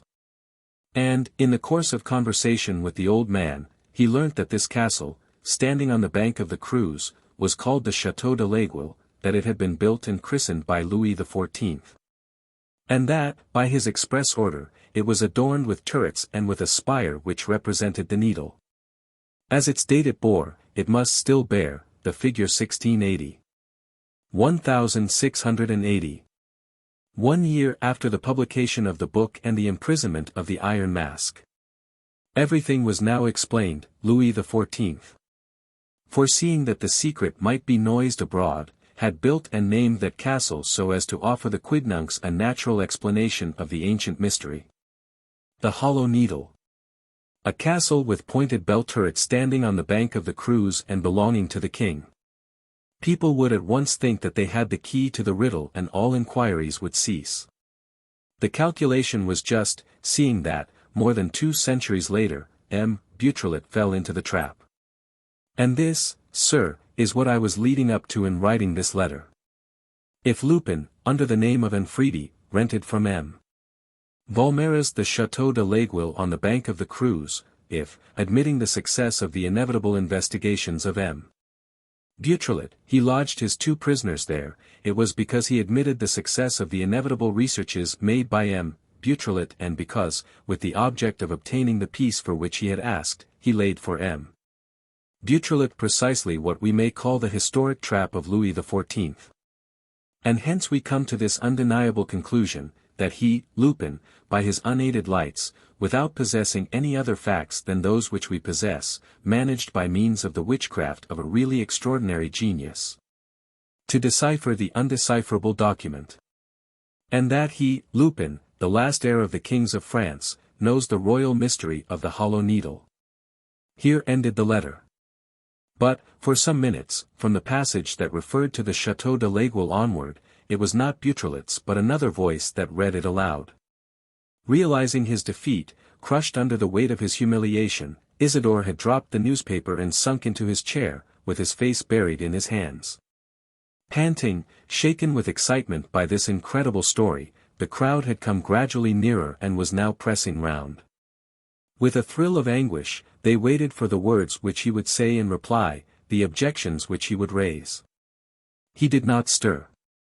Valmera's gently uncrossed his hands and raised his head. Isidore Beautrelet was weeping. Chapter 7. The Treatise of the Needle. It is 4 o'clock in the morning. Isidore has not returned to the Lycée Janson. He has no intention of returning before the end of the war of extermination which he has declared against Lupin. This much he swore to himself under his breath, while his friends drove off with him, all faint and bruised, in a cab. A mad oath. An absurd and illogical war. What can he do, a single, unarmed stripling, against that phenomenon of energy and strength? On which side is he to attack him? He is unassailable. Where to wound him? He is invulnerable. Where to get at him?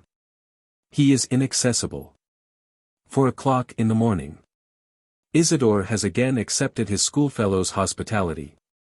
Standing before the chimney in his bedroom, with his elbows flat on the mantel-shelf and his 2 fists under his chin, he stares at his image in the looking-glass. He is not crying now, he can shed no more tears, nor fling himself about on his bed, nor give way to despair, as he has been doing for the last 2 hours and more. He wants to think and understand. And he does not remove his eyes from those same eyes reflected in the glass, as though he hoped to double his powers of thought by contemplating his pensive image. As though he hoped to find at the back of that mirrored Beautrelet the unsolvable solution of what he does not find within himself. He stands thus until 6 o'clock, and, little by little, the question presents itself to his mind with the strictness of an equation, bare and dry and cleared of all the details that complicate and obscure it. Yes, he has made a mistake. Yes, his reading of the document is all wrong. The word aiguille does not point to the castle on the Creuse. Also, the word demoiselles cannot be applied to Raymond de Saint Véran and her cousin, because the text of the document dates back for centuries. Therefore, all must be done over again, from the beginning. How? One piece of evidence alone would be incontestable, the book published under Louis XIV. Now of those 100 copies printed by the person who was presumed to be the man with the iron mask, only 2 escaped the flames. One was purloined by the captain of the guards and lost. The other was kept by Louis XIV, handed down to Louis XV, and burnt by Louis XVI. But a copy of the essential page, the page containing the solution of the problem, or at least a cryptographic solution, was conveyed to Marie Antoinette, who slipped it into the binding of her Book of Hours. What has become of this paper? Is it the one which Beautrelet has held in his hands and which Lupin recovered from him through Bridoux, the magistrate's clerk? Or is it still in Marie Antoinette's Book of Hours? And the question resolves itself into this: what has become of the Queen's Book of Hours? After taking a short rest, Beautrelet consulted his friend's father, an old and experienced collector, who was often called upon officially to give an expert opinion and who had quite lately been invited to advise the director of one of our museums on the drawing up of the catalogue. "Marie Antoinette's Book of Hours," he exclaimed. "Why, the Queen left it to her waiting woman, with secret instructions to forward it to Count Fersen. After being piously preserved in the Count's family, it has been, for the last 5 years, in a glass case." A glass case?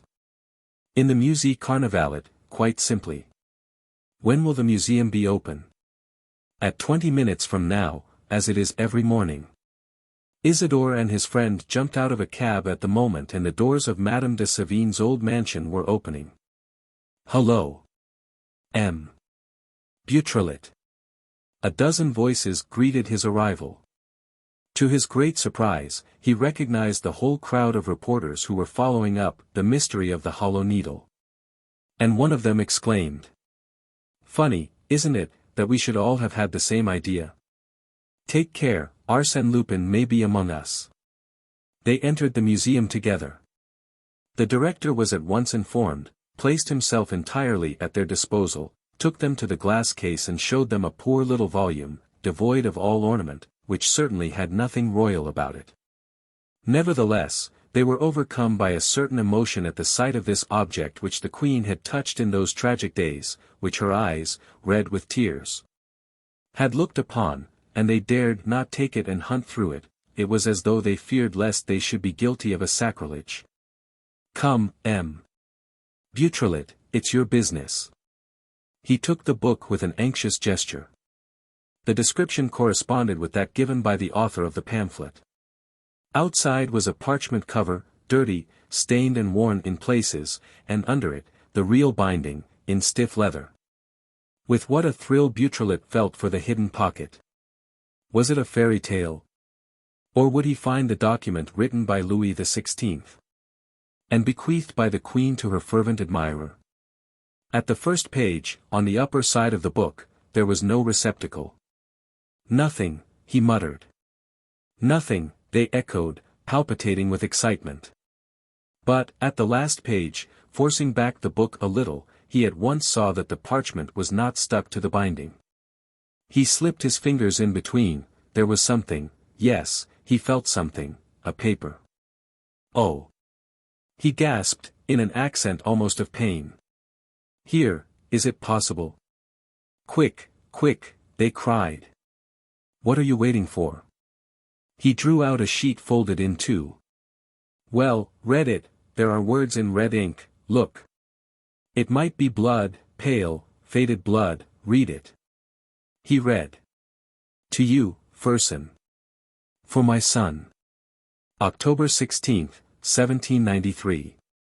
Marie Antoinette." And suddenly Beautrelet gave a cry of stupefaction. Under the Queen's signature there were 2 words, in black ink, underlined with a flourish, 2 words. Arsène Lupin. All, in turns, took the sheet of paper and the same cry escaped from the lips of all of them. Marie Antoinette, Arsène Lupin. A great silence followed. That double signature, those 2 names coupled together, discovered hidden in the Book of Hours. That relic in which the poor Queen's desperate appeal had slumbered for more than a century, that horrible date of the 16th of October, 1793, the day on which the royal head fell, all of this was most dismally and disconcertingly tragic. "Arsène Lupin," stammered one of the voices, thus emphasizing the scare that underlay the sight of that demoniacal name at the foot of the hallowed page. "Yes, Arsène Lupin," repeated Beautrelet. The Queen's friend was unable to understand her desperate dying appeal. He lived with the keepsake in his possession which the woman whom he loved had sent him and he never guessed the reason of that keepsake. Lupin discovered everything, on the other hand, and took it. Took what? The document, of course. The document written by Louis XVI, and it is that which I held in my hands. The same appearance, the same shape, the same red seals. I understand why Lupin would not leave me a document which I could turn to account by merely examining the paper, the seals and so on. And then? Well, then, since the document is genuine, since I have, with my own eyes, seen the marks of the red seals, since Marie Antoinette herself assures me, by these few words in her hand, that the whole story of the pamphlet, as printed by M. Massabin, is correct, because a problem of the hollow needle really exists, I am now certain to succeed. But how? Whether genuine or not, the document is of no use to you if you do not manage to decipher it, because Louis XVI destroyed the book that gave the explanation. Yes, but the other copy, which King Louis XVI's captain of the guard snatched from the flames, was not destroyed. How do you know? Prove the contrary. After uttering this defiance, Beautrelet was silent for a time and then, slowly, with his eyes closed, as though trying to fix and sum up his thoughts, he said. Possessing the secret. The captain of the guards begins by revealing it bit by bit in the journal found by his descendant. Then comes silence. The answer to the riddle is withheld. Why? Because the temptation to make use of the secret creeps over him little by little and he gives way to it. A proof. His murder. A further proof. The magnificent jewel found upon him, which he must undoubtedly have taken from some royal treasure, the hiding place of which, unknown to all, would just constitute the mystery of the hollow needle. Lupin conveyed as much to me. Lupin was not lying. Then what conclusion do you draw, Beautrelet? I draw this conclusion, my friends, that it be a good thing to advertise this story as much as possible, so that people may know, through all the papers, that we are looking for a book entitled The Treatise of the Needle. It may be fished out from the back shelves of some provincial library. The paragraph was drawn up forthwith, and Beautrelet set to work at once, without even waiting for it to produce a result. A first sense suggested itself: the murder was committed near Gaillon. He went there that same day. Certainly, he did not hope to reconstruct a crime perpetrated 200 years ago. But, all the same, there are crimes that leave traces in the memories, in the traditions of a countryside. They are recorded in the local chronicles. One day, some provincial archaeologist, some lover of old legends, some student of the minor incidents of the life of the past makes them the subject of an article in a newspaper or of a communication to the academy of his departmental town. Beautrelet saw 3 or 4 of these archaeologists. With one of them in particular, an old notary, he examined the prison records, the ledgers of the old bailiwicks and the parish registers. There was no entry referring to the murder of a captain of the guards in the 17th century. He refused to be discouraged and continued his search in Paris, where the magistrate's examination might have taken place. His efforts came to nothing.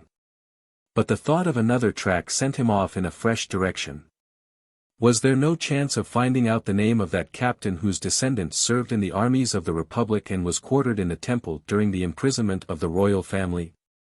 By dint of patient working, he ended by making out a list in which 2 names at least presented an almost complete resemblance: M. de Larbeyrie, under Louis XIV, and Citizen Larbrie, under the Terror. This already was an important point. He stated it with precision in a note which he sent to the papers, asking for any information concerning this Larbeyrie or his descendants. It was M. Massabin, the Massabin of the pamphlet, the member of the Institute, who replied to him. Sir, allow me to call your attention to the following passage of Voltaire, which I came upon in his manuscript of Le siècle de Louis XIV. Chapter 25, Particularites et Anecdotes du Règne. The passage has been suppressed in all the printed editions. I have heard it said by the late M. de Camartin, Intendant of Finance, who was a friend of Chamillard the minister, that the king one day left hurriedly in his carriage at the news that M. de Larbeyrie had been murdered and robbed of some magnificent jewels. He seemed greatly excited and repeated. All is lost, all is lost. In the following year, the son of this Larberi and his daughter, who had married the Marquis de Villines, were banished to their estates in Provence and Brittany. We cannot doubt that there is something peculiar in this. I, in my turn, will add that we can doubt it all the less inasmuch as M. de Chamillard, according to Voltaire, was the last minister who possessed the strange secret of the Iron Mask. You will see for yourself, sir, the profit that can be derived from this passage and the evident link established between the two adventures. As for myself, I will not venture to imagine any very exact surmise as regards the conduct, the suspicions, and the apprehensions of Louis XIV. In these circumstances, but, on the other hand, seeing that M. de Larberi left a son, who was probably the grandfather of Larberi the citizen officer, and also a daughter. Is it not permissible to suppose that a part of the papers left by Larberi came to the daughter and that among these papers was the famous copy which the captain of the guard saved from the flames? I have consulted the country house yearbook. There is a Baron de Villines living not far from Rennes. Could he be a descendant of the Marquis? At any rate, I wrote to him yesterday, on chance, to ask if he had not in his possession a little old book bearing on its title page the word aiguille, and I am awaiting his reply. It would give me the greatest pleasure to talk of all these matters with you. If you can spare the time, come and see me. I am, sir, etc., etc. P.S. Of course, I shall not communicate these little discoveries to the press. Now that you are near the goal, discretion is essential. Beautrelet absolutely agreed. He even went further. To two journalists who were worrying him that morning he gave the most fanciful particulars as to his plans and his state of mind. In the afternoon, he hurried round to see Massabin, who lived at 17, Quai Voltaire. To his great surprise, he was told that Massabin had gone out of town unexpectedly, leaving a note for him in case he should call. Isidore opened it and read. I have received a telegram which gives me some hope. So I am leaving town and shall sleep at Rennes. You might take the evening train and, without stopping at Rennes, go on to the little station of Villines. We would meet at the castle, which is 2.5 miles from the station. The programme appealed to Beautrelet, and especially the idea that he would reach the castle at almost the same time as Massabin, for he feared some blunder on the part of that inexperienced man. He went back to his friend and spent the rest of the day with him. In the evening, he took the Brittany Express and got out at Villines at 6 o'clock in the morning. He did the 2.5 miles, between bushy woods, on foot. He could see the castle, perched on a height, from a distance. It was a hybrid edifice, a mixture of the Renaissance and Louis Philippe styles, but it bore a stately air, nevertheless, with its 4 turrets and its ivy-mantled drawbridge. Isidore felt his heart beat as he approached. Was he really nearing the end of his race? Did the castle contain the key to the mystery? He was not without fear. It all seemed too good to be true. And he asked himself if he was not once more acting in obedience to some infernal plan contrived by Lupin, if Massabin was not for instance, a tool in the hands of his enemy. He burst out laughing. Tut, tut, I'm becoming absurd. One would really think that Lupin was an infallible person who foresees everything, a sort of divine omnipotence against whom nothing can prevail. Dash it all, Lupin makes his mistakes. Lupin, too, is at the mercy of circumstances. Lupin has an occasional slip. And it is just because of his slip in losing the document that I am beginning to have the advantage of him. Everything starts from that. And his efforts, when all is said, serve only to repair the first blunder. And blithely, full of confidence, Beautrelet rang the bell. Yes, sir, said the servant who opened the door. Can I see the Baron de Villines? And he gave the man his card. Monsieur le Baron is not up yet, but, if monsieur will wait. Has not someone else been asking for him, a gentleman with a white beard and a slight stoop, asked Beautrelet, who knew Massabin's appearance from the photographs in the newspapers. Yes, the gentleman came about 10 minutes ago, I showed him into the drawing-room. If monsieur will come this way. The interview between Massabin and Beautrelet was of the most cordial character. Isidore thanked the old man for the first-rate information which he owed to him, and Massabin expressed his admiration for Beautrelet in the warmest terms. Then they exchanged impressions on the document, on their prospects of discovering the book. And Massabin repeated what he had heard at Rennes regarding M. de Villines. The Baron was a man of 60, who had been left a widower many years ago and who led a very retired life with his daughter, Gabrielle de Villemon. This lady had just suffered a cruel blow through the loss of her husband and her eldest son, both of whom had died as the result of a motor-car accident. Monsieur le Baron begs the gentleman to be good enough to come upstairs. The servant led the way to the first floor, to a large, bare-walled room, very simply furnished with desks, pigeonholes and tables covered with papers and account books. The Baron received them very affably and with the volubility often displayed by people who live too much alone. They had great difficulty in explaining the object of their visit. "Oh, yes, I know, you wrote to me about it, M. Massabin. It has something to do with a book about a needle, hasn't it, a book which is supposed to have come down to me from my ancestors?" "Just so. I may as well tell you that my ancestors and I have fallen out. They had funny ideas in those days. I belong to my own time. I have broken with the past." "Yes," said Beautrelet, impatiently, "but have you no recollection of having seen the book?" "Certainly, I said so in my telegram," he exclaimed, addressing M. Massabin, who, in his annoyance, was walking up and down the room and looking out of the tall windows. "Certainly, or, at least, my daughter thought she had seen the title among the thousands of books that lumber up the library, upstairs, for I don't care about reading myself, I don't even read the papers. My daughter does, sometimes, but only when there is nothing the matter with Georges, her remaining son. As for me, as long as my tenants pay their rents and my leases are kept up. You see my account books, I live in them, gentlemen. And I confess that I know absolutely nothing whatever about that story of which you wrote to me in your letter, M. Massabin." Isidore Beautrelet, nerve-shattered at all this talk, interrupted him bluntly. "I beg your pardon, monsieur, but the book. My daughter has looked for it. She looked for it all day yesterday." "Well? Well, she found it. She found it a few hours ago. When you arrived. And where is it? Where is it? Why, she put it on that table, there it is, over there." Isidore gave a bound.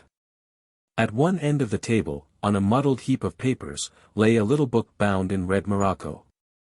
He banged his fist down upon it, as though he were forbidding anybody to touch it, and also a little as though he himself dared not take it up. "Well!" cried Massabin, greatly excited.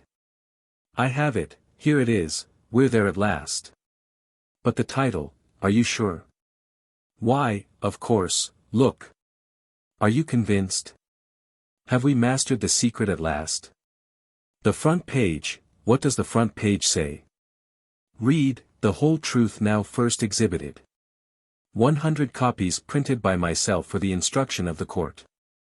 That's it, muttered Massabin, in a hoarse voice. "It's the copy snatched from the flames. It's the very book which Louis XIV. condemned." They turned over the pages. The first part set forth the explanations given by Captain de Larbieri in his journal. Get on," said Beautrelet, who was in a hurry to come to the solution. "Get on? What do you mean?" "Not at all. We know that the man with the iron mask was imprisoned because he knew and wished to divulge the secret of the royal house of France. But how did he know it? And why did he wish to divulge it? Lastly, who was that strange personage? A half-brother of Louis XIV, as Voltaire maintained, or Mattioli, the Italian minister, as the modern critics declare? Hang it, those are questions of the very first interest. Later, protested Beautrelet, feverishly turning the pages, as though he feared that the book would fly out of his hands before he had solved the riddle. But, said Massabin, who doted on historical details, we have plenty of time, afterward, let's see the explanation first. Suddenly Beautrelet stopped. The document. In the middle of a left-hand page, his eyes saw the 5 mysterious lines of dots and figures. He made sure, with a glance, that the text was identical with that which he had studied so long. The same arrangement of the signs, the same intervals that permitted of the isolation of the word demoiselles and the separation of the 2 words aiguille and creuse. A short note preceded it. All the necessary indications, it appears, were reduced by King Louis XIII. Into a little table which I transcribe below. Here followed the table of dots and figures. Then came the explanation of the document itself. Beautrelet read, in a broken voice. As will be seen, this table, even after we have changed the figures into vowels, affords no light. One might say that, in order to decipher the puzzle, we must first know it. It is, at most, a clue given to those who know the paths of the labyrinth. Let us take this clue and proceed. I will guide you. The 4th line first. The 4th line contains measurements and indications. By complying with the indications and noting the measurements set down, we inevitably attain our object, on condition, be it understood, that we know where we are and whither we are going, in a word. That we are enlightened as to the real meaning of the hollow needle. This is what we may learn from the first 3 lines. The first is so conceived to revenge myself on the king, I had warned him, for that matter. Beautrelet stopped, nonplussed. What? What is it? Said Massabin. The words don't make sense. No more they do, replied Massabin. The first is so conceived to revenge myself on the king, what can that mean? Damn, yelled Beautrelet. Well. Torn. 2 pages. The next 2 pages. Look at the marks. He trembled, shaking with rage and disappointment. Massabin bent forward. It is true, there are the ends of 2 pages left, like bookbinders' guards. The marks seem pretty fresh. They've not been cut, but torn out with violence. Look, all the pages at the end of the book have been rumpled. But who can have done it? Who? Moaned Isidore, wringing his hands. A servant? An accomplice? All the same, it may date back to a few months since, observed Massabin.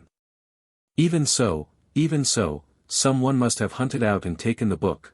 Tell me, monsieur, cried Beautrelet, addressing the Baron, is there no one whom you suspect? We might ask my daughter. Yes, that's it, perhaps she will know. M. de Villines rang for the footman. A few minutes later, Madame de Villemon entered. She was a young woman, with a sad and resigned face. Beautrelet at once asked her. You found this volume upstairs, madam, in the library? Yes, in a parcel of books that had not been uncorded. And you read it? Yes, last night. When you read it, were those 2 pages missing? Try and remember, the 2 pages following this table of figures and dots. No, certainly not, she said, greatly astonished. There was no page missing at all. Still, somebody has torn. But the book did not leave my room last night. And this morning? This morning, I brought it down here myself, when M. Massabin's arrival was announced. Then? Well, I don't understand, unless, but no. What? Georges, my son, this morning, Georges was playing with the book. She ran out headlong, accompanied by Beautrelet, Massabin and the Baron. The child was not in his room. They hunted in every direction. At last, they found him playing behind the castle. But those 3 people seemed so excited and called him so peremptorily to account that he began to yell aloud. Everybody ran about to right and left. The servants were questioned. It was an indescribable tumult. And Beautrelet received the awful impression that the truth was ebbing away from him, like water trickling through his fingers. He made an effort to recover himself, took Madame de Villemon's arm, and, followed by the Baron and Massabin, led her back to the drawing-room and said, The book is incomplete. Very well. There are 2 pages torn out, but you read them, did you not, madam? Yes.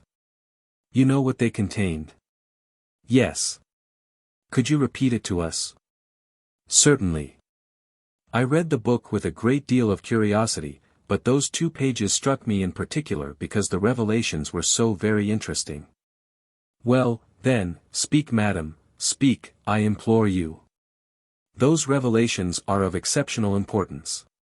Speak, I beg of you, minutes lost are never recovered. The hollow needle. Oh, it's quite simple. The hollow needle means. At that moment, a footman entered the room. A letter for madam. Oh, but the postman has passed. A boy brought it. Madame. De Villemon opened the letter, read it, and put her hand to her heart, turning suddenly livid and terrified, ready to faint. The paper had slipped to the floor. Beautrelet picked it up and, without troubling to apologize, read. Not a word. If you say a word, your son will never wake again. My son, she stammered, too weak even to go to the assistance of the threatened child. Beautrelet reassured her. It is not serious, it's a joke. Come, who could be interested? Unless, suggested Massabin, it was Arsène Lupin. Beautrelet made him a sign to hold his tongue. He knew quite well, of course, that the enemy was there, once more, watchful and determined, and that was just why he wanted to tear from Madame de Villemon the decisive words, so long awaited, and to tear them from her on the spot, that very moment. I beseech you, madam, compose yourself. We are all here. There is not the least danger. Would she speak? He thought so, he hoped so. She stammered out a few syllables. But the door opened again. This time, the nurse entered. She seemed distraught. Georges, madam, Georges. Suddenly, the mother recovered all her strength. Quicker than any of them, and urged by an unfailing instinct, she rushed down the staircase, across the hall and onto the terrace. There lay little Georges, motionless, on a wicker chair. Well, what is it? He's asleep. He fell asleep suddenly, madam, said the nurse. I tried to prevent him, to carry him to his room. But he was fast asleep and his hands were cold. Cold, gasped the mother. Yes, it's true. Oh dear, if he only wakes up. Beautrelet put his hand in his trousers pocket, seized the butt of his revolver, cocked it with his forefinger, then suddenly produced the weapon and fired at Massabin. Massabin, as though he were watching the boy's movements, had avoided the shot, so to speak, in advance. But already Beautrelet had sprung upon him, shouting to the servants. Help! It's Lupin! Massabin, under the weight of the impact, fell back into one of the wicker chairs. In a few seconds, he rose, leaving Beautrelet stunned, choking, and, holding the young man's revolver in his hands. Good, that's all right. Don't stir, you'll be like that for 2 or 3 minutes, no more. But, upon my word, you took your time to recognize me. Was my makeup as old Massabin so good as all that? He was now standing straight up on his legs, his body squared, in a formidable attitude, and he grinned as he looked at the 3 petrified footmen and the dumbfounded Baron. Isidore, you've missed the chance of a lifetime. If you hadn't told them I was Lupin, they'd have jumped on me. And, with fellows like that, what would have become of me, by Jove, with 4 to 1 against me? He walked up to them. Come, my lads, don't be afraid, I shan't hurt you. Wouldn't you like a sugar stick apiece to screw your courage up? Oh, you, by the way, hand me back my 100-franc note, will you? Yes, I know you. You're the one I bribed just now to give the letter to your mistress. Come hurry, you faithless servant. He took the blue banknote which the servant handed him and tore it into tiny shreds. The price of treachery. It burns my fingers. He took off his hat and, bowing very low before Madame de Villemon, Will you forgive me, madam? The accidents of life, of mine especially, often drive one to acts of cruelty for which I am the first to blush. But have no fear for your son, it's a mere prick, a little puncture in the arm which I gave him while we were questioning him. In an hour, at the most, you won't know that it happened. Once more, all my apologies. But I had to make sure of your silence. He bowed again, thanked M. de Vilines for his kind hospitality, took his cane, lit a cigarette, offered one to the Baron, gave a circular sweep with his hat and, in a patronizing tone, said to Beautrelet, "Goodbye, baby." And he walked away quietly, puffing the smoke of his cigarette into the servants' faces. Beautrelet waited for a few minutes. Madame de Villemon, now calmer, was watching by her son. He went up to her, with the intention of making one last appeal to her. Their eyes met. He said nothing. He had understood that she would never speak now, whatever happened. There, once more, in that mother's brain, the secret of the Hollow Needle lay buried as deeply as in the night of the past. Then he gave up and went away. It was 10:30. There was a train at 11:50. He slowly followed the avenue in the park and turned into the road that led to the station. Well, what do you say to that? It was Massabin, or rather Lupin, who appeared out of the wood adjoining the road. Was it pretty well contrived, or was it not? Is your old friend great on the tightrope, or is he not? I'm sure that you haven't got over it, and that you're asking yourself whether the so-called Massabin, member of the Academy of Inscriptions and Belles Lettres, ever existed. But, of course, he exists. I'll even show him to you, if you're good. But, first, let me give you back your revolver. You're looking to see if it's loaded? Certainly, my lad. There are 5 charges left, one of which would be enough to send me ad patres. Well, so you're putting it in your pocket? Quite right. I prefer that to what you did up there. A nasty little impulse, that, of yours, still, you're young, you suddenly see, in a flash. That you've once more been done by that confounded Lupin and that he is standing there in front of you, at 3 steps from you, and bang. You fire. I'm not angry with you, bless your little heart. To prove it, I offer you a seat in my 100 HP car. Will that suit you? He put his fingers to his mouth and whistled. The contrast was delicious between the venerable appearance of this elderly Massabin and the schoolboy ways and accent which Lupin was putting on. Beautrelet could not help laughing. He's laughed, cried Lupin, jumping for joy. You see, baby, what you fall short in is the power of smiling. You're a trifle serious for your age. You're a very likable boy, you have a charming candor and simplicity, but you have no sense of humor. He placed himself in front of him. Look here, bet you I make you cry. Do you know how I was able to follow up all your inquiry, how I knew of the letter Massabin wrote you and his appointment to meet you this morning at the Château de Vilines? Through the prattle of your friend, the one you're staying with. You confide in that idiot and he loses no time, but goes and tells everything to his best girl. And his best girl has no secrets for Lupin.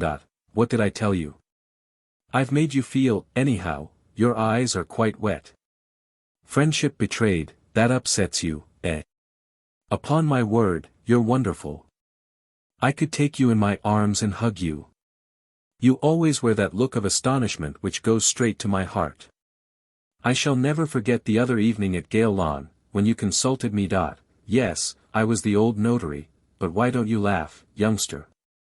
As I said, you have no sense of a joke. Look here, what you want is, what shall I call it? Imagination, imaginative impulse. Now, I'm full of imaginative impulse. A motor was heard panting not far off. Lupin seized Beautrelet roughly by the arm and in a cold voice, looking him straight in the eyes. You're going to keep quiet now, aren't you? You can see there's nothing to be done. Then what's the use of wasting your time and energy? There are plenty of highway robbers in the world. Run after them and let me be, if not, it's settled, isn't it? He shook him as though to enforce his will upon him. Then he grinned. Fool that I am. You leave me alone. You're not one of those who let go. Oh, I don't know what restrains me. In half a dozen turns of the wrist, I could have you bound and gagged, and, in 2 hours, safe under lock and key, for some months to come. And then I could twist my thumbs in all security, withdraw to the peaceful retreat prepared for me by my ancestors, the kings of France, and enjoy the treasures which they have been good enough to accumulate for me. But no, it is doomed that I must go on blundering to the end. I can't help it, we all have our weaknesses, and I have one for you. Besides, it's not done yet. From now until you put your finger into the hollow of the needle, a good deal of water will flow under the bridges. Dash it all, it took me 10 days. Me. Lupin. You will want 10 years, at least. There's that much distance between us, after all. The motor arrived, an immense closed car. Lupin opened the door and Beautrelet gave a cry. There was a man inside and that man was Lupin, or rather Massabin. Suddenly understanding, he burst out laughing. Lupin said. Don't be afraid, he's sound asleep. I promised that you should see him. Do you grasp the situation now? At midnight, I knew of your appointment at the castle. At 7 in the morning, I was there. When Massabin passed, I had only to collect him, give him a tiny prick with a needle, and the thing was done. Sleep, old chap, sleep away. We'll set you down on the slope. That's it, there, capital, right in the sun, then you won't catch cold, good. And our hat in our hand. Spare a copper, kind gentleman, oh. My dear old Massabin, so you were after Arsène Lupin. It was really a huge joke to see the two Massabins face to face, one asleep with his head on his chest, the other seriously occupied in paying him every sort of attention and respect. Pity a poor blind man. There, Massabin, here's 2 sous and my visiting card. And now, my lads, off we go at the 4th speed. Do you hear, driver? You've got to do 75 miles an hour. Jump in, Isidore. There's a full sitting of the Institute today, and Massabin is to read a little paper, on I don't know what, at 3:30. Well, he'll read them his little paper. I'll dish them up a complete Massabin, more real than the real one, with my own ideas, on the lacustrine inscriptions. I don't have an opportunity of lecturing at the Institute every day, faster, chauffeur, we're only doing 71.5. Are you afraid? Remember you're with Lupin, Isidore, and then people say that life is monotonous. Why, life's an adorable thing, my boy, only one has to know, and I know. Wasn't it enough to make a man jump out of his skin for joy, just now, at the castle, when you were chattering with old Velines and I, up against the window, was tearing out the pages of the historic book? And then, when you were questioning the Dame de Villemon about the hollow needle. Would she speak? Yes, she would, no, she wouldn't, yes, no. It gave me gooseflesh, I assure you. If she spoke, I should have to build up my life anew, the whole scaffolding was destroyed. Would the footman come in time? Yes, no, there he is. But Beautrelet will unmask me. Never. He's too much of a flat. Yes, though, no, there, he's done it, no, he hasn't, yes, he's eyeing me, that's it, he's feeling for his revolver, oh, the delight of it, Isidore, you're talking too much, you'll hurt yourself, let's have a snooze, shall we? I'm dying of sleep. Good night. Beautrelet looked at him. He seemed almost asleep already. He slept. The motor car, darting through space, rushed toward a horizon that was constantly reached and as constantly retreated. There was no impression of towns, villages, fields or forests, simply space, space devoured, swallowed up. Beautrelet looked at his traveling companion, for a long time, with eager curiosity and also with a keen wish to fathom his real character through the mask that covered it. And he thought of the circumstances that confined them, like that, together, in the close contact of that motor car. But, after the excitement and disappointment of the morning, tired in his turn, he too fell asleep. When he woke, Lupin was reading. Beautrelet leant over to see the title of the book. It was the Epistolae ad Lucilium of Seneca the philosopher. Chapter 8. From Caesar to Lupin. Dash it all, it took me 10 days. Me. Lupin. You will want 10 years, at least. These words, uttered by Lupin after leaving the Château de Villines, had no little influence on Beautrelet's conduct. Though very calm in the main and invariably master of himself, Lupin, nevertheless, was subject to moments of exaltation, of a more or less romantic expansiveness, at once theatrical and good-humored. When he allowed certain admissions to escape him, certain imprudent speeches which a boy like Beautrelet could easily turn to profit. Rightly or wrongly, Beautrelet read one of these involuntary admissions into that phrase. He was entitled to conclude that, if Lupin drew a comparison between his own efforts and Beautrelet's in pursuit of the truth about the Hollow Needle, it was because the two of them possessed identical means of attaining their object. Because Lupin had no elements of success different from those possessed by his adversary. The chances were alike. Now, with the same chances, the same elements of success, the same means, 10 days had been enough for Lupin. What were those elements, those means, those chances? They were reduced, when all was said, to a knowledge of the pamphlet published in 1815, a pamphlet which Lupin, no doubt, like Massabin, had found by accident and thanks to which he had succeeded in discovering the indispensable document in Marie Antoinette's Book of Hours. Therefore, the pamphlet and the document were the only two fundamental facts upon which Lupin had relied. With these he had built up the whole edifice. He had had no extraneous aid. The study of the pamphlet and the study of the document, full stop, that was all. Well, could not Beautrelet confine himself to the same ground? What was the use of an impossible struggle? What was the use of those vain investigations, in which, even supposing that he avoided the pitfalls that were multiplied under his feet, he was sure, in the end, to achieve the poorest of results? His decision was clear and immediate. And, in adopting it, he had the happy instinct that he was on the right path. He began by leaving his Janson de Sailly schoolfellow, without indulging in useless recriminations, and, taking his portmanteau with him, went and installed himself, after much hunting about, in a small hotel situated in the very heart of Paris. This hotel he did not leave for days. At most, he took his meals at the table d'hôte. The rest of the time, locked in his room, with the window curtains close drawn, he spent in thinking. 10 days, Arsène Lupin had said.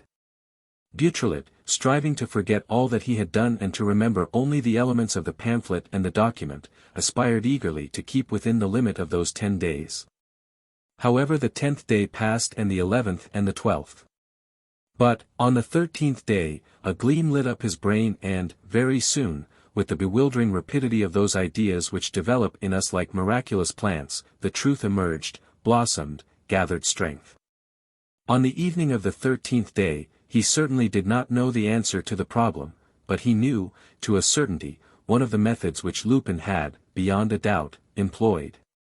It was a very simple method, hinging on this one question: is there a link of any sort uniting all the more or less important historic events with which the pamphlet connects the mystery of the Hollow Needle? The great diversity of these events made the question difficult to answer. Still, the profound examination to which Beautrelet applied himself ended by pointing to one essential characteristic which was common to them all. Each one of them, without exception, had happened within the boundaries of the old kingdom of Neustria, which correspond very nearly with those of our present-day Normandy.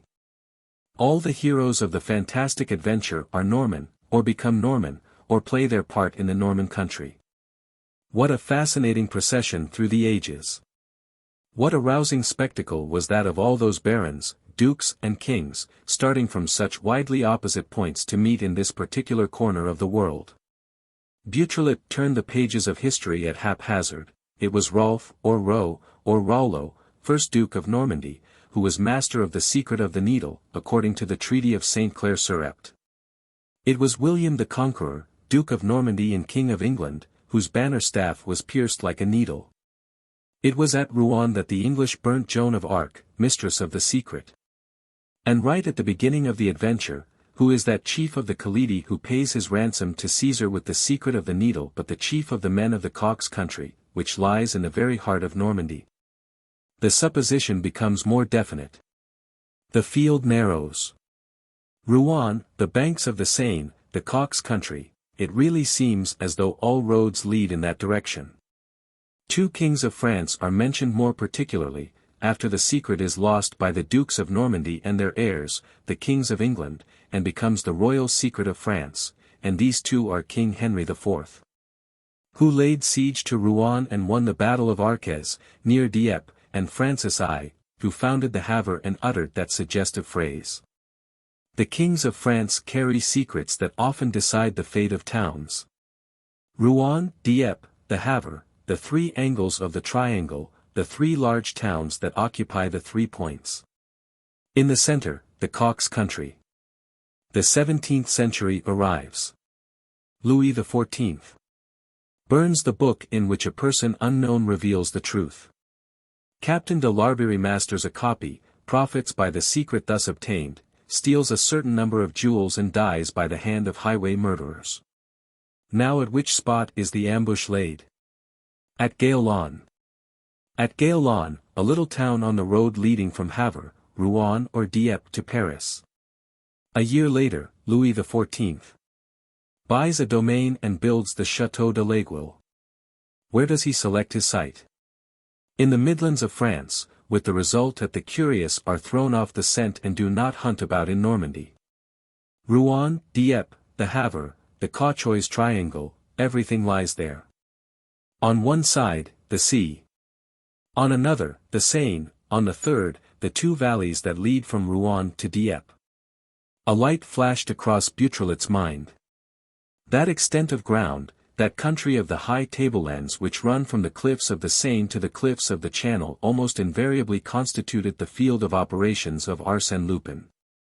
For 10 years, it was just this district which he parcelled out for his purposes, as though he had his haunt in the very centre of the region with which the legend of the Hollow Needle was most closely connected.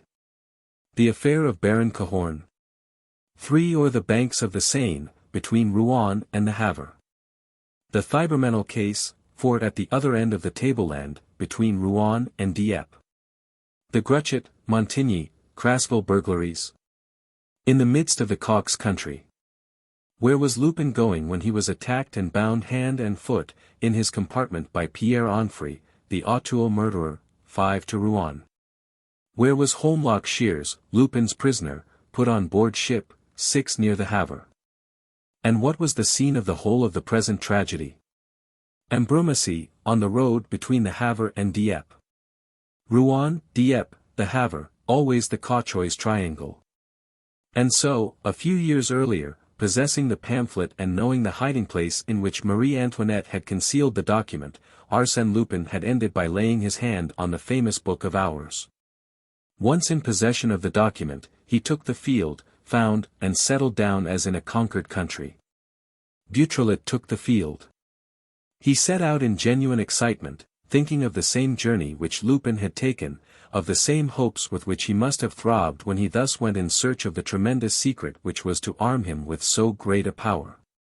Would his, Beautrelet's efforts have the same victorious results? He left Rouen early in the morning, on foot, with his face very much disguised and his bag at the end of a stick on his shoulder, like an apprentice doing his round of France. He walked straight to Duclair, where he lunched. On leaving this town, he followed the Seine and practically did not lose sight of it again. His instinct, strengthened, moreover, by numerous influences, always brought him back to the sinuous banks of the stately river. When the Château du Malaquis was robbed, the objects stolen from Baron Cahorn's collection were sent by way of the Seine. The old carvings removed from the chapel at Ambrumésy were carried to the Seine bank. He pictured the whole fleet of pinnaces performing a regular service between Rouen and the Havre and draining the works of art and treasures from a countryside to dispatch them thence to the land of millionaires. "I'm burning. I'm burning," muttered the boy, gasping under the truth, which came to him in a mighty series of shocks and took away his breath. The checks encountered on the first few days did not discourage him. He had a firm and profound belief in the correctness of the supposition that was guiding him. It was bold, perhaps, and extravagant, no matter, it was worthy of the adversary pursued. The supposition was on a level with the prodigious reality that bore the name of Lupin. With a man like that, of what good could it be to look elsewhere than in the domain of the enormous, the exaggerated, the superhuman? Jumiages, the Mailleret, Saint Wandrille, Caudebec, Tancarville, Quillebeuf were places filled with his memories. How often he must have contemplated the glory of their Gothic steeples or the splendor of their immense ruins. But the Havre, the neighborhood of the Havre drew Isidore like a beacon fire. The kings of France carry secrets that often decide the fate of towns. Cryptic words which, suddenly, for Beautrelet, shone bright with clearness. Was this not an exact statement of the reasons that determined Francis I, to create a town on this spot, and was not the fate of the Havre de Grace linked with the very secret of the needle?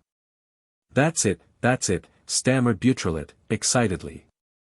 The old Norman estuary, one of the essential points, one of the original centers around which our French nationality was formed, is completed by those two forces, one in full view, alive, known to all. The new port commanding the ocean and opening on the world. The other dim and obscure, unknown and all the more alarming, inasmuch as it is invisible and impalpable. A whole side of the history of France and of the royal house is explained by the needle, even as it explains the whole story of Arsène Lupin. The same sources of energy and power supply and renew the fortunes of kings and of the adventurer. Beautrelet ferreted and snuffed from village to village, from the river to the sea, with his nose in the wind, his ears pricked, trying to compel the inanimate things to surrender their deep meaning. Ought this hill slope to be questioned? Or that forest? Or the houses of this hamlet? Or was it among the insignificant phrases spoken by that peasant yonder that he might hope to gather the one little illuminating word? One morning, he was lunching at an inn, within sight of Honfleur, the old city of the estuary. Opposite him was sitting one of those heavy, red-haired Norman horse-dealers who do the fairs of the district, whip in hand and clad in a long smock-frock. After a moment, it seemed to Beautrelet that the man was looking at him with a certain amount of attention, as though he knew him or, at least, was trying to recognize him. Pooh, he thought, there's some mistake, I've never seen that merchant before, nor he me. As a matter of fact, the man appeared to take no further interest in him. He lit his pipe, called for coffee and brandy, smoked and drank.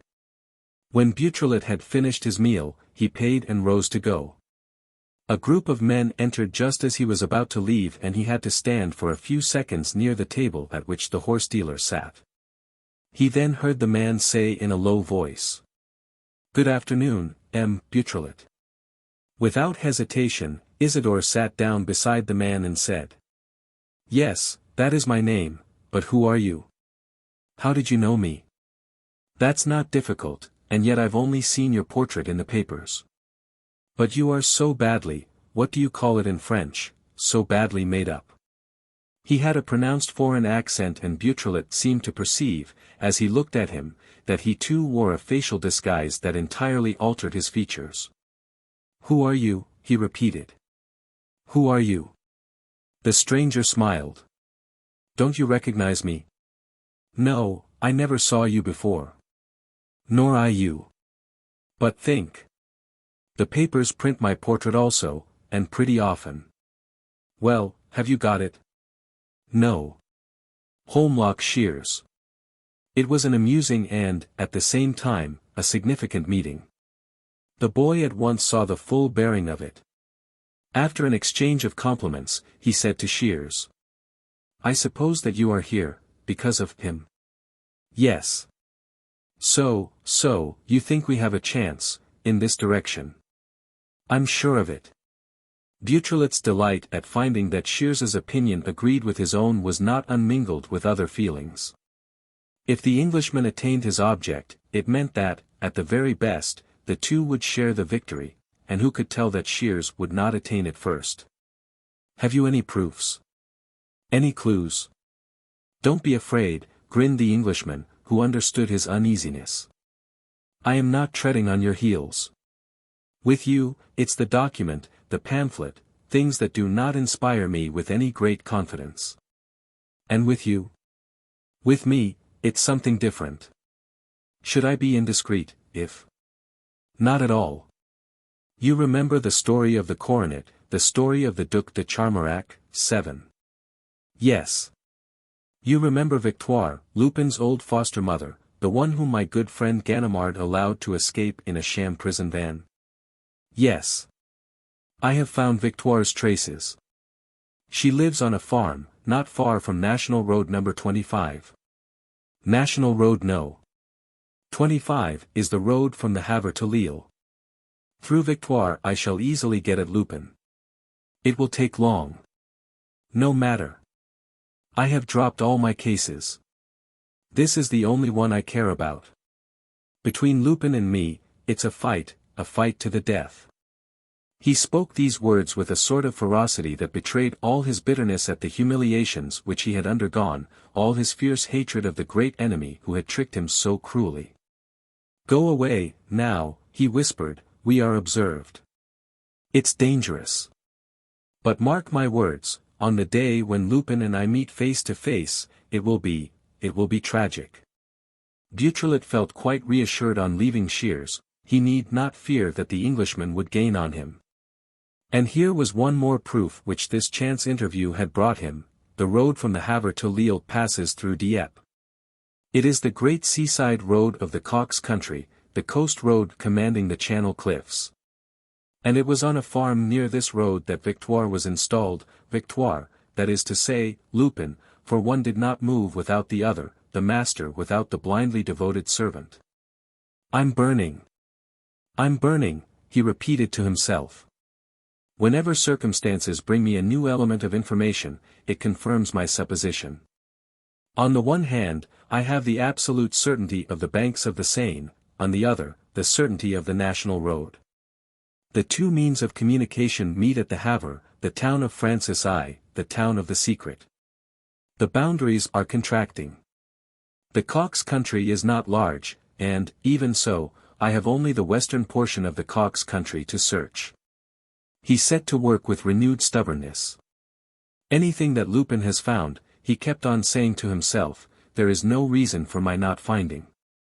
Certainly, Lupin had some great advantage over him, perhaps a thorough acquaintance with the country, a precise knowledge of the local legends, or less than that, a memory, invaluable advantages these, for he, Beautrelet, knew nothing.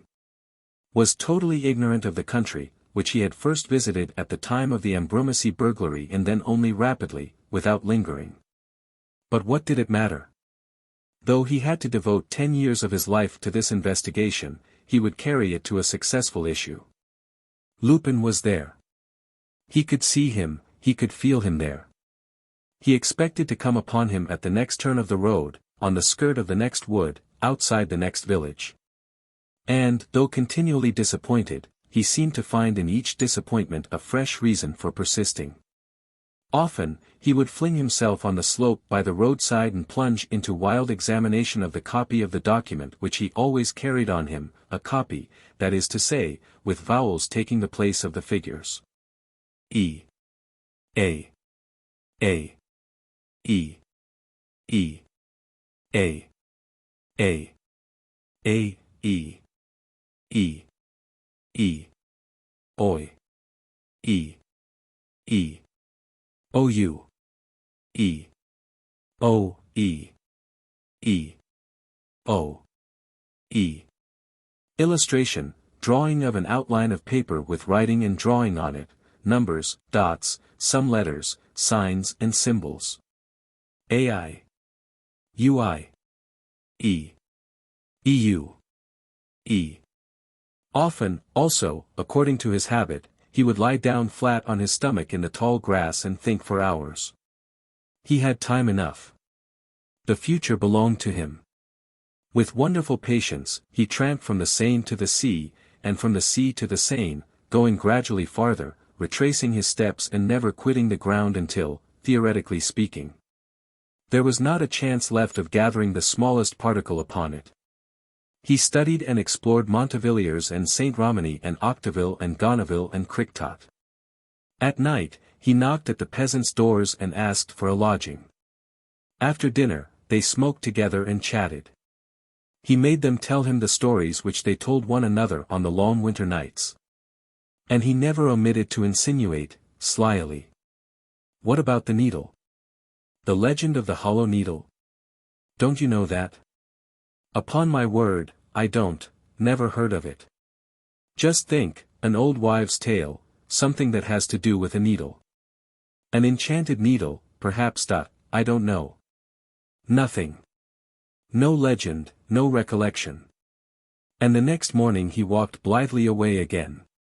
One day, he passed through the pretty village of Saint Juin, which overlooks the sea, and descending among the chaos of rocks that have slipped from cliffs, he climbed up to the tableland and went in the direction of the dry valley of Berneville. Cap d'Antifer and the little creek of Belplage. He was walking gaily and lightly, feeling a little tired, perhaps, but glad to be alive, so glad, even, that he forgot Lupin and the mystery of the hollow needle and Victoire and shears, and interested himself in the sight of nature, the blue sky. The great emerald sea, all glittering in the sunshine. Some straight slopes and remains of brick walls, in which he seemed to recognize the vestiges of a Roman camp, interested him. Then his eyes fell upon a sort of little castle, built in imitation of an ancient fort, with cracked turrets and Gothic windows. It stood on a jagged, rugged, rising promontory, almost detached from the cliff. A barred gate, flanked by iron handrails and bristling spikes, guarded the narrow passage. Beautrelet succeeded in climbing over, not without some difficulty. Over the pointed door, which was closed with an old rusty lock, he read the words. Fort de Fréfossé. He did not attempt to enter, but, turning to the right, after going down a little slope, he embarked upon a path that ran along a ridge of land furnished with a wooden handrail. Right at the end was a cave of very small dimensions, forming a sort of watchtower at the point of the rock in which it was hollowed out, a rock falling abruptly into the sea. There was just room to stand up in the middle of the cave. Multitudes of inscriptions crossed one another on the walls. An almost square hole, cut in the stone, opened like a dormer window on the land side, exactly opposite Fort Fréfossé, the crenellated top of which appeared at 30 or 40 yards distance. Beautrelet threw off his knapsack and sat down. He had had a hard and tiring day. He fell asleep for a little. Then the cool wind that blew inside the cave woke him up. He sat for a few minutes without moving, absent-minded, vague-eyed. He tried to reflect, to recapture his still torpid thoughts. And, as he recovered his consciousness, he was on the point of rising, when he received the impression that his eyes, suddenly fixed, suddenly wide open, saw. A thrill shook him from head to foot. His hands clutched convulsively and he felt the beads of perspiration forming at the roots of his hair. No, no, he stammered. It's a dream, an hallucination. Let's look, it's not possible. He plunged down on his knees and stooped over. 2 huge letters, each perhaps a foot long, appeared cut in relief in the granite of the floor. Those 2 letters, clumsily, but plainly carved, with their corners rounded and their surface smoothed by the wear and tear of centuries, were a D and an F. D and F. Oh, bewildering miracle. D and F, just 2 letters of the document.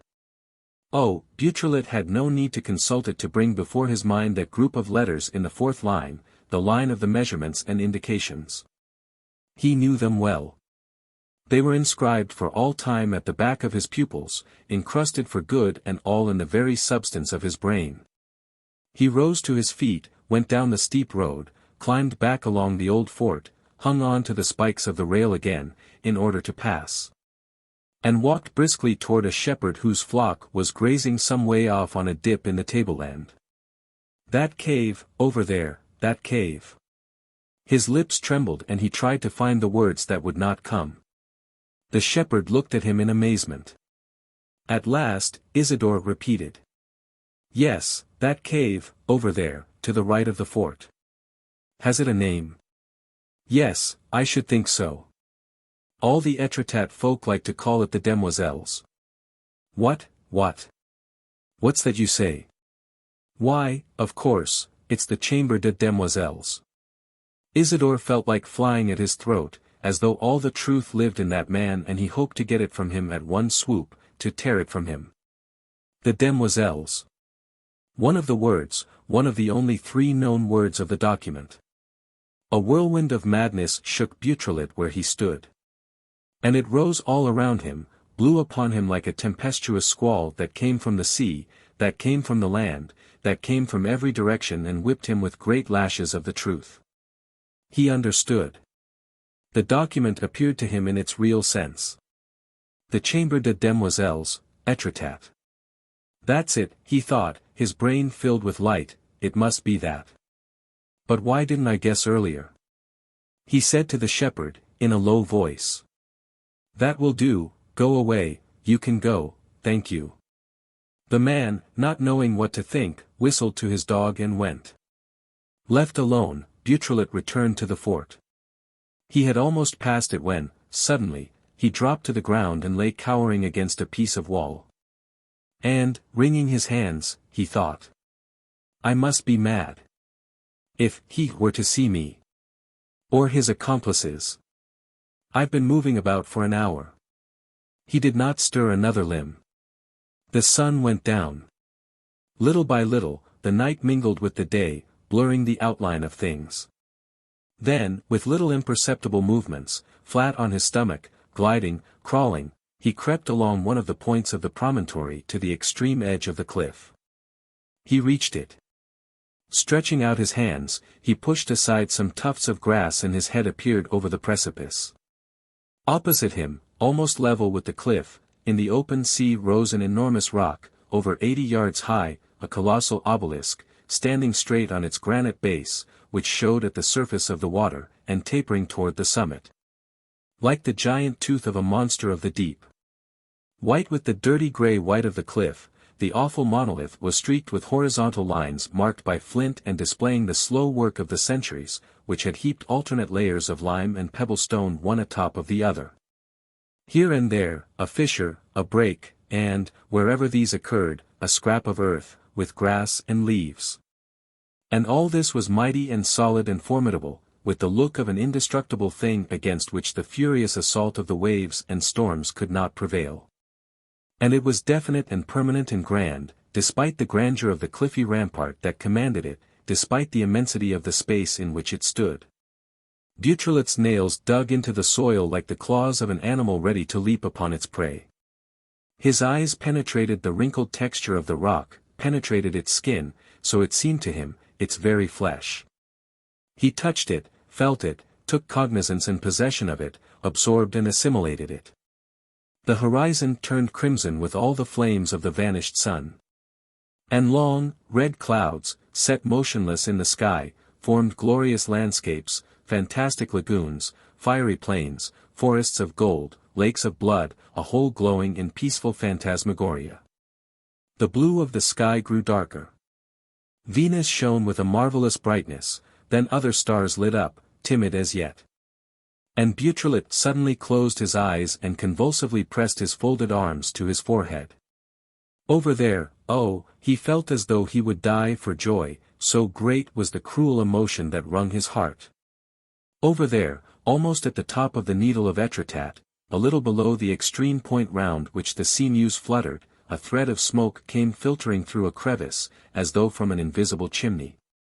A thread of smoke rose in slow spirals in the calm air of the twilight.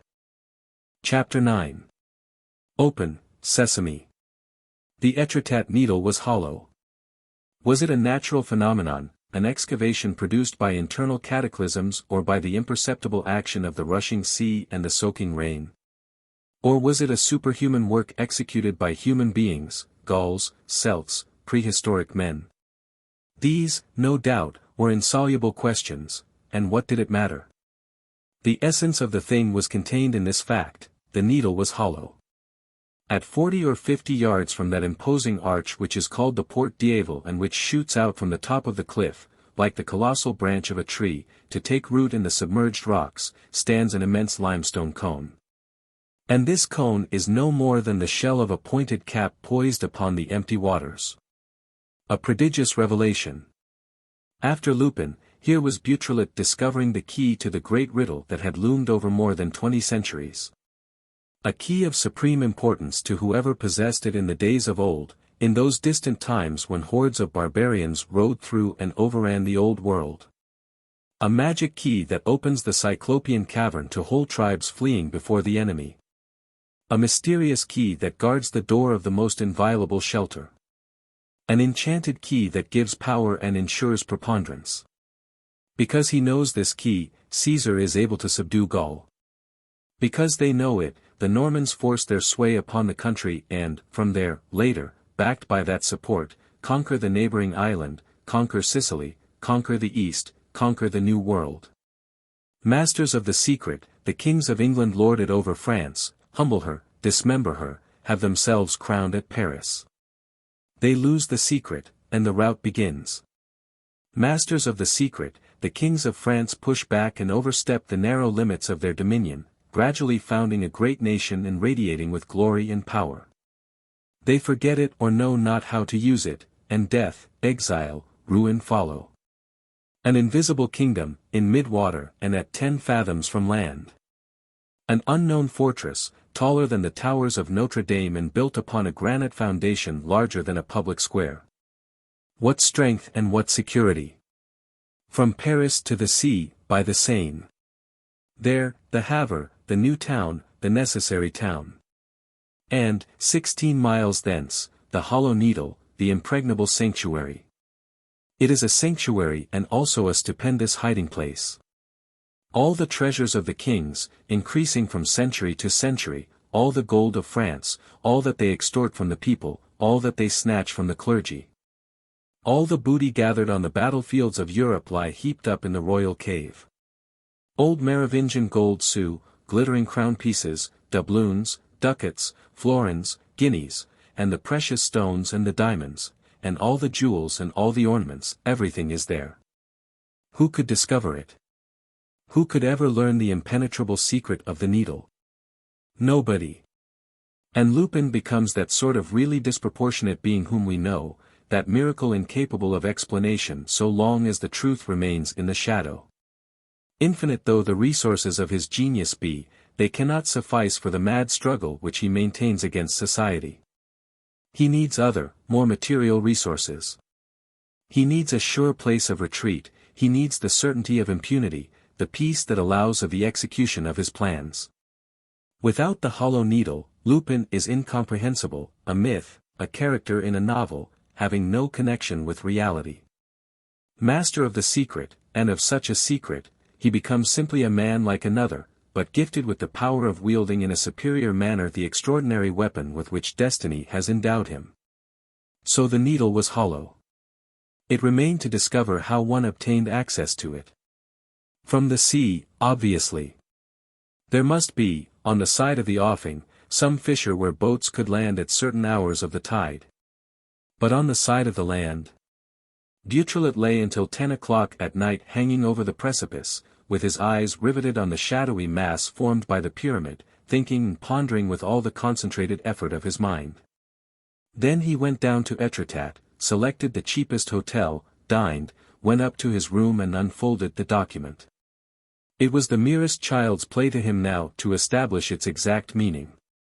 He at once saw that the 3 vowels of the word Etretat occurred in the first line, in their proper order and at the necessary intervals. This first line now read as follows. E. A. Etretat. A. What words could come before Etretat? Words, no doubt, that referred to the position of the needle with regard to the town. Now the needle stood on the left, on the west, he ransacked his memory and, recollecting that westerly winds are called vents d'Aval on the coast and that the nearest port was known as the Porte d'Aval, he wrote down. En Aval d'Etretat. A. The second line was that containing the word demoiselles and, at once seeing, in front of that word, the series of all the vowels that form part of the words la chambre de, he noted the two phrases. En avant d'être. La chambre de demoiselles. The third line gave him more trouble. And it was not until some groping that, remembering the position, near the chambre de demoiselles, of the Fort de Fréfossé, he ended by almost completely reconstructing the document. En avant d'être. La chambre de demoiselles. Sous le fort de Fréfossé. L'Aiguille Creuse. These were the four great formulas, the essential and general formulas which you had to know. By means of them, you turned en avant, that is to say, below or west of Étretat, entered the chambre de demoiselles, in all probability passed under Fort Fréfossé and thus arrived at the Needle. How? By means of the indications and measurements that constituted the fourth line. Illustration, drawing of an outline of paper with writing and drawing on it, numbers, dots, some letters, signs and symbols. These were evidently the more special formulas to enable you to find the outlet through which you made your way and the road that led to the Needle. Beautrelet at once presumed, and his surmise was no more than the logical consequence of the document, that, if there really was a direct communication between the land and the obelisk of the Needle, the underground passage must start from the Chambre de Demoiselles, pass under Fort Fréfossé, descend perpendicularly the 300 feet of cliff and, by means of a tunnel contrived under the rocks of the sea, end at the hollow Needle. Which was the entrance to the underground passage?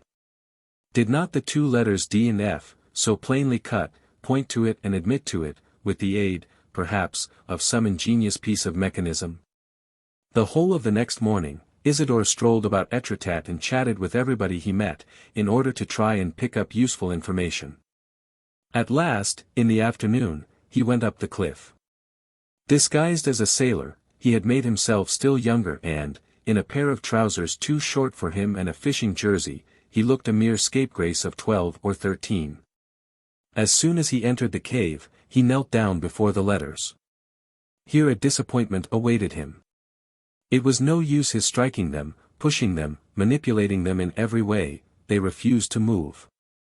And it was not long, in fact, before he became aware that they were really unable to move and that, therefore, they controlled no mechanism. And yet they must mean something. Inquiries which he had made in the village went to show that no one had ever been able to explain their existence and that the Abbé Cochet, in his valuable little book on Étretat 8 had also tried in vain to solve this little puzzle. But Isidore knew what the learned Norman archaeologist did not know, namely, that the same two letters figured in the document, on the line containing the indications. Was it a chance coincidence? Impossible. Well, then. An idea suddenly occurred to him, an idea so reasonable, so simple that he did not doubt its correctness for a second. Were not that D and that F the initials of the two most important words in the document? The words that represented, together with the Needle, the essential stations on the road to be followed, the Chambre de Demoiselles and Fort Fréfossé, D for Demoiselles, F for Fréfossé, the connection was too remarkable to be a mere accidental fact. In that case, the problem stood thus: the two letters D-F represent the relation that exists between the Chambre de Demoiselles and Fort Fréfossé, the single letter D, which begins the line, represents the Demoiselles, that is to say, the cave in which you have to begin by taking up your position, and the single letter F, placed in the middle of the line, represents Fréfossé, that is to say, the probable entrance to the underground passage. Between these various signs, are two more: first, a sort of irregular rectangle, marked with a stripe in the left bottom corner, and, next, the figure 19. Signs which obviously indicate to those inside the cave the means of penetrating beneath the fort. The shape of this rectangle puzzled Isidore. Was there around him, on the walls of the cave, or at any rate within reach of his eyes, an inscription, anything whatever, affecting a rectangular shape?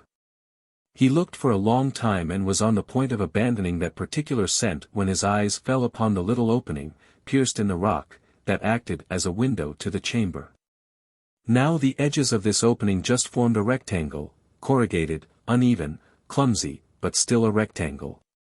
And Beautrelet at once saw that, by placing his 2 feet on the D and the F carved in the stone floor, and this explained the stroke that surmounted the 2 letters in the document, he found himself at the exact height of the window. He took up his position in this place and gazed out. The window looking landward, as we know, he saw, first, the path that connected the cave with the land, a path hung between 2 precipices. And, next, he caught sight of the foot of the hillock on which the fort stood. To try and see the fort, Beautrelet leaned over to the left, and it was then that he understood the meaning of the curved stripe, the comma that marked the left bottom corner in the document, at the bottom on the left-hand side of the window. A piece of flint projected and the end of it was curved like a claw. It suggested a regular shooter's mark. And, when a man applied his eye to this mark, he saw cut out, on the slope of the mound facing him, a restricted surface of land occupied almost entirely by an old brick wall. A remnant of the original Fort Fréfossé or of the old Roman oppidum built on this spot. Beautrelet ran to this piece of wall, which was, perhaps, 10 yards long. It was covered with grass and plants. There was no indication of any kind visible. And yet that figure 19.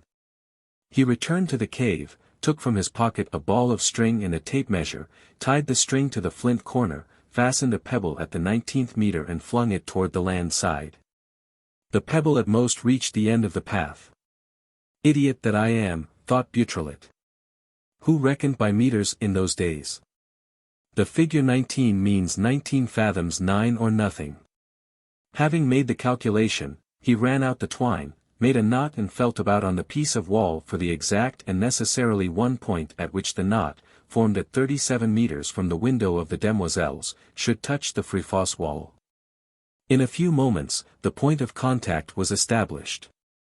With his free hand, he moved aside the leaves of mullein that had grown in the interstices. A cry escaped him. The knot, which he held pressed down with his forefinger, was in the center of a little cross carved in relief on a brick. And the sign that followed on the figure 19 in the document was a cross. It needed all his willpower to control the excitement with which he was overcome. Hurriedly, with convulsive fingers, he clutched the cross and, pressing upon it, turned it as he would have turned the spokes of a wheel. The brick heaved. He redoubled his effort, it moved no further. Then, without turning, he pressed harder. He at once felt the brick give way. And, suddenly, there was the click of a bolt that is released, the sound of a lock opening and, on the right of the brick, to the width of about a yard, the wall swung round on a pivot and revealed the orifice of an underground passage. Like a madman, Beautrelet seized the iron door in which the bricks were sealed, pulled it back, violently and closed it. Astonishment, delight, the fear of being surprised convulsed his face so as to render it unrecognizable. He beheld the awful vision of all that had happened there, in front of that door, during 20 centuries. Of all those people, initiated into the great secret, who had penetrated through that issue, Celts, Gauls, Romans, Normans, Englishmen, Frenchmen, barons, dukes, kings, and, after all of them, Arsène Lupin, and, after Lupin, himself, Beautrelet. He felt that his brain was slipping away from him. His eyelids fluttered. He fell fainting and rolled to the bottom of the slope, to the very edge of the precipice. His task was done, at least the task which he was able to accomplish alone, with his unaided resources. That evening, he wrote a long letter to the chief of the detective service, giving a faithful account of the results of his investigations and revealing the secret of the Hollow Needle. He asked for assistance to complete his work and gave his address. While waiting for the reply, he spent 2 consecutive nights in the chamber des demoiselles. He spent them overcome with fear, his nerves shaken with a terror which was increased by the sounds of the night. At every moment, he thought he saw shadows approach in his direction. People knew of his presence in the cave, they were coming, they were murdering him. His eyes, however, staring madly before them, sustained by all the power of his will, clung to the piece of wall. On the first night, nothing stirred.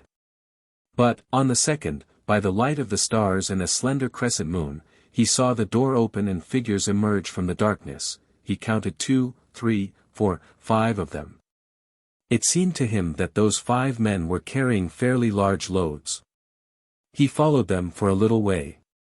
They cut straight across the fields to the Havre road, and he heard the sound of a motor car driving away.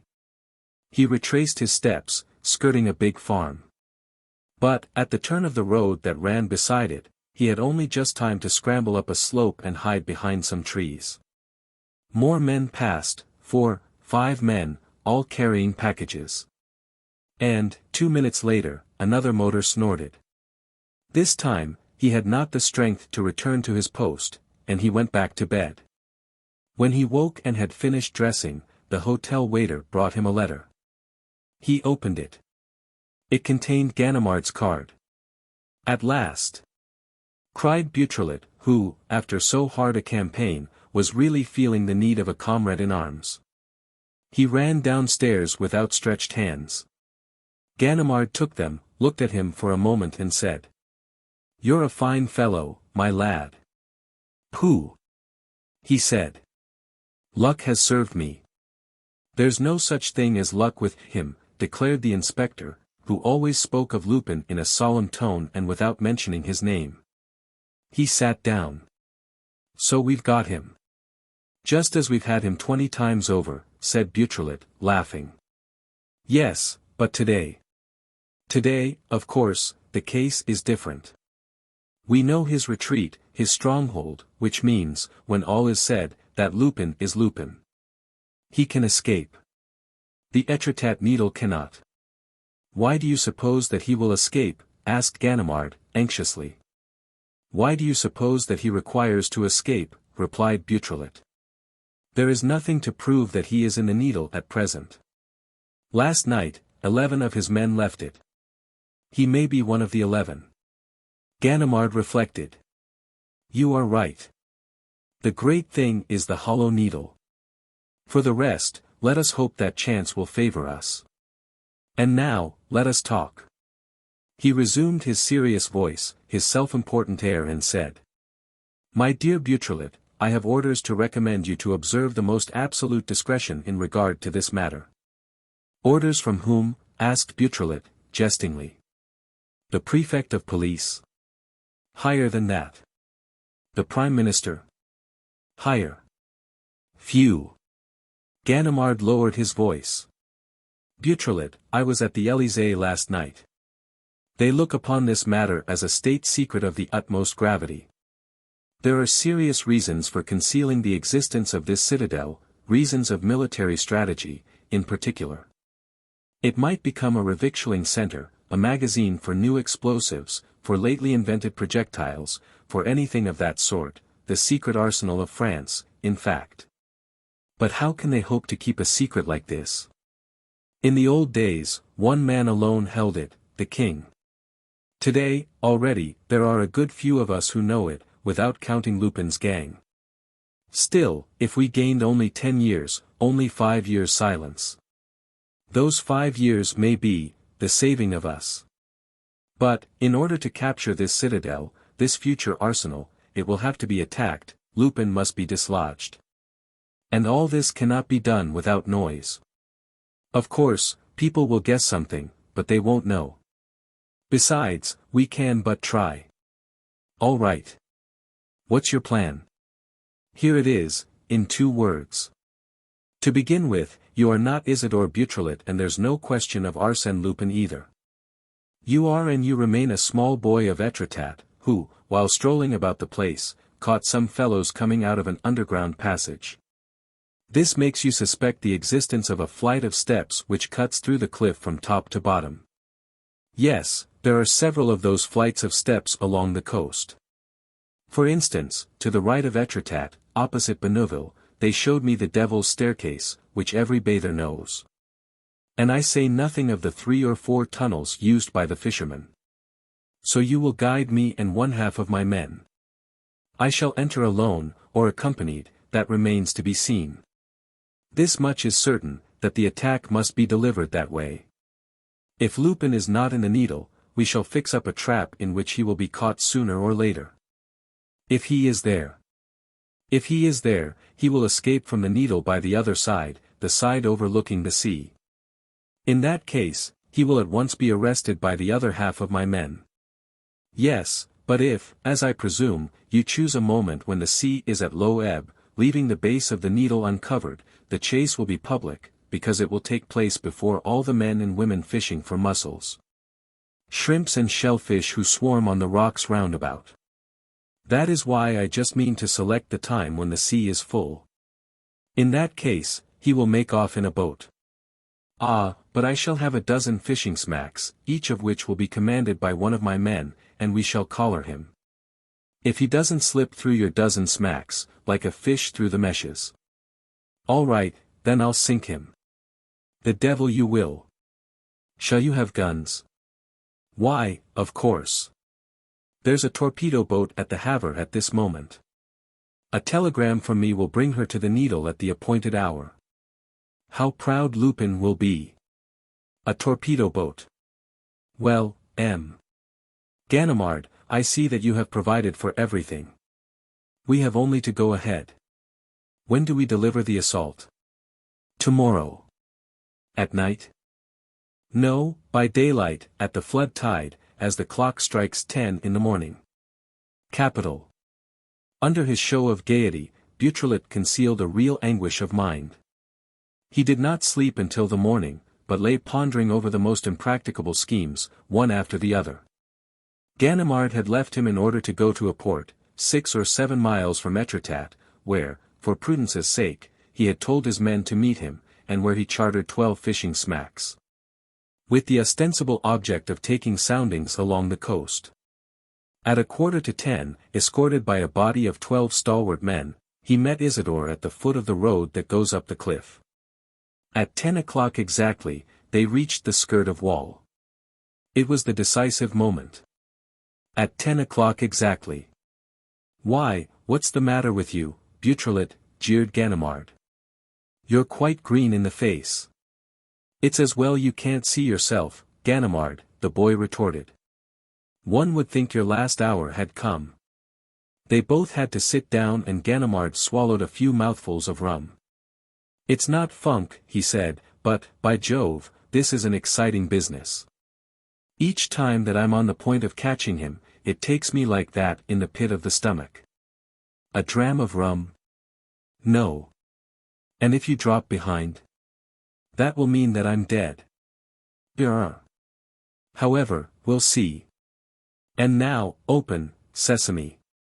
No danger of our being observed, I suppose? No.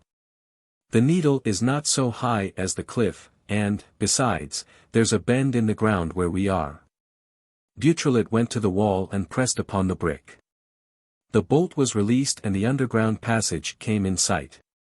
By the gleam of the lanterns which they lit, they saw that it was cut in the shape of a vault and that both the vaulting and the floor itself were entirely covered with bricks. They walked for a few seconds and, suddenly, a staircase appeared.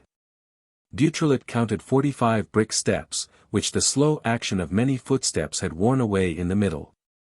Blow, said Ganimard, holding his head and stopping suddenly, as though he had knocked against something. What is it? A door. Bother, muttered Beautrelet, looking at it. And not an easy one to break down either. It's just a solid block of iron. We are done, said Ganimard. There's not even a lock to it. Exactly. That's what gives me hope. Why? A door is made to open, and, as this one has no lock, that means that there is a secret way of opening it. And, as we don't know the secret, I shall know it in a minute.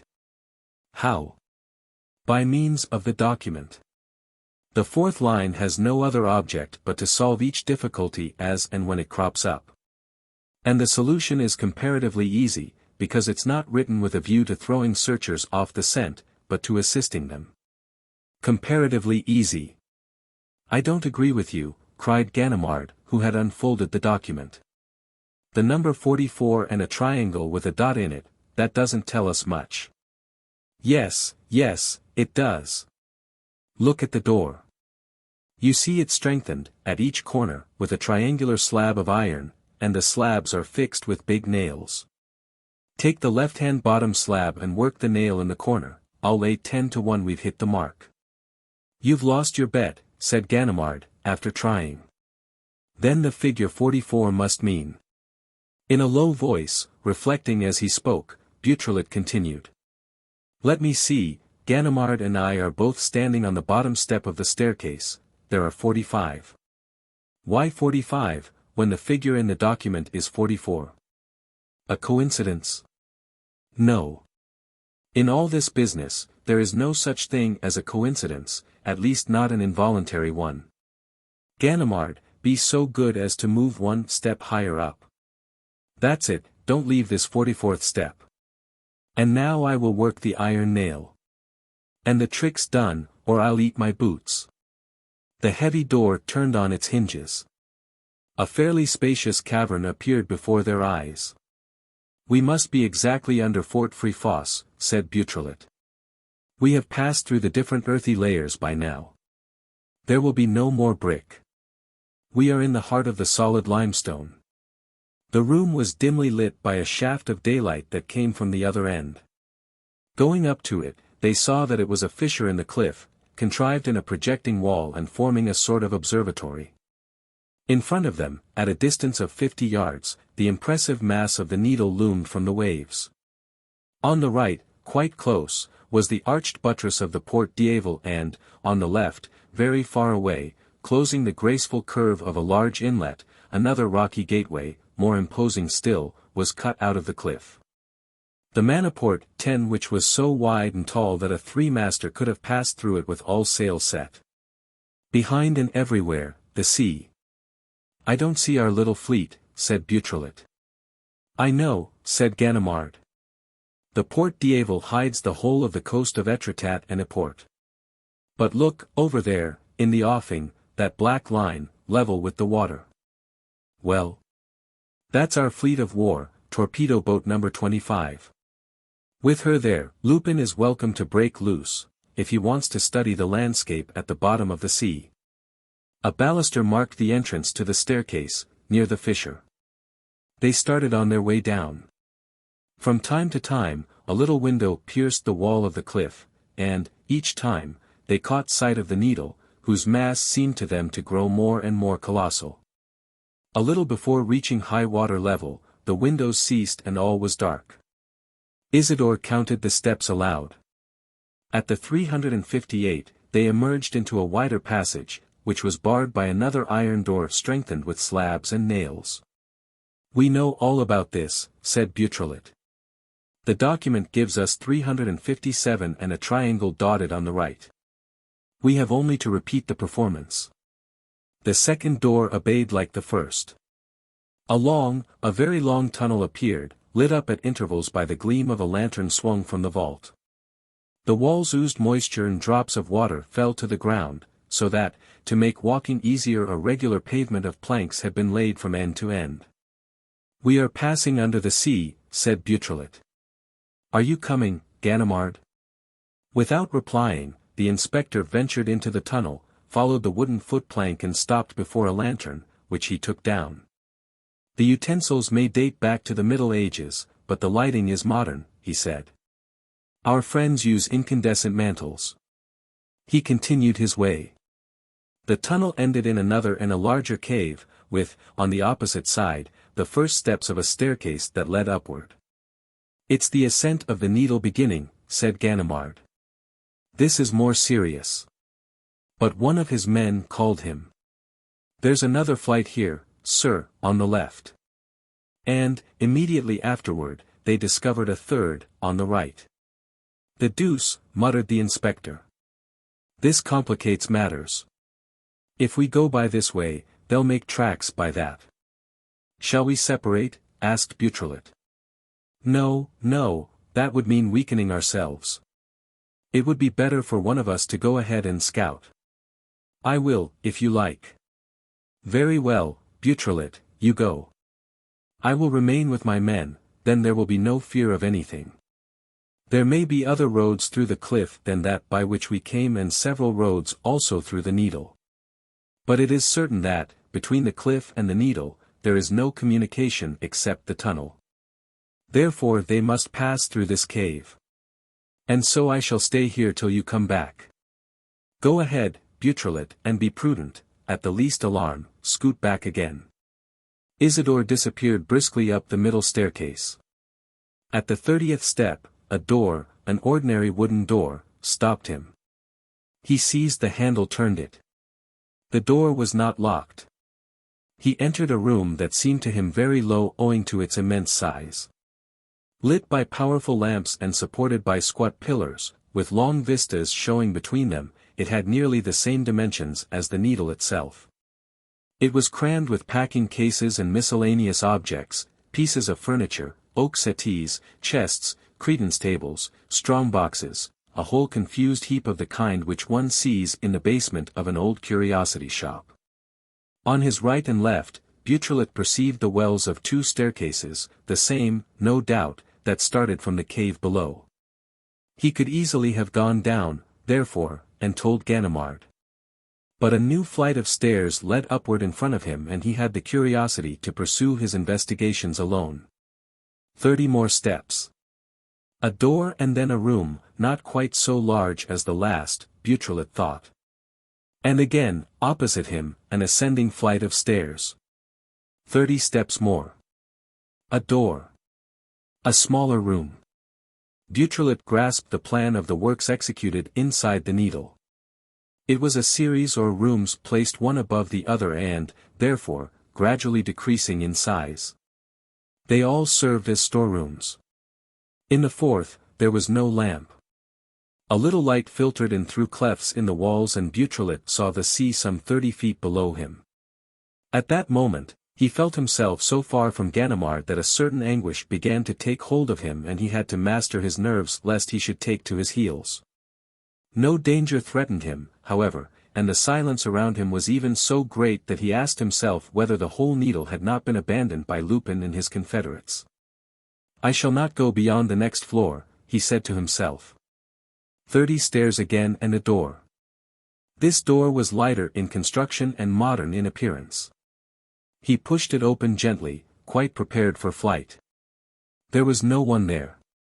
But the room differed from the others in its purpose. There were hangings on the walls, rugs on the floor. 2 magnificent sideboards, laden with gold and silver plate, stood facing each other.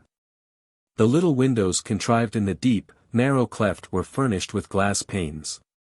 In the middle of the room was a richly decked table, with a lace-edged cloth, dishes of fruits and cakes, champagne in decanters and flowers, heaps of flowers. 3 places were laid around the table. Beautrelet walked up. On the napkins were cards with the names of the party. He read first. Arsène Lupin. Madame Arsène Lupin. He took up the 3rd card and started back with surprise. It bore his own name. Isidore Beautrelet. Chapter 10. The Treasures of the Kings of France. A curtain was drawn back. Good morning, my dear Beautrelet, you're a little late. Lunch was fixed for 12. However, it's only a few minutes, but what's the matter? Don't you know me? Have I changed so much? In the course of his fight with Lupin, Beautrelet had met with many surprises, and he was still prepared, at the moment of the final catastrophe, to experience any number of further emotions. But the shock which he received this time was utterly unexpected. It was not astonishment, but stupefaction, terror. The man who stood before him, the man whom the brutal force of events compelled him to look upon as Arsène Lupin, was Valméras. Valméras, the owner of the Château de l'Aiguille. Valméras, the very man to whom he had applied for assistance against Arsène Lupin. Valméras, his companion on the expedition to Crozant. Valméras, the plucky friend who had made Raymond's escape possible by felling one of Lupin's accomplices, or pretending to fell him, in the dusk of the great hall. And Valméras was Lupin. You, so it's you, he stammered. Why not? Exclaimed Lupin. Did you think that you knew me for good and all because you had seen me in the guise of a clergyman or under the features of M. Massabin? Alas, when a man selects the position in society which I occupy, he must needs make use of his little social gifts. If Lupin were not able to change himself, at will, into a minister of the Church of England or a member of the Academy of Inscriptions and Belles Lettres, it would be a bad lookout for Lupin. Now Lupin, the real Lupin, is here before you, Beautrelet. Take a good look at him. But then, if it's you, then, mademoiselle. Yes, Beautrelet, as you say. He again drew back the hanging, beckoned and announced. Madame Arsène Lupin. Ah, murmured the lad, confounded in spite of everything, MLLE de Saint Véran. No, no, protested Lupin. Madame Arsène Lupin, or rather, if you prefer, Madame. Louis Valmères, my wedded wife, married to me in accordance with the strictest forms of law, and all thanks to you, my dear Beautrelet. He held out his hand to him. All my acknowledgments, and no ill will on your side, I trust. Strange to say, Beautrelet felt no ill will at all, no sense of humiliation, no bitterness. He realized so strongly the immense superiority of his adversary that he did not blush at being beaten by him. He pressed the offered hand. Luncheon is served, ma'am. A butler had placed a tray of dishes on the table. You must excuse us, Beautrelet, my chef is away and we can only give you a cold lunch. Beautrelet felt very little inclined to eat. He sat down, however, and was enormously interested in Lupin's attitude. How much exactly did he know? Was he aware of the danger he was running? Was he ignorant of the presence of Ganimard and his men? And Lupin continued. Yes, thanks to you, my dear friend. Certainly, Raymond and I loved each other from the first. Just so, my boy, Raymond's abduction, her imprisonment, were mere humbug, we loved each other. But neither she nor I, when we were free to love, would allow a casual bond at the mercy of chance, to be formed between us. The position, therefore, was hopeless for Lupin. Fortunately, it ceased to be so if I resumed my identity as the Louis Valmères that I had been from a child. It was then that I conceived the idea, as you refused to relinquish your quest and had found the Château de l'Aiguille, of profiting by your obstinacy. And my silliness. Pooh! Anyone would have been caught as you were. So you were really able to succeed because I screened you and assisted you? Of course. How could anyone suspect Valmères of being Lupin, when Valmères was Beautrelet's friend and after Valmères had snatched from Lupin's clutches the girl whom Lupin loved? And how charming it was! Such delightful memories. The expedition to Crozant. The bouquets we found. My pretended love letter to Raymond. And, later, the precautions which I, Valmères, had to take against myself, Lupin, before my marriage. And the night of your great banquet, Beautrelet, when you fainted in my arms. Oh, what memories! There was a pause. Beautrelet watched Raymond. She had listened to Lupin without saying a word and looked at him with eyes in which he read love, passion and something else besides, something which the lad could not define, a sort of anxious embarrassment and a vague sadness. But Lupin turned his eyes upon her and she gave him an affectionate smile. Their hands met over the table. What do you say to the way I have arranged my little home, Beautrelet? Cried Lupin. There's a style about it, isn't there? I don't pretend that it's as comfortable as it might be. And yet, some have been quite satisfied with it, and not the least of mankind, either. Look at the list of distinguished people who have owned the needle in their time and who thought it an honor to leave a mark of their sojourn. On the walls, one below the other, were carved the following names. Julius Caesar. Charlemagne Rollo. William the Conqueror. Richard Coeur de Lion. Louis XI. Francis I. Henry IV. Louis XIV. Arsène Lupin. Whose name will figure after ours? He continued. Alas, the list is closed. From Caesar to Lupin, and there it ends. Soon the nameless mob will come to visit the strange citadel. And to think that, but for Lupin, all this would have remained forever unknown to men. Ah, Beautrelet, what a feeling of pride was mine on the day when I first set foot on this abandoned soil. To have found the lost secret and become its master, its sole master. To inherit such an inheritance. To live in the Needle, after all those kings. He was interrupted by a gesture of his wife's. She seemed greatly agitated. There is a noise, she said. Underneath us. You can hear it. It's the lapping of the water, said Lupin. No, indeed it's not. I know the sound of the waves. This is something different. What would you have it be, darling? Said Lupin, smiling. I invited no one to lunch except Beautrelet. And, addressing the servant, Charolais, did you lock the staircase doors behind the gentleman? Yes, sir, and fasten the bolts. Lupin rose. Come, Raymond, don't shake like that. Why, you're quite pale. He spoke a few words to her in an undertone, as also to the servant, drew back the curtain and sent them both out of the room. The noise below grew more distinct. It was a series of dull blows, repeated at intervals. Beautrelet thought.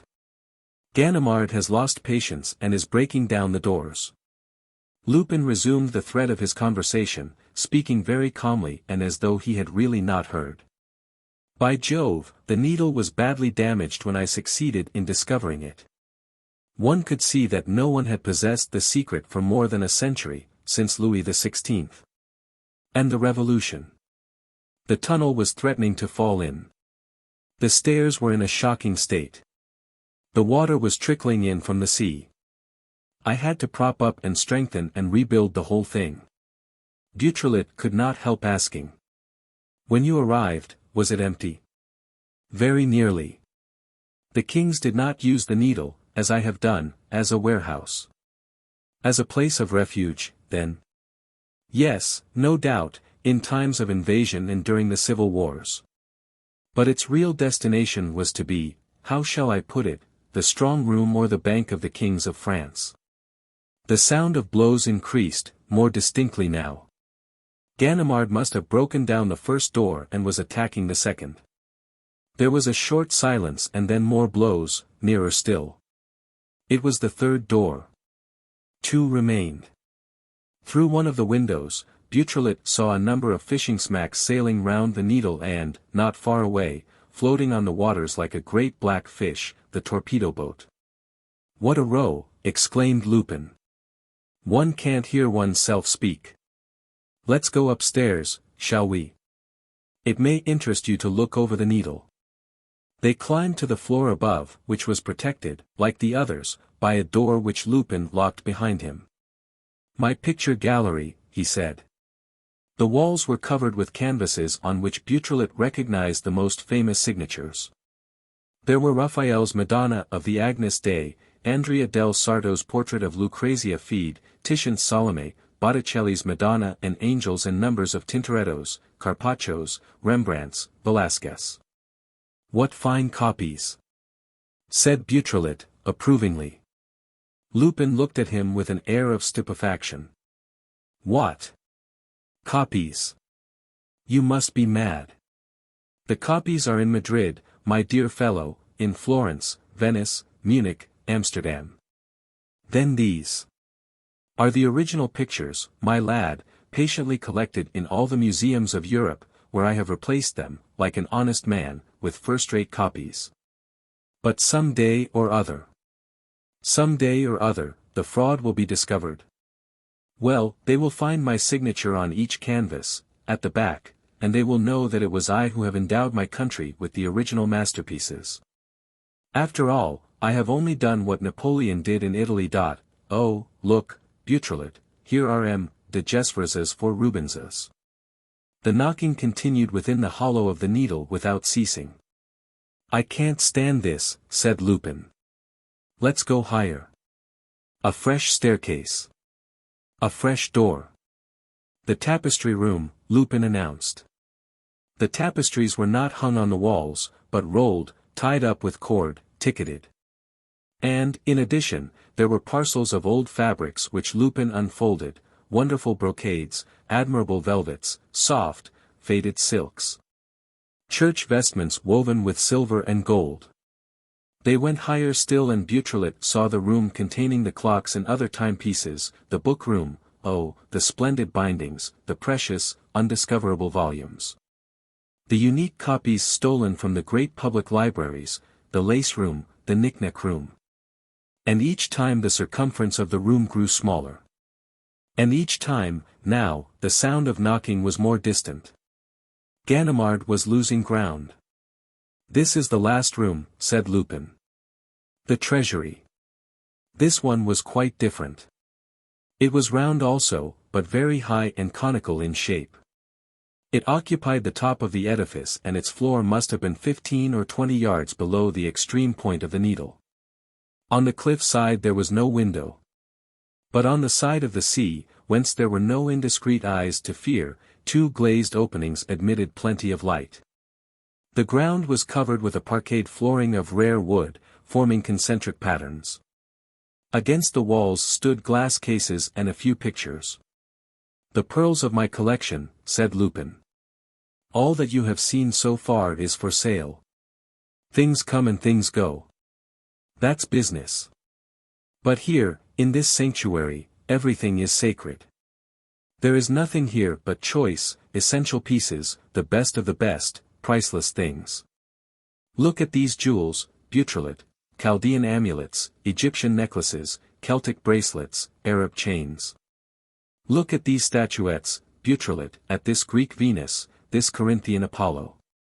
Look at these Tanagras, Beautrelet, all the real Tanagras are here. Outside this glass case, there is not a single genuine Tanagra statuette in the whole wide world. What a delicious thing to be able to say, Beautrelet, do you remember Thomas and his gang of church pillagers in the south, agents of mine, by the way? Well, here is the Ambazac reliquary, the real one, Beautrelet. Do you remember the Louvre scandal, the tiara which was admitted to be false, invented and manufactured by a modern artist? Here is the tiara of Saitapharnes, the real one, Beautrelet.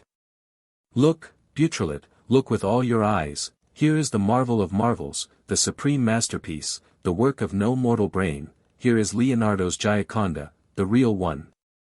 Kneel, Beautrelet, kneel, all womankind stands before you in this picture. There was a long silence between them. Below, the sound of blows drew nearer. 2 or 3 doors, no more, separated them from Ganimard. In the offing, they saw the black back of the torpedo boat and the fishing smacks cruising to and fro. The boy asked. "And the treasure?" "Ah, my little man, that's what interests you most. None of those masterpieces of human art can compete with the contemplation of the treasure as a matter of curiosity, and the whole crowd will be like you. Come, you shall be satisfied." He stamped his foot, and, in so doing, made one of the discs composing the floor pattern turn right over. Then, lifting it as though it were the lid of a box, he uncovered a sort of large round bowl, dug in the thickness of the rock. It was empty. A little farther, he went through the same performance. Another large bowl appeared. It was also empty. He did this 3 times over again. The 3 other bowls were empty. Grinned Lupin. What a disappointment. Under Louis XL, under Henry IV, under Richelieu, the 5 bowls were full. But think of Louis XIV. The folly of Versailles, the wars, the great disasters of the reign. And think of Louis XV, the spendthrift king, with his pompadour and his dewberry. How they must have drawn on the treasure in those days. With what thieving claws they must have scratched at the stone. You see, there's nothing left. He stopped. Yes, Beautrelet, there is something, the 6th hiding place. This one was intangible. Not one of them dared touch it. It was the very last resource, the nest egg, the something put by for a rainy day. Look, Beautrelet. He stooped and lifted up the lid. An iron box filled the bowl. Lupin took from his pocket a key with a complicated bit and wards and opened the box. A dazzling sight presented itself. Every sort of precious stone sparkled there, every color gleamed, the blue of the sapphires, the red of the rubies, the green of the emeralds, the yellow of the topazes. Look, look, little Beautrelet. They have squandered all the cash, all the gold, all the silver, all the crown pieces and all the ducats and all the doubloons, but the chest with the jewels has remained intact. Look at the settings. They belong to every period, to every century, to every country. The dowries of the queens are here. Each brought her share, Margaret of Scotland and Charlotte of Savoy. Duchesses of Austria, Eleanor, Elizabeth, Marie-Therese, Mary of England and Catherine de Medicis, and all the arch, Marie Antoinette. Look at those pearls, Beautrelet. And those diamonds, look at the size of the diamonds. Not one of them but is worthy of an empress. The Pitt diamond is no finer. He rose to his feet and held up his hand as one taking an oath. Beautrelet, ye shall tell the world that Lupin has not taken a single one of the stones that were in the royal chest, not a single one, I swear it on my honor. I had no right to. They are the fortune of France. Below them, Ganimard was making all speed. It was easy to judge by the reverberation of the blows that his men were attacking the last door but one, the door that gave access to the knick-knack room. Let us leave the chest open, said Lupin, and all the cavities, too, all those little empty graves. He went round the room, examined some of the glass cases, gazed at some of the pictures and, as he walked, said, pensively, how sad it is to leave all this. What a wrench. The happiest hours of my life have been spent here, alone, in the presence of these objects which I loved. And my eyes will never behold them again and my hands will never touch them again. His drawn face bore such an expression of lassitude upon it that Beautrelet felt a vague sort of pity for him. Sorrow in that man must assume larger proportions than in another, even as joy did, or pride, or humiliation.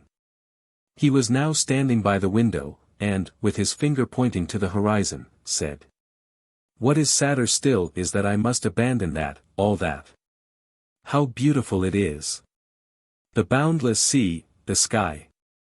On either side, the cliffs of Etretat with their three natural archways, the Porte d'Armont, the Porte d'Aval, the Maniport, so many triumphal arches for the master. And the master was I. I was the king of the story, the king of fairyland, the king of the Hollow Needle. A strange and supernatural kingdom. From Caesar to Lupin, what a destiny! He burst out laughing. King of fairyland. Why not say king of Yvetot at once? What nonsense! King of the world, yes, that's more like it.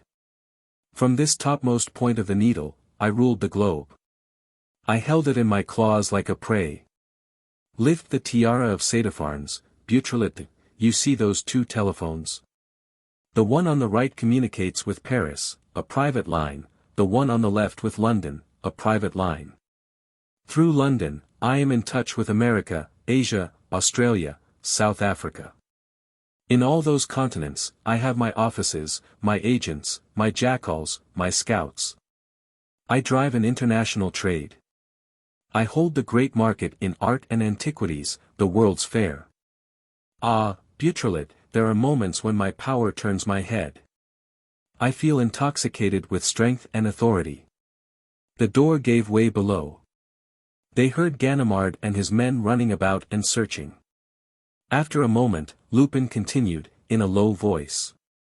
And now it's over. A little girl crossed my path, a girl with soft hair and wistful eyes and an honest, yes, an honest soul, and it's over. I myself am demolishing the mighty edifice. All the rest seems absurd and childish to me, nothing counts but her hair, and her wistful eyes, and her honest little soul. The men came up the staircase. A blow shook the door, the last door. Lupin seized the boy sharply by the arm. Do you understand, Beautrelet, why I let you have things your own way when I could have crushed you, time after time, weeks ago? Do you understand how you succeeded in getting as far as this? Do you understand that I had given each of my men his share of the plunder when you met them the other night on the cliff? You do understand, don't you? The hollow needle is the great adventure. As long as it belongs to me, I remain the great adventurer. Once the needle is recaptured, it means that the past and I are parted and that the future begins, a future of peace and happiness, in which I shall have no occasion to blush when Raymond's eyes are turned upon me. A future. He turned furiously toward the door. Stop that noise, Ganimard, will you? I haven't finished my speech. The blows came faster. It was like the sound of a beam that was being hurled against the door. Beautrelet, mad with curiosity, stood in front of Lupin and awaited events, without understanding what Lupin was doing or contemplating. To give up the needle was all very well, but why was he giving up himself? What was his plan? Did he hope to escape from Ganimard? And, on the other hand, where was Raymond? Lupin, meantime, was murmuring, dreamily. An honest man. Arsène Lupin, an honest man, no more robbery, leading the life of everybody else. And why not? There is no reason why I should not meet with the same success. But do stop that now, Ganimard. Don't you know, you ass, that I'm uttering historic words and that Beautrelet is taking them in for the benefit of posterity? He laughed. I am wasting my time. Ganimard will never grasp the use of my historic words. He took a piece of red chalk, put a pair of steps to the wall and wrote, in large letters. Arsène Lupin gives and bequeaths to France all the treasures contained in the hollow needle. On the sole condition that these treasures be housed at the Musée du Louvre in rooms which shall be known as the Arsène Lupin rooms. Now, he said, my conscience is at ease. France and I are quits. The attackers were striking with all their might. One of the panels burst in two. A hand was put through and fumbled for the lock. Thunder, said Lupin. That idiot of a Ganimard is capable of effecting his purpose for once in his life. He rushed to the lock and removed the key. Sold, old chap, the door's tough. I have plenty of time, Beautrelet, I must say goodbye. And thank you. For really you could have complicated the attack, but you're so tactful. While speaking, he moved toward a large triptych by Van der Weyden, representing the wise men of the East. He shut the right-hand panel and, in so doing, exposed a little door concealed behind it and seized the handle. Good luck to your hunting, Ganimard. And kind regards at home. A pistol shot resounded. Lupin jumped back. Ah, you rascal, full in the heart. Have you been taking lessons? You've done for the wise man.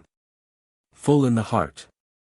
Smashed to smithereens, like a pipe at the fair. Lupin, surrender. Roared Ganimard, with his eyes glittering and his revolver showing through the broken panel of the door. Surrender, I say. Did the old guards surrender? If you stir a limb, I'll blow your brains out. Nonsense. You can't get me here. As a matter of fact, Lupin had moved away, and, though Ganimard was able to fire straight in front of him through the breach in the door, he could not fire, still less take aim, on the side where Lupin stood. Lupin's position was a terrible one for all that, because the outlet on which he was relying, the little door behind the triptych, opened right in front of Ganimard. To try to escape meant to expose himself to the detective's fire. And there were 5 bullets left in the revolver. By Jove, he said, laughing, there's a slump in my shares this afternoon. You've done a nice thing. Lupin, old fellow, you wanted a last sensation and you've gone a bit too far. You shouldn't have talked so much. He flattened himself against the wall. A further portion of the panel had given way under the men's pressure and Ganimard was less hampered in his movements. 3 yards, no more, separated the two antagonists. But Lupin was protected by a glass case with a giltwood framework. Why don't you help, Beautrelet? Cried the old detective, gnashing his teeth with rage. Why don't you shoot him, instead of staring at him like that? Isidore, in fact, had not budged, had remained, till that moment, an eager, but passive spectator. He would have liked to fling himself into the contest with all his strength and to bring down the prey which he held at his mercy. He was prevented by some inexplicable sentiment. But Ganimard's appeal for assistance shook him. His hand closed on the butt of his revolver. If I take part in it, he thought, Lupin is lost. And I have the right, it's my duty. Their eyes met. Lupin's were calm, watchful, almost inquisitive, as though, in the awful danger that threatened him, he were interested only in the moral problem that held the young man in its clutches. Would Isidore decide to give the finishing stroke to the defeated enemy? The door cracked from top to bottom. Help, Beautrelet, we've got him. Ganimard bellowed. Isidore raised his revolver. What happened was so quick that he knew of it, so to speak, only by the result. He saw Lupin bob down and run along the wall, skimming the door right under the weapon which Ganimard was vainly brandishing. And he felt himself suddenly flung to the ground, picked up the next moment and lifted by an invincible force. Lupin held him in the air, like a living shield, behind which he hid himself. 10 to 1 that I escape, Ganimard. Lupin, you see, has never quite exhausted his resources. He had taken a couple of brisk steps backward to the triptych. Holding Beautrelet with one hand flat against his chest, with the other he cleared the passage and closed the little door behind them. A steep staircase appeared before their eyes. Come along, said Lupin, pushing Beautrelet before him. The land forces are beaten, let us turn our attention to the French fleet. After Waterloo, Trafalgar. You're having some fun for your money, my lad, oh, how good, listen to them knocking at the triptych now, it's too late, my children. But hurry along, Beautrelet. The staircase, dug out in the wall of the Needle, dug in its very crust, turned round and round the pyramid, encircling it like the spiral of a toboggan slide. Each hurrying the other, they clattered down the treads, taking 2 or 3 at a bound. Here and there, a ray of light trickled through a fissure. And Beautrelet carried away the vision of the fishing smacks hovering a few dozen fathoms off, and of the black torpedo boat. They went down and down, Isidore in silence, Lupin still bubbling over with merriment. I should like to know what Ganimard is doing. Is he tumbling down the other staircases to bar the entrance to the tunnel against me? No, he's not such a fool as that. He must have left 4 men there, and 4 men are sufficient. He stopped. Listen, they're shouting up above. That's it, they've opened the window and are calling to their fleet. Why, look, the men are busy on board the smacks, they're exchanging signals. The torpedo boat is moving. Dear old torpedo boat. I know you, you're from the Havre. Guns cruise to the guns, hello, there's the commander, how are you, Duguay Trouin? He put his arm through a cleft and waved his handkerchief. Then he continued his way downstairs. The enemy's fleet have set all sail, he said. We shall be boarded before we know where we are. Heavens, what fun! They heard the sound of voices below them. They were just then approaching the level of the sea and they emerged, almost at once, into a large cave into which 2 lanterns were moving about in the dark. A woman's figure appeared and threw itself on Lupin's neck. Quick, quick, I was so nervous about you. What have you been doing? But you're not alone. Lupin reassured her. It's our friend Beautrelet. Just think, Beautrelet had the tact, but I'll talk about that later, there's no time now. Beautrelet, are you there? That's right, and the boat? The boat's ready, sir, Beautrelet replied. Fire away, said Lupin. In a moment, the noise of a motor crackled and Beautrelet, whose eyes were gradually becoming used to the gloom, ended by perceiving that they were on a sort of quay, at the edge of the water, and that a boat was floating before them. A motor boat, said Lupin, completing Beautrelet's observations. This knocks you all of a heap, Isidore, old chap, you don't understand. Still, you have only to think.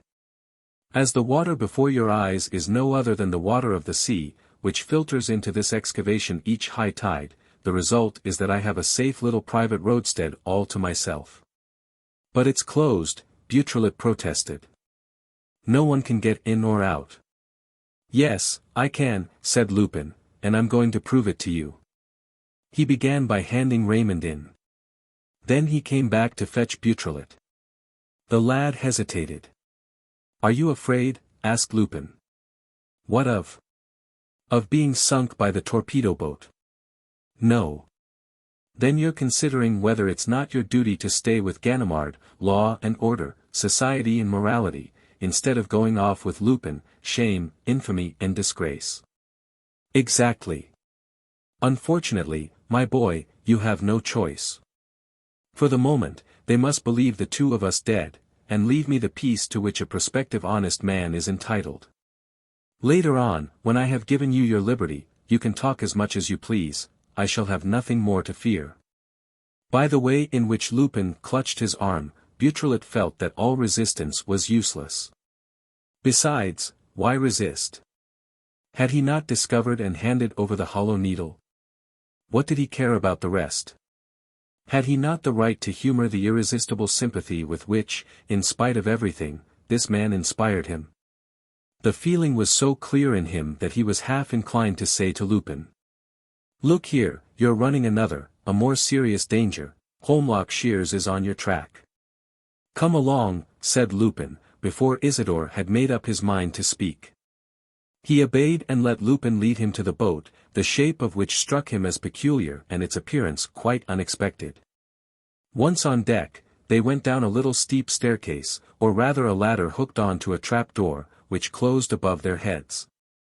At the foot of the ladder, brightly lit by a lamp, was a very small saloon, where Raymond was waiting for them and where the three had just room to sit down. Lupin took the mouthpiece of a speaking tube from a hook and gave the order. "Let her go, Charolais." Isidore had the unpleasant sensation which one feels when going down in a lift, the sensation of the ground vanishing beneath you, the impression of emptiness, space. This time, it was the water retreating, and space opened out, slowly. "We're sinking, grinned Lupin. "Don't be afraid, we've only to pass from the upper cave where we were to another little cave, situated right at the bottom and half open to the sea, which can be entered at low tide. All the shellfish catchers know it. 10 seconds wait. We're going through the passage and it's very narrow, just the size of the submarine." "But," asked Beautrelet, "how is it that the fishermen who enter the lower cave don't know that it's open at the top and that it communicates with another from which a staircase starts and runs through the needle? The facts are at the disposal of the first comer." "Wrong, Beautrelet. The top of the little public cave is closed, at low tide, by a movable platform, painted the color of the rock, which the sea, when it rises, shifts and carries up with it and, when it goes down, fastens firmly over the little cave. That is why I am able to pass at high tide. A clever notion, what? It's an idea of my own.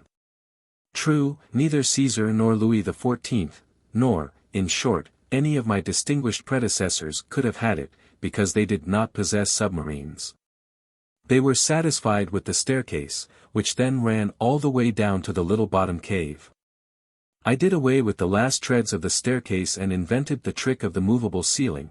It's a present I'm making to France. Raymond, my love, put out the lamp beside you, we shan't want it now, on the contrary." A pale light, which seemed to be of the same color as the water, met them as they left the cave and made its way into the cabin through the two portholes and through a thick glass skylight that projected above the planking of the deck and allowed the passengers to inspect the upper layers of the sea. And, suddenly, a shadow glided over their heads. The attack is about to take place. The fleet is investing the needle. But, hollow as the needle is, I don't see how they propose to enter it. He took up the speaking tube. "Don't leave the bottom, Charolais." "Where are we going?" "Why, I told you, to Port Lupin. And at full speed, do you hear?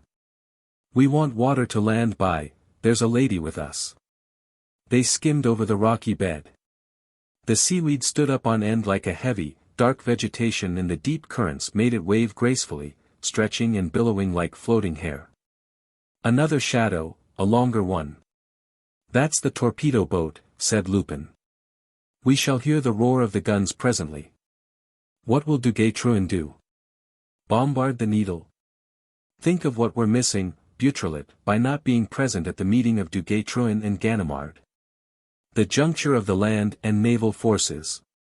Hi, Charolais, don't go to sleep, my man. They were moving very fast, for all that. The rocks had been succeeded by sand fields and then, almost at once, they saw more rocks, which marked the eastern extremity of Etretat, the Port Diamant. Fish fled at their approach. One of them, bolder than the rest, fastened on to a porthole and looked at the occupants of the saloon with its great, fixed, staring eyes. "That's better," cried Lupin. "We're going now. What do you think of my cockle shell, Beautrelet? Not so bad, is she? Do you remember the story of the 7 of Hearts 11, the wretched end of Lacombe, the engineer, and how, after punishing his murderers, I presented the state with his papers and his plans for the construction of a new submarine, one more gift to France? Well, among the plans, I kept those of a submersible motor boat, and that is how you come to have the honor of sailing in my company." He called to Charolais. "Take us up, Charolais, there's no danger now." They shot up to the surface and the glass skylight emerged above the water. They were a mile from the coast, out of sight, therefore, and Beautrelet was now able to realize more fully at what a headlong pace they were traveling. First Fécamp passed before them, then all the Norman seaside places, Saint-Pierre, the Petit, Dalles, Villets, Saint Valery, Viols, Quiberville. Lupin kept on jesting and Isidore never wearied of watching and listening to him, amazed as he was at the man's spirits, at his gaiety, his mischievous ways, his careless chaff, his delight in life. He also noticed Raymond.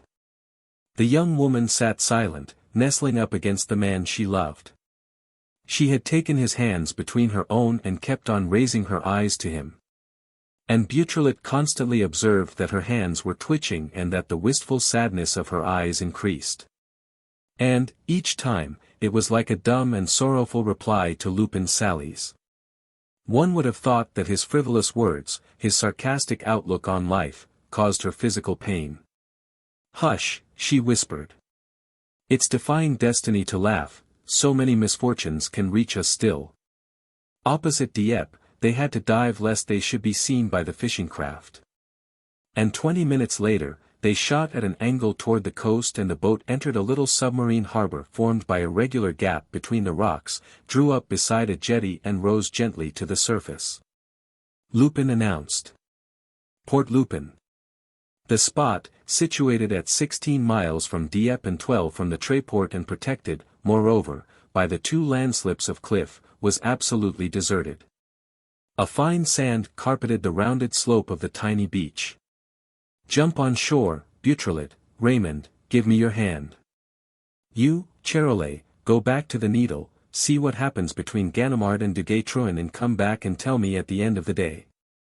The thing interests me tremendously." Beautrelet asked himself with a certain curiosity how they were going to get out of this hemmed-in creek which was called Port Lupin, when, at the foot of the cliff, he saw the uprights of an iron ladder. "Isidore," said Lupin, "if you knew your geography and your history, you would know that we are at the bottom of the gorge of Parfonville, in the parish of Biville. More than a century ago, on the night of the 23rd of August, 1803, Georges Cadoudal and 6 accomplices, who had landed in France with the intention of kidnapping the first consul, Bonaparte, scrambled up to the top by the road which I will show you. Since then, this road has been demolished by landslips. But Louis Valmeras, better known by the name of Arsène Lupin, had it restored at his own expense and bought the farm of the Neuvillette, where the conspirators spent the first night and where, retired from business and withdrawing from the affairs of this world, he means to lead the life of a respectable country squire with his wife and his mother by his side. The gentleman burglar is dead. Long live the gentleman farmer. After the latter came a sort of gully, an abrupt ravine hollowed out, apparently, by the rains, at the end of which they laid hold of a makeshift staircase furnished with a handrail. As Lupin explained, this handrail had been placed where it was in the stead of the estamperche, a long rope fastened to stakes, by which the people of the country, in the old days, used to help themselves down when going to the beach. After a painful climb of half an hour, they emerged on the tableland, not far from one of those little cabins, dug out of the soil itself, which serve as shelters for the excisemen. And, as it happened, 2 minutes later, at a turn in the path, one of these custom house officials appeared. He drew himself up and saluted. Lupin asked. "Any news, Gaumel?" "No, Governor." "You've met no one at all suspicious looking?" "No, Governor, only." "What?" "My wife, who does dressmaking at the Novelette." "Yes, I know, Césarine, my mother spoke of her." "Well?" "It seems a sailor was prowling about the village this morning." "What sort of face had he?" "Not a natural face, a sort of Englishman's face." "Ah," said Lupin, in a tone preoccupied. "And you have given Césarine orders?" "To keep her eyes open." "Yes, Governor." "Very well.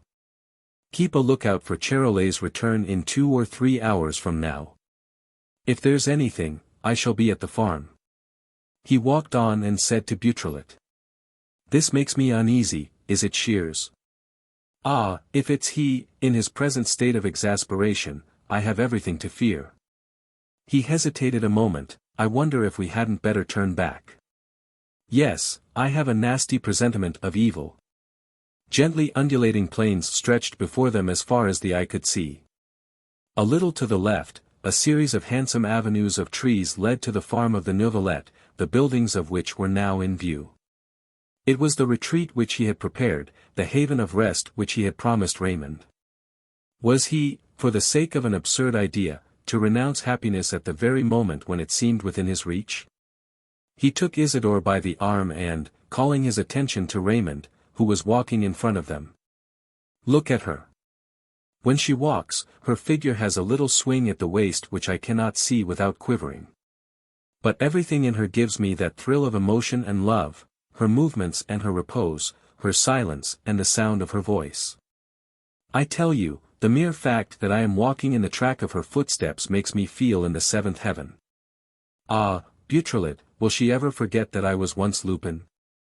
Shall I ever be able to wipe out from her memory the past which she loathes and detests?" He mastered himself and, with obstinate assurance. "She will forget," he declared. "She will forget, because I have made every sacrifice for her sake. I have sacrificed the inviolable sanctuary of the Hollow Needle, I have sacrificed my treasures, my power, my pride, I will sacrifice everything. I don't want to be anything more, but just a man in love, and an honest man. Because she can only love an honest man. After all, why should I not be honest? It is no more degrading than anything else." The quip escaped him, so to speak, unawares. His voice remained serious and free of all chaff. And he muttered, with restrained violence. "Ah, Beautrelet, you see, of all the unbridled joys which I have tasted in my adventurous life, there is not one that equals the joy with which her look fills me when she is pleased with me. I feel quite weak then, and I should like to cry." Was he crying? Beautrelet had an intuition that his eyes were wet with tears. Tears in Lupin's eyes, tears of love. They were nearing an old gate that served as an entrance to the farm. Lupin stopped for a moment and stammered. "Why am I afraid? I feel a sort of weight on my chest. Is the adventure of the Hollow Needle not over? Has destiny not accepted the issue which I selected?" Raymond turned round, looking very anxious. "Here comes Césarine. She's running." The exciseman's wife was hurrying from the farm as fast as she could. Lupin rushed up to her. "What is it? What has happened? Speak." Choking, quite out of breath, Césarine stuttered. I saw a man this morning." I saw a man in the sitting room." "The Englishman of this morning?" "Yes, but in a different disguise." "Did he see you?" "No." "He saw your mother." "Madame Valmères caught him as he was just going away." "Well?" "He told her that he was looking for Louis Valmères, that he was a friend of yours." "Then?" "The madam said that her son had gone abroad, for years. And he went away." No, he made signs through the window that overlooks the plain, as if he were calling to someone. Lupin seemed to hesitate. A loud cry tore the air. Raymond moaned. "It's your mother, I recognize." He flung himself upon her and, dragging her away, in a burst of fierce passion. "Come, let us fly, you first." But, suddenly, he stopped, distraught, overcome. "No, I can't do it, it's too awful. Forgive me, Raymond, that poor woman down there, stay here. Beautrelet, don't leave her." He darted along the slope that surrounds the farm, turned and followed it, at a run, till he came to the gate that opens on the plain. Raymond, whom Beautrelet had been unable to hold back, arrived almost as soon as he did. And Beautrelet, hiding behind the trees, saw, in the lonely walk that led from the farm to the gate, 3 men, of whom one, the tallest, went ahead. While the 2 others were holding by the arms a woman who tried to resist and who uttered moans of pain. The daylight was beginning to fade. Nevertheless, Beautrelet recognized Holmlock Shears. The woman seemed of a certain age. Her livid features were set in a frame of white hair. They all 4 came up. They reached the gate. Shears opened one of the folding leaves. Then Lupin strode forward and stood in front of him. The encounter appeared all the more terrible inasmuch as it was silent, almost solemn. For long moments, the 2 enemies took each other's measure with their eyes. An equal hatred distorted the features of both of them. Neither moved. Then Lupin spoke, in a voice of terrifying calmness. "Tell your men to leave that woman alone." No. It was as though both of them feared to engage in the supreme struggle, as though both were collecting all their strength. And there were no words wasted this time, no insults, no bantering challenges. Silence, a death-like silence. Mad with anguish, Raymond awaited the issue of the duel. Beautrelet had caught her arms and was holding her motionless. After a second, Lupin repeated. "Order your men to leave that woman alone." "No." Lupin said. "Listen, Shears." But he interrupted himself, realizing the silliness of the words. In the face of that colossus of pride and will-power which called itself Holmlock Shears, of what use were threats? Resolved upon the worst, suddenly he put his hand to his jacket pocket. The Englishman anticipated his movement and, leaping upon his prisoner, thrust the barrel of his revolver within 2 inches of her temple. "If you stir a limb, I fire." At the same time his 2 satellites drew their weapons and aimed them at Lupin. Lupin drew himself up, stifled the rage within him and, coolly, with his hands in his pockets and his breast exposed to the enemy, began once more. "Shears, for the 3rd time. Let that woman be." The Englishman sneered. "I have no right to touch her, I suppose." Come, enough of this humbug. Your name isn't Valmeras any more than it's Lupin, you stole the name just as you stole the name of Charmerace. And the woman whom you pass off as your mother is Victoire, your old accomplice, the one who brought you up, 12. Shears made a mistake. Carried away by his longing for revenge, he glanced across at Raymond, whom these revelations filled with horror. Lupin took advantage of his imprudence. With a sudden movement, he fired. "Damnation!" bellowed Shears, whose arm, pierced by a bullet, fell to his side. And, addressing his men, "Shoot, you too. Shoot him down." But already Lupin was upon them, and not 2 seconds had elapsed before the one on the right was sprawling on the ground, with his chest smashed, while the other, with his jaw broken, fell back against the gate. "Hurry up, Victoire. Tie them down. And now, Mr. Englishman, it's you and I." He ducked with an oath. "Ah, you scoundrel." Shears had picked up his revolver with his left hand and was taking aim at him. A shot, a cry of distress, Raymond had flung herself between the 2 men, facing the Englishman. She staggered back, brought her hand to her neck, drew herself up, spun round on her heels and fell at Lupin's feet. Raymond. He threw himself upon her, took her in his arms and pressed her to him. "Dead," he said. There was a moment of stupefaction. Shears seemed confounded by his own act. Victoire stammered. "My poor boy, my poor boy." Beautrelet went up to the young woman and stooped to examine her. Lupin repeated. "Dead, dead." He said it in a reflective tone, as though he did not yet understand. But his face became hollow, suddenly transformed, ravaged by grief. And then he was seized with a sort of madness, made senseless gestures, wrung his hands, stamped his feet, like a child that suffers more than it is able to bear. "You villain!" he cried, suddenly, in an access of hatred. And, flinging Shears back with a formidable blow, he took him by the throat and dug his twitching fingers into his flesh. The Englishman gasped, without even struggling. my boy," said Victoire, in a voice of entreaty. Beautrelet ran up. But Lupin had already let go and stood sobbing beside his enemy stretched upon the ground. Oh, pitiful sight! Beautrelet never forgot its tragic horror, he who knew all Lupin's love for Raymond and all that the great adventurer had sacrificed of his own being to bring a smile to the face of his well-beloved. Night began to cover the field of battle with a shroud of darkness. The three Englishmen lay bound and gagged in the tall grass. Distant songs broke the vast silence of the plain. It was the farm hands returning from their work. Lupin drew himself up. He listened to the monotonous voices. Then he glanced at the happy homestead of the Neuvillette, where he had hoped to live peacefully with Raymond. Then he looked at her, the poor, loving victim, whom love had killed and who, all white, was sleeping her last, eternal sleep. The men were coming nearer, however. Then Lupin bent down, took the dead woman in his powerful arms, lifted the corpse with a single effort and, bent in two, stretched it across his back.